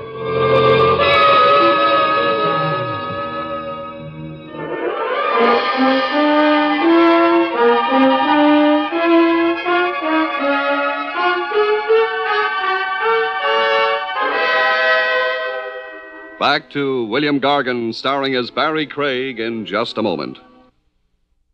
And now, back to William Gargan, starring as Barrie Craig, confidential investigator. Trav came out with a couple of the boys from homicide. They all stood around and stared at the corpse of the late Mr. Malone. He paid no attention. Corpses rarely do. We'd had a head start. We'd seen him before they did, so we left earlier. Guys don't look good when they're shot full of bullets. It's never been recommended as a beauty aid. He was the truck driver who drove away with Susie's bull fiddle case, huh? Yeah. So what happened to his truck and the case? I don't know. Well, why would anyone swipe a bull fiddle case without the bull fiddle in it anyways? Maybe he didn't know the fiddle wasn't in the case. Well, he's sure going to be disappointed when he gets home and opens the case and reaches for the fiddle. Somehow, I don't think so. Don't ask me why, either. I won't. You wouldn't answer. Like if you was to ask me what goes into Willie's Irish stew, would I answer? But this car ain't aimed at my house. Or yours. Neither of us live down on River Street. That's bad. Malone's garage is on River Street. Kind of late for visiting the guy's place of business. Except he won't be transacting business there tonight. I hope. River Street pitched sharply to the Hudson below. A murky light picked out a worn sign swaying in the slight wind. The sign read, Christopher Malone, licensed trucking. The large garage doors were shut. A smaller door set in the panel of one of them was locked. You couldn't look inside. It's been warmer in Alaska. Now we've got to get in. You figured the truck's inside, huh? Yeah. When we was back at Malone's apartment, why don't you swipe his keys off of him? Because somebody else had already done so. That ain't comforting. Because whoever knocked off Malone is probably a murderer. Probably. He is a murderer. The question is... Shh. The question is... Shh. Someone coming down the street. Willie, this doorway, quick. Who is it? Too far away yet. Besides, it may be nobody connected with Malone or... What makes you think I'm going to be so lucky? For the coffee I serve alone, I deserve it. It's Brinker. Yeah. He's stopping at the garage. He's got a key. And it works. Big doors. Come on.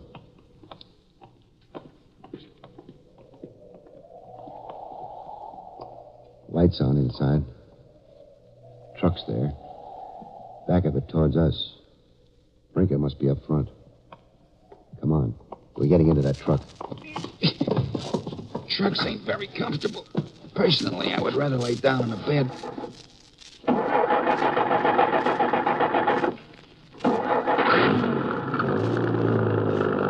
One nice thing, no window between the cab and the rest of the truck back here.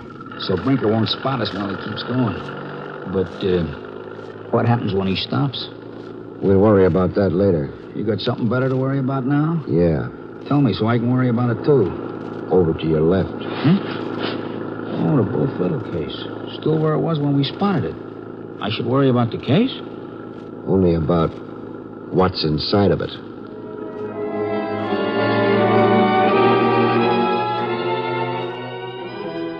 It was pretty clear, wasn't it? Sure, I didn't know who he might be, but that he'd be there. That was as certain as death. Yeah, the joker driving this truck is heading out of town. Come on. We'll try to get that case open. Give me one good reason. Corpses aren't pretty. Remember what Malone looked like? I'm willing to forget. That's what murderers would like. Yeah, okay, we get the case open. Well, there's a snap lock on it. Hope we don't need a key. No. Ought to open easy now. Okay, you got it open and... Grab him, Willie. Okay, I got him. Yeah, but I don't want him. He's dead. Ease him down to the floor. I'll get the case down flat. He's down. Fine. Well, there's a wallet in his breast pocket. Papers in it. What? His name's Gordon Bentley. Bentley? Hey, that's the guy who owns the club where Susie works. Interesting. Come on, let's put him back in the case. Yeah, but he won't be able to breathe it. Forget I said anything.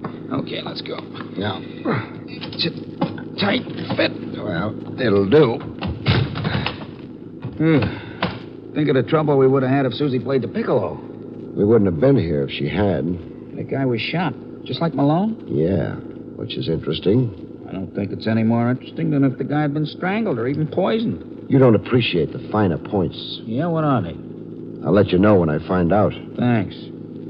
So do we jump off the truck now or 5 seconds from now? We stay on. The truck's hitting at least 50. We jump now, we could get killed. We stay on, we will get killed. I doubt it. Why? No one could ever get all three of us into that case.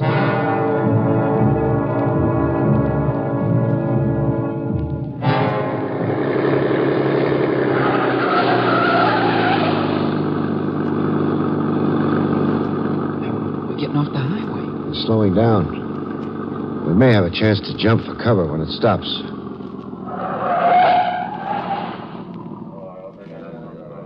Uh-oh. Sounds like we're surrounded. We stay. Hey, sooner or later, somebody's going to spot us back here, and then Maybe it'll be later. Shh. How are things, Brinker? They're fine, Mr. Walsh. We got a load ready for you to run in. Okay, Mr. Walsh. Why I'm here. Everybody's leaving. This trip, I got something special for you, Mr. Walsh. You have? What? I'll tell you about it when we start loading the truck. And we ain't popular. Everybody's gone away. We get out. Hey, the house is set back from the highway. It's a big place. Yeah, well, let's not wait. We have to. If I get out of this alive, I'll use meat in the hamburgers. Don't say anything you'll be sorry for. Come on. What are we going to do? Knock on the door and tell them we're working our way through college? This wouldn't work. They're still looking for me in the 6th grade. The side of the house, Willie. The servants' entrance? A window. Any place we can see what's going on inside. That one. This gets around, they'll be calling me Peepin' Willie. Lots of guys in there. Very sociable. Not to mention the cases of liquor all over the place. Looks like this would be a warehouse for Bentley's club. Yeah, it's kind of inconvenient. Must be 50 miles out of town. Must be a reason why Bentley keeps his liquor out here. His doctor told him to stay away from liquor. Another one like that, and I'll hand you your head. You can't. It's attached to me. Something can be done about that. Nice contortions you're going through. Why? Trying to get a better look at the liquor cases. Imported stuff. Yeah. No customs stamp on them. Smuggled, huh? Yeah. Explains the location of this place. The truck, Mr. Walsh and friends. The smugglers, I guess, and also Brinker. The delivery boy, huh? The delivery boy. What it doesn't explain is why Brinker is bringing Walsh a bull fiddle case complete with a recent corpse. The men inside showed signs of moving. Willie and I moved first. Crossed the road from the truck in a clump of trees. You said you had something special for me this trip, Brinker. Oh, I nearly forgot, Mr. Walsh. What I got for you is a bull fiddle in its case. You don't say. Bentley thinks I ought to study music, maybe? All I know is you're supposed to keep it here for a while. Okay. I'll have the boys unload it. But you know something? I'd be a lot happier if instead of a bull fiddle, Susie was in that case. They unloaded the bull fiddle case, loaded the liquor, and the truck went away. Willie and I stuck it out for a while and also went away. You know, Mr. Craig, feet are never going to replace the wheel. Maybe we'll get a hitch soon. We better. Also, we're in a hurry. Well, where do we go from here if we ever get transportation? Susie's apartment. Duty, or you think it's a nice idea? Willie, duty's always a nice idea. We got a hitch to the nearest town. There I made a quick phone call to Mr. Walsh. I advised him to look inside the bull fiddle case. Then Willie and I grabbed a cab and headed for Susie. We got there. Oh, my, Mr. Craig. I'm Willie. May we come in? Oh, of course you may. I was asleep. I thought you might be, but this is important. Something's happened?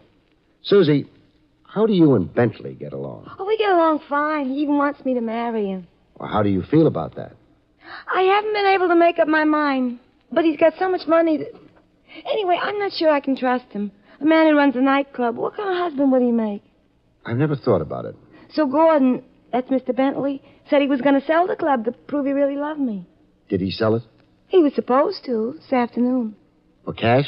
Oh, sure. I don't think the man Gordon's selling the club to can write. Besides, they wouldn't want to have any records on account of income taxes, so... Well, that's one of the reasons I don't know if I should marry Gordon. That's Mr. Bentley. Have you seen Gordon? That's Mr. Bentley today? No. My bull fiddle was stolen, so I forgot all about him. And besides, We found the bull fiddle case, Susie. You're a darling. Where is it? That's not important. What is important is, why was just the case stolen the second time? Gosh. Oh, no. Susie, suppose I murder someone. Why would you want to do such a terrible thing? Well, just suppose I do. I murder him in a nightclub. I've got to hide his body until I can dispose of it safely. Now, where can I hide it? Well, don't ask me, after all. There's a girl who plays a bull fiddle in the club, which means there's a bull fiddle case around. The man I killed wasn't a big man, so I put him in. My bull fiddle case? Right. Well, it's a very nasty thing to... But you didn't kill anyone. Somebody did. Put the corpse in your fiddle case. The corpse of who, Mr. Craig? Gordon Bentley. Oh. Here. You better sit down. Oh. Oh, that's terrible. I'll never be able to use that case again. Well, I suppose not. I'll never be able to marry Gordon. That's Mr. Bentley, either. You don't really care about that, do you? You mean because I never really loved him? I mean because you already have all his money. Hey, Mr. Craig, you're saying she... It's what I'm saying. She killed Bentley. Oh, for the cash she sold the club for. Only she's such a small girl. She had help. All right, boys. Nice and quiet. That is Brinker's help. Stop flapping your lips. You don't know a thing. You, Brinker, and Susie killed Bentley. Lifted the cash, hid Bentley in the fiddle case. You arranged for the late Mr. Malone to pick it up and deliver it to Walsh out in the country. You get around, Craig. Thanks. But I spotted that case in the truck, so while I took Susie home, you killed Malone. Closing that road, you thought. He went around thinking such nasty thoughts about me, and I said he was cute. Shut up, Susie. Plan was simple. You delivered the case with Bentley inside and asked Walsh to keep it. Susie went out and planted the stolen bull fiddle story with Willie, and as it happened, with me. Why? Tomorrow morning, Susie would yell to the cops, Bentley is missing. I'd remember the bull fiddle. Brinker would remember Walsh and the country hideout. The cops would grab Walsh, the case, find a corpse in it, and Walsh would fry. Thanks, Willie. I got a surprise for you. It's still going to be that way.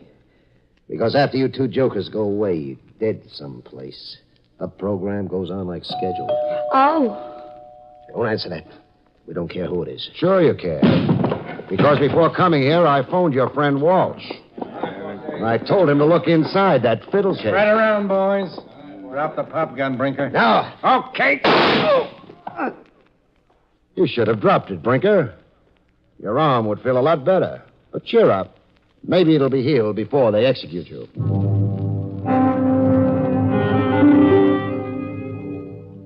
That wasn't a nice thing to say, but then murderers aren't nice people.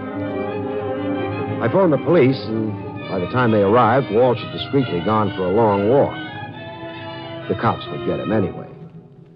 However, they took over Brinker and Susie. I hate to ask, but something must have tipped you off. Susie did. I didn't hear her. Sure you did. It was a phony story, Willie. We were supposed to think someone had put Bentley in that fiddle case in the afternoon. Somebody did. Sure, but if they did, the bull fiddle would have been out in the open. It had to be. Yeah, Susie would have noticed that. Would have wondered who took it out. She would have checked, and... If she'd been telling the truth, she would have said the case was stolen, not the fiddle. But the truth wasn't what Susie was dealing in. It was murder. Uh-huh. Well, thanks for taking me home.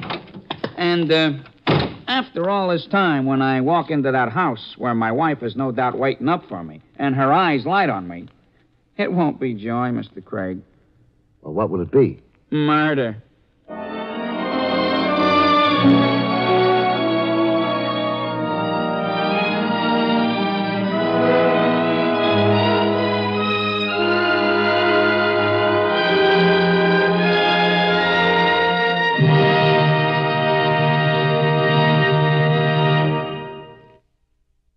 You have been listening to William Gargan in another exciting transcribed mystery drama from the adventures of Barrie Craig, confidential investigator.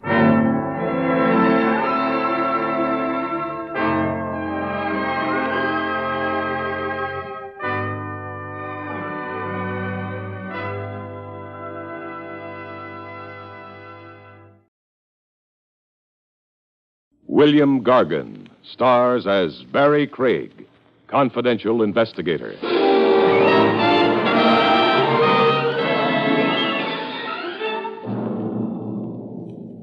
A tempestuous blonde wants a carefree Romeo to slow up and settle down. It isn't always sweet surrender. Not if she emphasizes her demands with hot lead.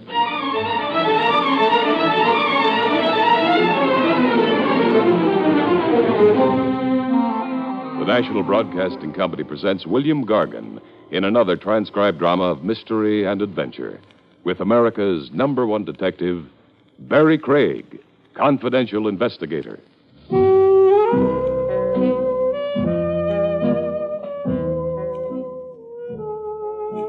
Barrie Craig speaking. In any national poll where voters were asked to elect the prize chump of 1955, I know one candidate who'd walk away with the title. Mr. Fenley, Bertram Fenley, to give the champion sap of our time his full name. I first met Fenley on the docks, Pier 82. He'd phoned me very hush-hush to please meet him there. I found him on the pier, squatting on 2 beat-up valises, looking like he'd just come off the banana boat docked right behind him. He had, it turned out. I was on that boat, Mr. Craig, the Hilda May. I was in Honduras. That's in the Orient. Honduras is in Central America, Mr. Fenley. Oh, yes. Well, I mean Central America. A middle-aged man with fat cheeks and a mild look. So, what's your trouble, Mr. Fenley? Oh, my trouble is just the right word. I don't know how to begin to tell you. Well, there's a coffee pot across the street. Let's talk in there, huh?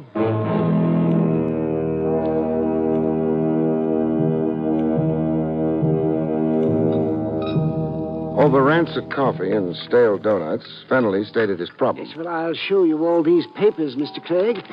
You would like to look them over? The Anzio Calhoun Hotel Land Development Corporation. The big print says. That's my employer. I was sent overseas to make diagrams of land space for building modern hotels. Oh, I see you did a cost analysis. Oh, yes. That one file of papers in your hand represents 3 months' work. Meaning there are other files of paper? Yes, I've been abroad 3 times now. I've completed reports on Honduras, Siam, the Belgian Congo, and in a little village called Kukasanka. Kukasanka? I never heard of it. Well, nobody has. It doesn't appear on the map. It took me 27 days to find it. Kukasanka is mainly 12 straw huts located 270 miles due east of Rangoon. And your company is scouting it as a modern hotel site? Well, that was my understanding. Now, you've been traveling here and there for how long? 8 months. All expenses paid? Yes. My expenses to date have been $7,000. Why did you contact me to meet you secretly at the dock? Well, in Honduras, I received a telegram. And not to come home, but to proceed on to Borneo. And prepare more papers? Yes. But you hopped aboard a banana boat instead and came home? Yes. You see, I had begun to suspect. Oh, at long last.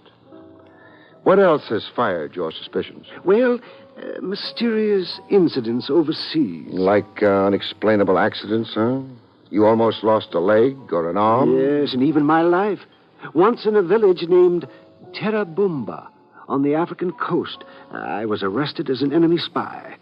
Somebody planted documents in your luggage? Yes, and I was thrown into a dungeon without trial. So how come you're here today? The merciful heavens intervened. A tidal wave overran the village. It washed every building off its foundation. And washed you into the open? I fled by ox cart. Enough. I've had it up to my ears. Now, where will you be staying? The Yankee Doodle Hotel on the Lower Bowery. No one will think to look. Okay, fine. Now, I'll come see you after I've talked to your so-called employer.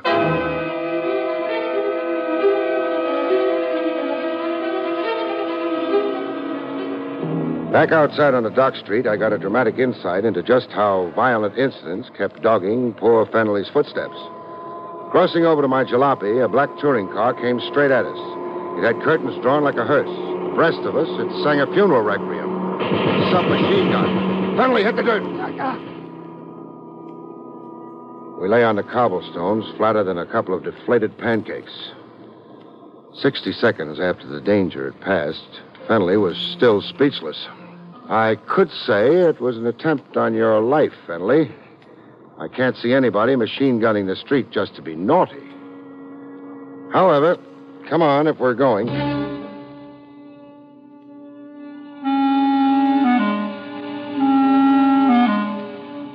The Anzio Calhoun Hotel Land, etc., occupied a 6-room suite just off Park Row. Well furnished, but deserted. No sign of business activity. In the last room of the joint, I found a live tenant. A guy in a silk suit with the glue loose on his toupee. It flapped over his brow. He was fast asleep. I gave up the notion of giving him a hot one. I just settled for a shove. Hey, rise and shine. Hey, what's the idea? Now, put the gun away. Gun? Oh, force a habit, friend. I'm sure. What do you want? Well, I've got a chain of hotels to sell. There's a television set in every broom closet. Oh, you're a comic. Don't audition for me, huh? I don't like funny men. Then suppose I switch professions. How's this impersonation for you? Oh, badge, huh? Well, you won't advance your career here, copper. We got nothing here to interest a private dick. 6 rooms and 20 desks and only 1 telephone. We've been retrenching. So fire Bertram Fennelly, why don't you? Fenley's canned the minute he gets back from the Borneo assignment. But Fenley didn't go to Borneo. No? Hey, we wired him to... Hey, how is it you know all about Fenley to begin with, huh? It happens I'm representing him. Huh? Fenley's here in New York? He is?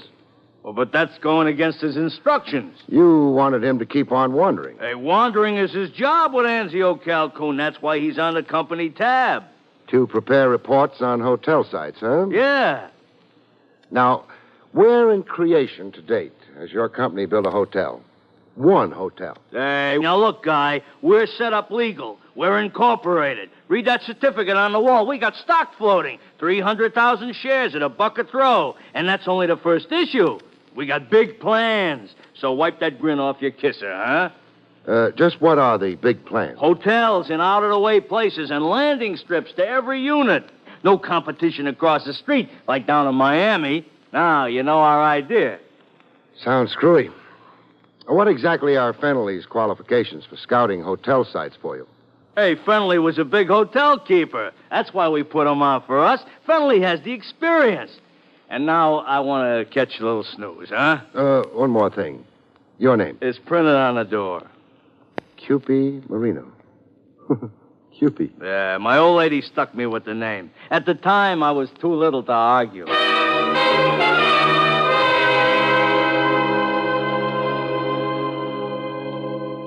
Every guy has his racket, but Marino's had me mystified. So far, anyhow.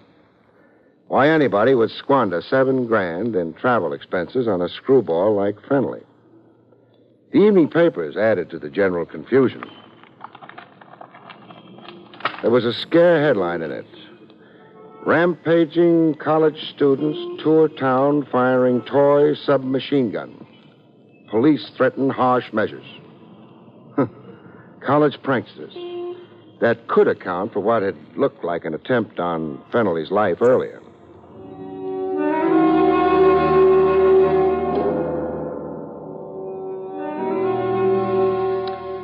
In the Yankee Doodle Hotel, Fenley breathed a sigh of relief over the headline. Oh, my. Well, then the shooting wasn't meant for me. Or this could be a mere coincidence. But let's get down to meatier stuff. Yes. You saw Mr. Marino? I did. And your opinion of him? Well, he draws a gun as regularly as ordinary men draw a breath. Am I then the victim of some hoax? Maybe so. Or maybe just a useful stooge. Traveling about and preparing paper reports so that Anzio Calhoun, etc., can lie about their big plans. Lie to whom? Sucker investors who read their stock investment prospectus. Big talk about their preliminary field operations. That's you, Fenley. Their whole field staff. Oh, I see. Marino said you were a, quote, big hotel keeper, unquote, when he latched onto you. Now, how about that? Oh, well, it is a mite exaggerated. So shrink it to size, huh? Well, I ran a rooming house in Buxton Falls. Buxton Falls? Oh, out in Ohio, huh? Yes. Well, how big an operation was it? Come on now. No false modesty. 4 roomers. But I served ice cantaloupe for breakfast. Imagine. How did Marino get to know about you in the first place? An ad in the paper or something? No. I won a contest here in New York. How come? Well, I'll explain. Oh, I'm dying to hear. At home in Buxton Falls, this was. The telephone rang one night. It was New York, they said. And then somebody asked me something. Could I name 10 American presidents? You could, and you did, and you won a prize, the man said. Yes, a weekend in a big New York hotel, tickets to a Broadway show, a case of automobile polish, cufflinks. And stuff. Yeah, stuff, and an appearance on the radio. To do what? Recite President James Madison's inauguration speech. Which leads us to Marino. Yes, he telephoned me at the hotel where I was staying. Oh, he'd been much impressed with me on the radio, Mr. Marino said. And as a mighty hotel keeper plus brain, did you want a job with Anzio, Calhoun, etc.? That's right, and I accepted at once. Oh, you would. Who produced the so-called show that changed the course of your previously humdrum existence? Why, Mr. Adrian Borislav. Located where? Well, the Advanced Theatrical Enterprises on Broadway, uptown. The Advanced Theatrical Enterprises, huh? What do you bet I find 6 deserted rooms and a hood snoozing on a sofa?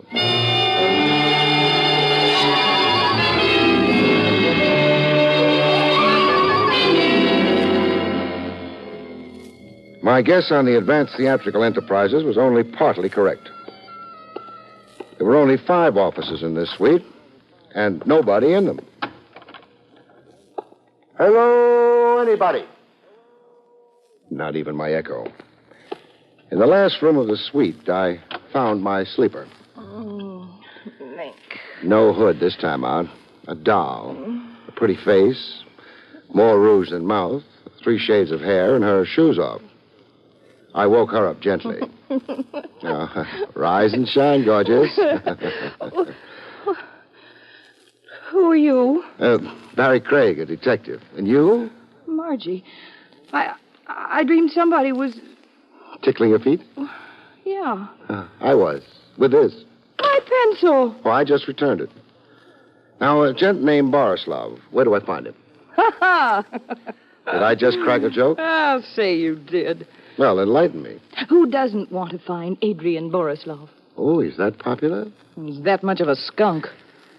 You sound like you were left holding a bag. Holding it for $500, 10 weeks' salary. You were Borislav's secretary? I was. Now I'm in here every day for a week, just waiting for that creep to show up. Characterize Adrian Borislav for me. With pleasure. He's a petty promoter, a deadbeat. He bought radio time on small stations just to publicize himself as Mr. Big, to attract attention to himself.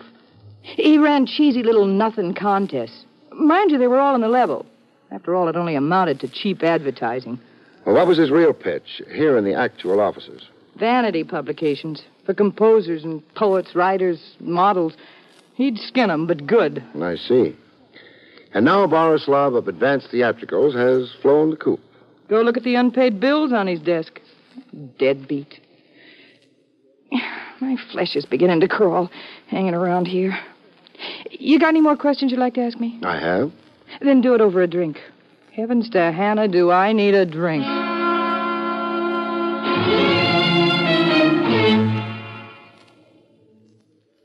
When Bright Eyes had lubricated her gullet sufficiently, I got back to the business at hand.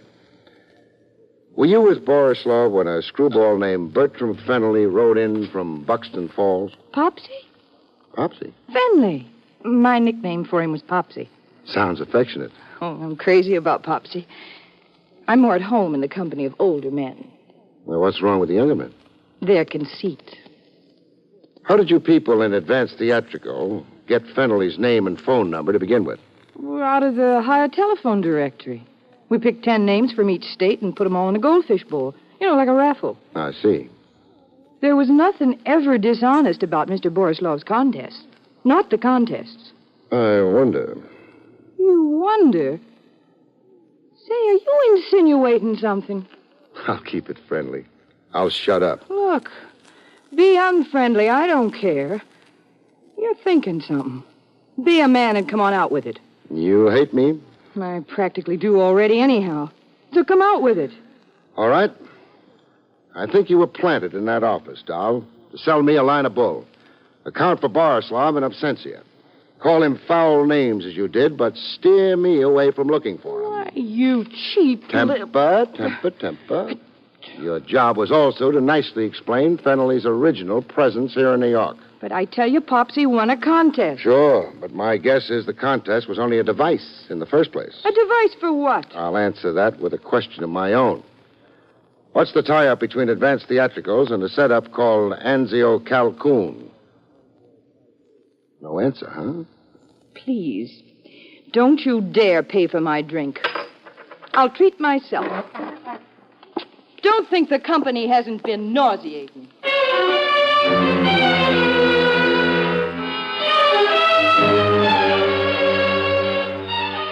Any blonde with saucer eyes and 3 lovely shades of hair who can't snare her man is a dead blonde awaiting burial. But Margie was alive, and Fennelly was willing. All of which led to new complications. Well, I've come to say goodbye, Mr. Craig. Where are you going? Well, Oh, frankly, I feel like such a fool. So talk like one. I'm going to Borneo. After all? But I'm afraid my misapprehensions about the Anzio Calhoun Hotel land development... Were all imaginary. Yes. Marino's been in touch with you, huh? Yes, he offered me a substantial increase in salary. And you snapped it up. Well, the fact is, I have personal reasons for going abroad this time. It promises to be very enjoyable. I can see. You can see? And smell. That cologne on you. Oh, a phantom lover. It's a toilet water. The axle grease in your hair. The snazzy new suit and the yellow pointed shoes. And that tea rose in your buttonhole. Why, Fennelly, you're a regular Beau Brummel. Well, thank you. And it all spells blonde to me. Margie, huh? The fact is, yes, we're engaged. To be married where? In Borneo. And why in Borneo? Margie, that's my fiancée, is rather incredibly romantic. Yes, I see. She wants to be married by a tribal chief. A tribe? Why, how did you guess? Oh, I took 9 easy lessons in mysticism. Now, how did you fall for it? Well, I'm not sure I shouldn't resent it. Fennelly, how dumb can you be? Can't you see this is only another maneuver to start you traveling? But why should anyone want me? That's the nub of it. Just why do people look on Bertram Fennelly as a necessary export? Now, Fennelly. Yes, Mr. Craig. Call quits on Marino and quit mooning over Margie. Margie's jackassing you. She, the disappeared Borislav, and Marino are all working together. Against you. Against me, but why? But why? And why is what we don't know yet. Go back to your hotel, Fennelly, and stay there. Incommunicado. You're a fish who snaps up at any bait. So don't see or talk to anybody. But I'm not going back to the Yankee Doodle Hotel, Mr. Craig. Why not? Because I'm going home. To human Buxton Falls, Mr. Craig. I have absolutely had more than I can stand.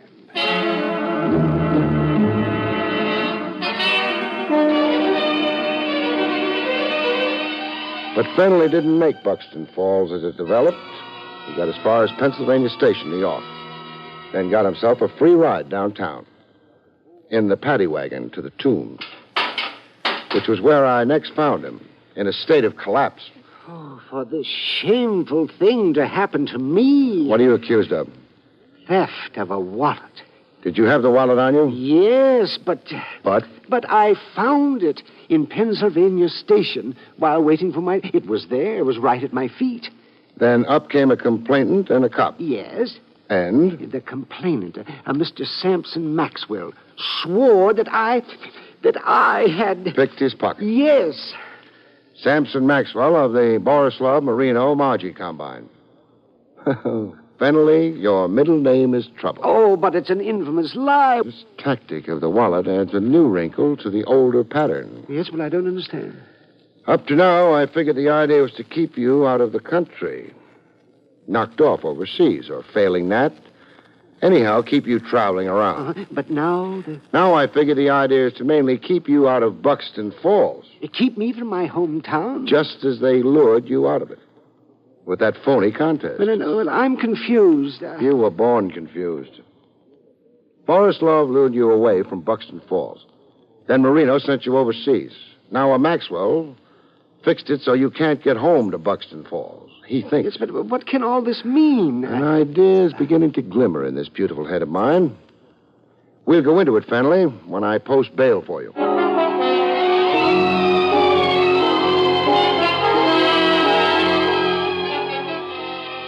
I posted bail for Fennelly. $50 by special courtesy of the DA's office. Then I grabbed Margie from under a hair-drying machine in Madame Zelda's beauty parlor and waltzed her through the streets. At the Times Square out-of-town newsstand, Fennelly joined us, as prearranged, for a look at the front page of the Buxton Falls Bugle. Murder trial nearing close. Why, there's a murder trial going on back home. Defense bases case on alibi for New York mobster Stitch Latimer. Stitch Yeah, Hello? Mr. Craig, what does it say there? Well, the gist of it is... Stitch Latimer is charged with killing a guard in the factory payroll robbery. 8 months ago, this was, Fenley. About the time you began traveling. Mm-hmm. Latimer's defense is that it's all mistaken identity. That he never set foot in Buxton Falls in his life. Oh, Fenley. Yes. Here's an inside picture of Latimer. You ever see him before? Let me see. Ever see? Why, yes, he roomed with me once. Overnight. He said he was a traveling salesman. Well, there's the why of your travels. You're the only man who can place Latimer in Buxton Falls at the time he was there. Probably casing the job he finally pulled. Oh, and the others? Marino, Borislov, and Maxwell? Latimer's boys. Trying to get him out from under. By keeping you out of Buxton Falls until the trial is over. Right, Margie? My mouth is sealed. Oh, that's too bad. What's too bad? Talk freely and you could cop a plea. Why take those rosy lips out of circulation for years? How bad is it for a girl in jail? No jukeboxes, tall drinks. Who cares? No hairdryers. I can live without. No, wolf whistles. As bad as that, huh? Mm-hmm. So who do I talk to? Where?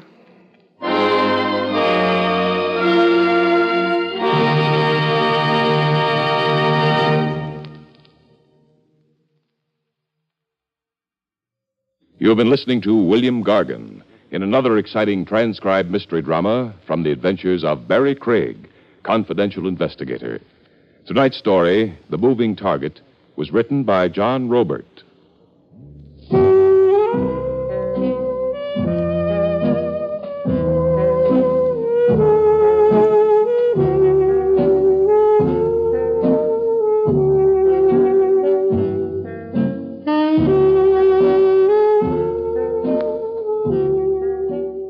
Next week, it's the strange story, Hour of Reckoning, about which Barrie Craig has this to say. In Hour of Reckoning, a manicurist and a playboy find the rocky road to romance is a dead-end street when a certain ill-wisher contributes a corpse to the bride's trousseau.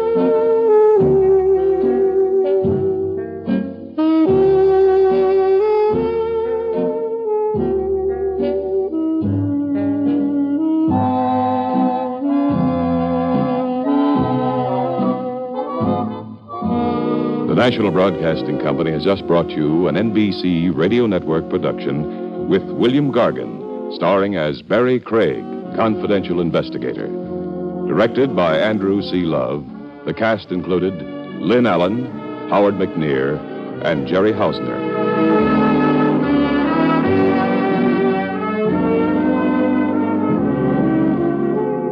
Join Groucho Marx for You Bet Your Life tonight on the NBC Radio Network.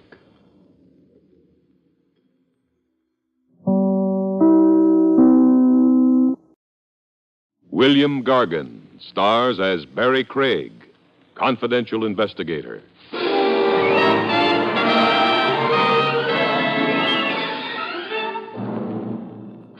Exercise can be beneficial or it can kill you. One guy I know walked himself to death. But still it figured, seeing that the walk he took was the last mile.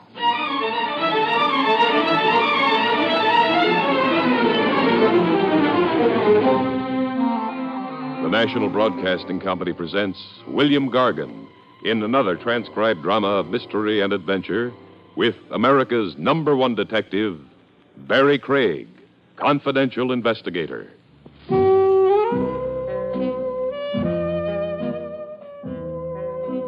Barrie Craig speaking.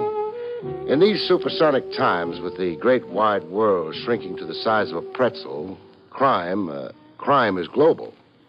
Chase a hood across New Jersey, and you're likely to catch him in Botany Bay, or in Algeria, or Madagascar. In view of all this, the cablegram on my desk one merry morning didn't surprise me a bit. It had been dispatched from mid-ocean. The date line read, SS Shalimar.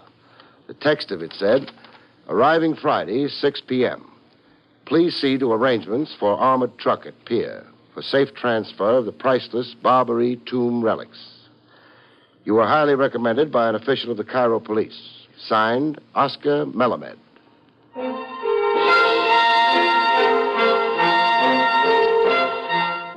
The priceless cargo of anything generally brings out the worst in people, and this one was no exception. Hello? Mr. Craig, And this is? I'm Lisa Barnum. I'd like to discuss something with you. Something extremely important. Capital letter B?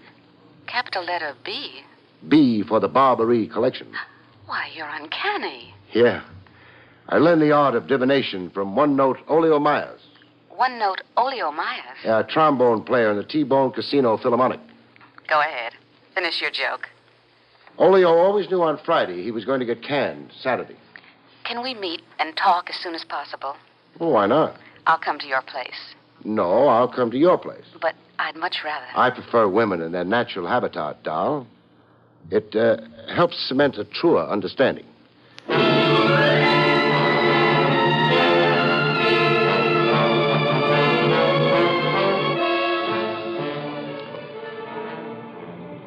Lisa Barnum lived in a building that had a taxidermist in the downstairs store. While I looked for her doorbell in the row of 8 bell pushers, a stuffed chimpanzee came out of the taxidermist to stick a gun in my ribs. Looking for somebody? Yes, I am. Lisa Barnum. You're calling on her? I confess. Then you're with me from now on. Your gun says. My gun says. You see that green and gold job over there? Snazzy. Well, take a spin in it. You and me. Vertically? Oh, oh, you mean sitting up? You got quite a grasp of the English. No. You won't be sitting up. I won't? You'll be laying down. Turn to a side a little, huh? This much? Yeah. I like hitting them on the side of the ear. Every man to his taste. No yelling now when you get it. I'll try to be a gentleman about it. We don't want to be scaring people.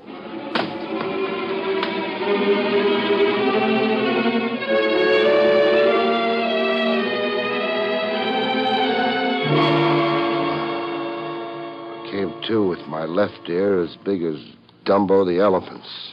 I tried stretching my legs to see how the old blood was circulating. And I knocked over what sounded like a garbage can. I reached a hand out in the pitch dark to get the feel of my surroundings. Almost strangled a cat. I tried getting my bearings by scent. My lungs began to choke up from what smelled like a poison gas barrage. I hate saying the obvious, but where am I? In a cellar. And where are you in this blackout? Over here. Sitting on a box. Why? Why not? Now, that stumps me. Say, where's that mustard gas blowing from? You really disapprove of my cologne. When I get it in lethal doses. How do you feel? Mainly perplexed. Perplexed? Oh, the answers are simple, really. They always are when you know them. So inform me. Here? You know a better location? Mertz's drugstore, just down the block. You'll want penicillin ointment on that ear before it infects. Here, I'll help you up. I've always relied on the kindness of women, Lisa. You no doubt are Lisa Barnum. Yes, I am Lisa Barnum.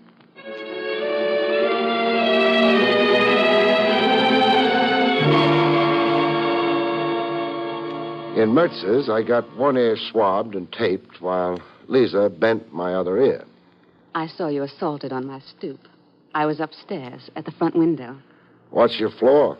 Second, I ran down to the street to see you thrown into that man's automobile. That man being? Why, I don't know. I hailed a taxicab and followed you. Why? Why? What would you have me do? Well, yell police, good and loud. If you were really alarmed about me. However, go on with it. You were carried into that cellar and abandoned there.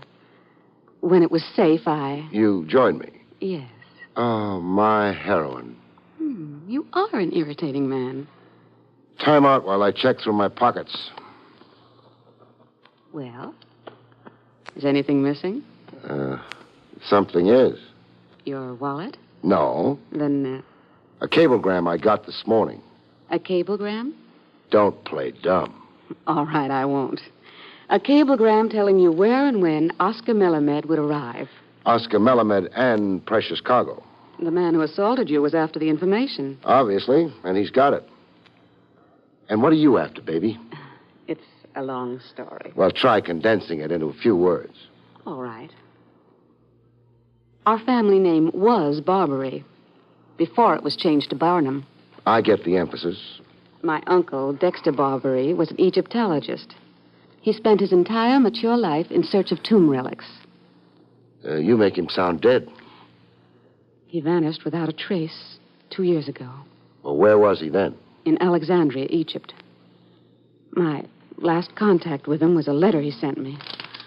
I have the letter here, if you'd care to read it. Oh, later. But meanwhile, you brief me on the contents of it. The letter states that he'd come upon a priceless collection of Byzantine tomb relics. That he was registering them in his name, Barbary, as the Barbary Collection. And? And period. And of Uncle Dexter. Yes. And you suspect foul play? I believe he was murdered and that his collection was stolen. I see. Are you the last known living Barbary? If Uncle Dexter is dead, yes, I am. Finish what's on your mind. The tomb relics rightfully belong to me. So sue for them. Sue? Should I really be so proper, Mr. Craig? Only sue the man who caused my uncle's murder? The accused being my current client. Oscar Melamed. Well, now answer me this. How did you know the Barbary collection was on board the SS Shalimar en route to here? I don't care to disclose my sources of information. Then you can never be my client. Why can't I be? Secretive clients worry me. I always imagine they're taking my head size. Taking your head size? So the dunce cap will fit nice and snug.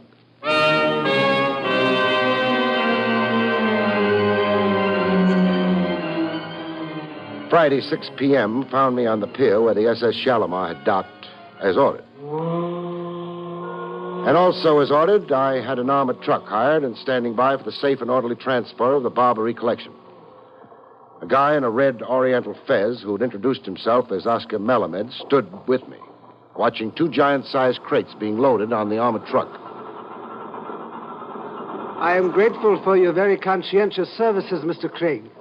Repeat that to yourself when you get my bill. Now, when the collection's all loaded, where does it go? I have given your driver written instructions.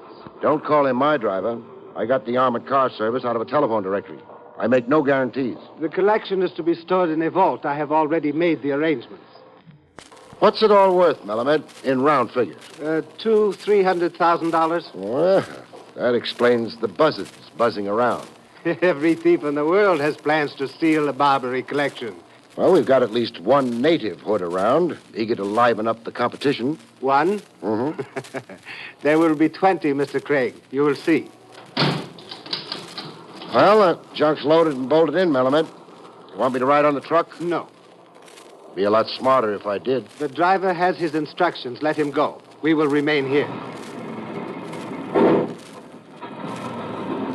Well, you're sure casual with 300 G's, Melamed. I do not want you injured, Mr. Craig. That is why you remain here with me. Just what's that supposed to mean? Oh, that sounds like there's something up your sleeve. Some nice hunk of oriental cunning. Where is your police headquarters, Mr. Craig? Raymond and 6th. Why? Let us go there together and await the report of the daring theft. Theft of the Barbary collection? Yes, the theft of the Barbary collection.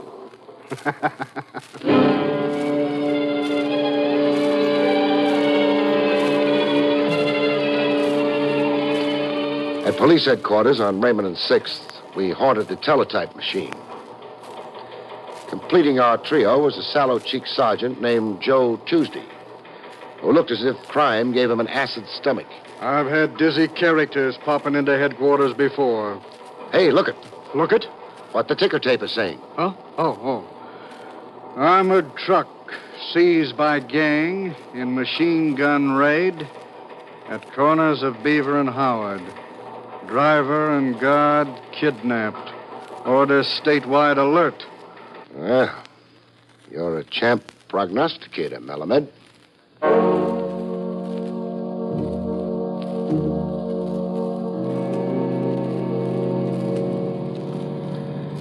With the hijacked armored car problem in the laps of the Metropolitan Police, Melamed and yours truly went for a spin in my jalopy. The joyride was his idea. Pier 17, Hoboken. You choose the proper approach, Mr. Craig. But first, you have an important thing to attend to. Like? Like the automobile behind us. See, in your mirror? Yeah, we're being trailed, all right. An old New York custom. Familiar job, the one behind us. Green and gold convertible. You have seen it before? I'm getting a nostalgic twinge in my ear. The bum one. Well, shall we tangle with them or lose them? Lose them, of course. Fasten your safety belt. Before the green and gold job behind us gave up a hopeless chase, they sent out a signal of defeat. They are shooting at us. We're out of range, Melamed. And get your fingers out of my knee. But I'm nervous. Who isn't? Now wave a last fun goodbye to the boys.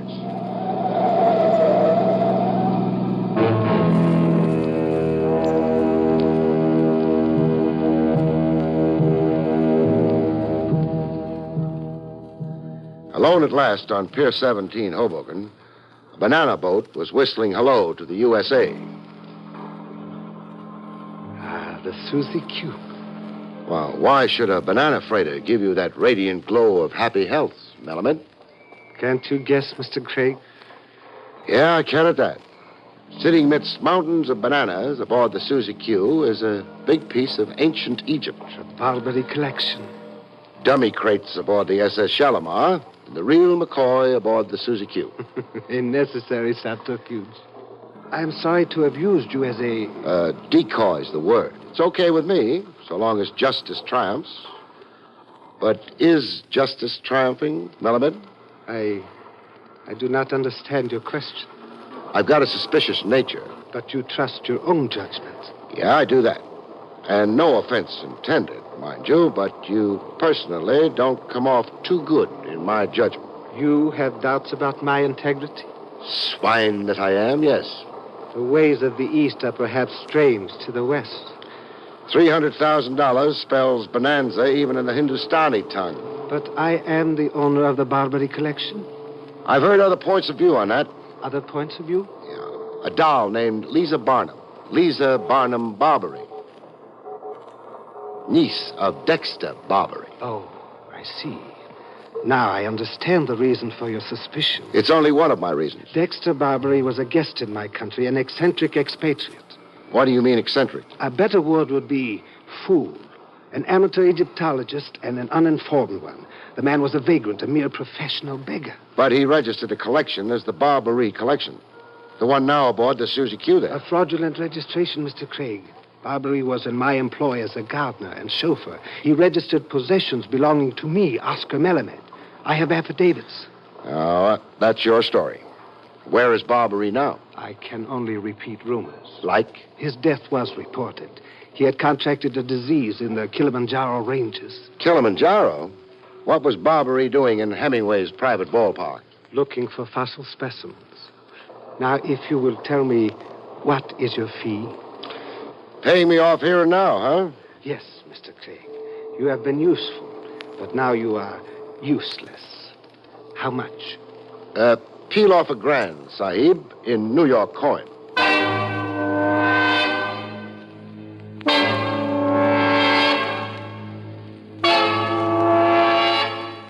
I took the $1,000 and copped off, but I didn't go too far from my ex-client. I was on his tail, automotively speaking, all the way from the Susie Q to a warehouse in Newark, where the Barberry collection was unloaded and stored. I made careful note of the address.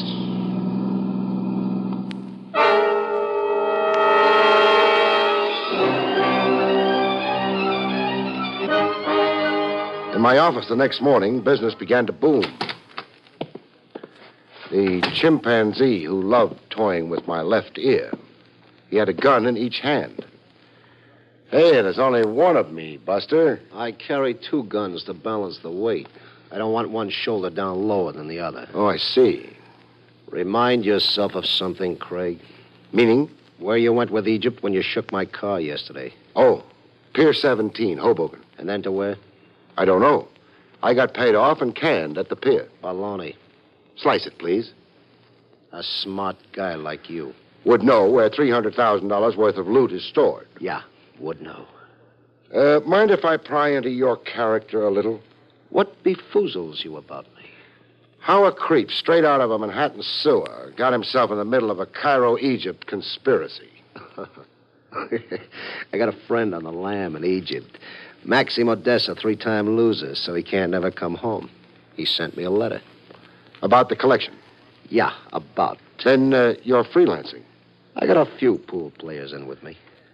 On your way out, surrender your guns to Sergeant Joe Tuesday. Joe Tuesday? Where is he? In the lobby, running the elevator, on the back stairs, and on the roof. You know what an octopus Joe Tuesday is. You got cups staked out, huh? For your exclusive benefit, Buster. I'm a guy who takes pride in his ears. So I had sticks and stones. Oh, blast my way out. You'll make an unbeautiful corpse. Exit smiling, Buster. Imagine me walking into a cop stakeout.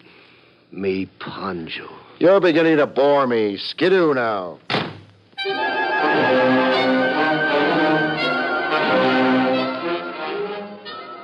After Ponjo, the 10th Avenue Arab, came Lisa. In top form, throwing curves at me. I thought over what you said.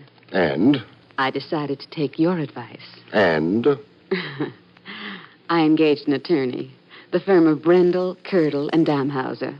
You're suing Oscar Melamed? For the Barrie collection. We've already served papers. A summons and complaint. And a restraining order. Melamed is not to take the collection out of the country without consent of the court. What adjudication are you after? Sale of the collection and the proceeds of it to me. $300,000, huh? Approximately. Lots of mink and banana royals.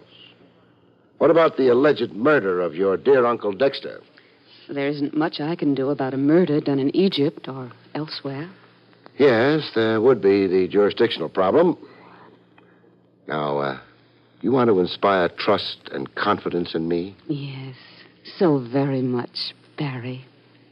I wondered when you'd begin to coo Barrie at me. You wondered? Yeah. A doll finds her lie is showing. She brings sex appeal into the breach. It's not as old as sin, baby. It's older. What do I have to do to prove my utter good faith? Prove you really had an amateur Egyptologist uncle named Dexter Barrie. Prove You don't think I made him up? Didn't you? Why, if this isn't... Mr. Craig, do you often have whams on your head? Only when my feet ache. Let's talk about the morning's news, huh? The Barrie collection's on every front page. So it is. So what? Oh, $1 million news break, figuring the space and pictures. And here, a feature interview with Oscar Melamed. How his Oriental ingenuity baffled every Raffles from Tibet to Hoboken, New Jersey. But it all does qualify as big news. Or does it mean something else to your warped mind? It does, doll. But I won't tell you. Not until I tell it to Oscar Melamed first. Now, try sitting on my lap. I'll toss you out of the window. Well, you're nothing but a stick of wood. Oh, I'll just bet you tell that to all the boys.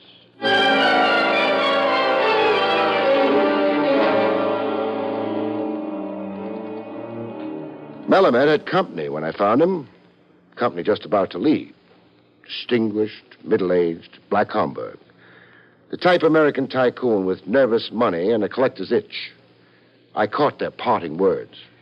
Then I'll assume it's agreed, Mr. Melamed. We are in complete harmony, Mr. Cartwright. You drive a hard bargain, but I can afford it. Good day. Good day, Mr. Cartwright.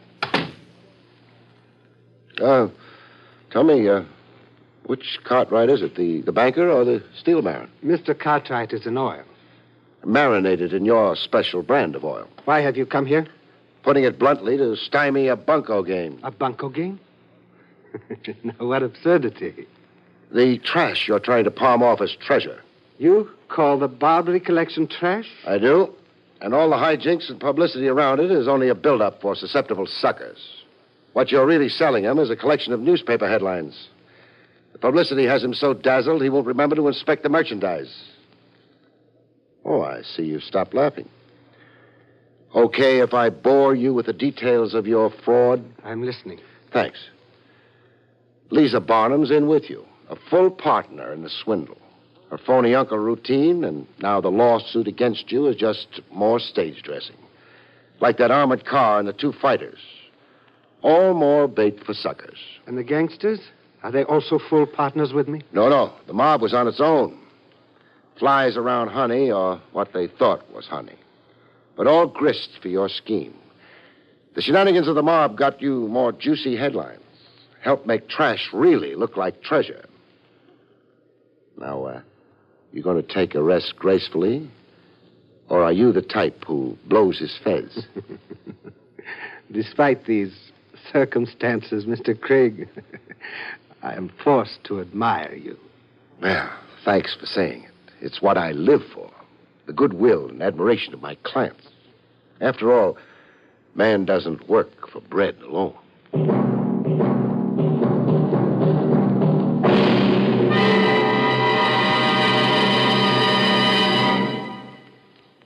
You have been listening to William Gargan in another exciting transcribed mystery drama from the adventures of Barrie Craig, confidential investigator. Tonight's story, Sweet Larceny, was written by John Robert.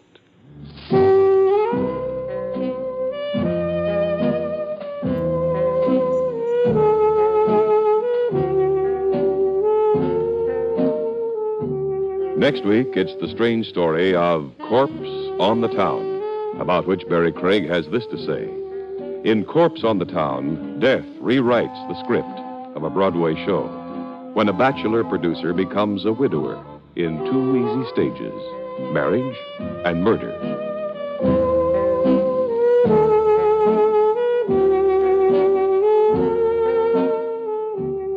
The National Broadcasting Company has just brought you an NBC Radio Network production with William Gargan starring as Barrie Craig, confidential investigator. Directed by Andrew C. Love, our cast included Edith Terry, Lou Krugman, Jan Arden, and Jonathan Ho.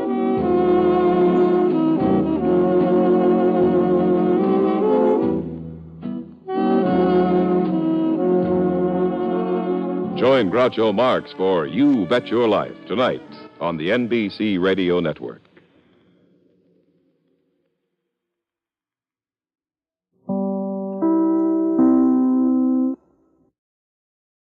William Gargan stars as Barrie Craig, confidential investigator.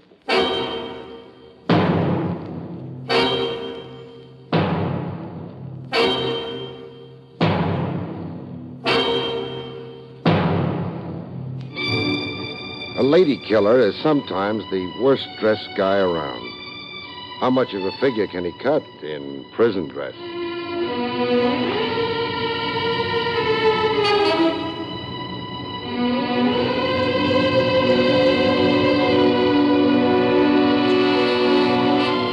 The National Broadcasting Company presents William Gargan in another transcribed drama of mystery and adventure with Barrie Craig, confidential investigator.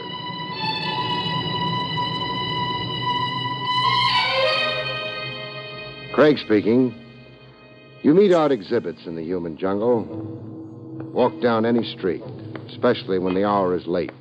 The species that creep by night. Call them neurotic. Call them throwbacks to the time when man stalked his prey with a club. You meet them, and the chill on your spine spells out the word danger. Got a match, Cap? Got a match. Only a device to stop you. The next demand is your wallet or your life. You reach into your pocket for a match, and what you come up with, you ram into her stomach. What's this? A loaded gun. Hands touching the stars. Frisk me. All you'll get is exercise, Cap. I got empty pockets. No switchblade knife? Yeah, you do have one. A lousy dollar knife. I still don't want it in me, butcher boy. And you? Hey, are you a stick-up or not? You're the stick-up. I mean, would-be. I'm a detective. A dick? You picked the wrong victim. Walk ahead of me. Hands nice and high. You're taking me in? I am. Well, Cap, look, I only asked for a match. As a prelude to mugging, concealed weapons. There's a city ban against switchblade knives. Cap, don't run me in. I'm asking you. Have a heart. Allergic to the station house, huh? Yeah, that figures, too. More in your mind than a switchblade knife. I wonder what it is.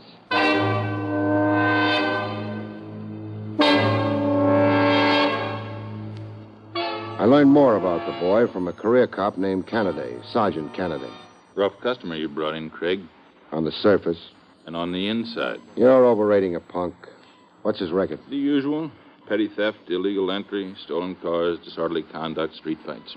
Meaning he served time. 1 year in a correctional institution for juvenile delinquents.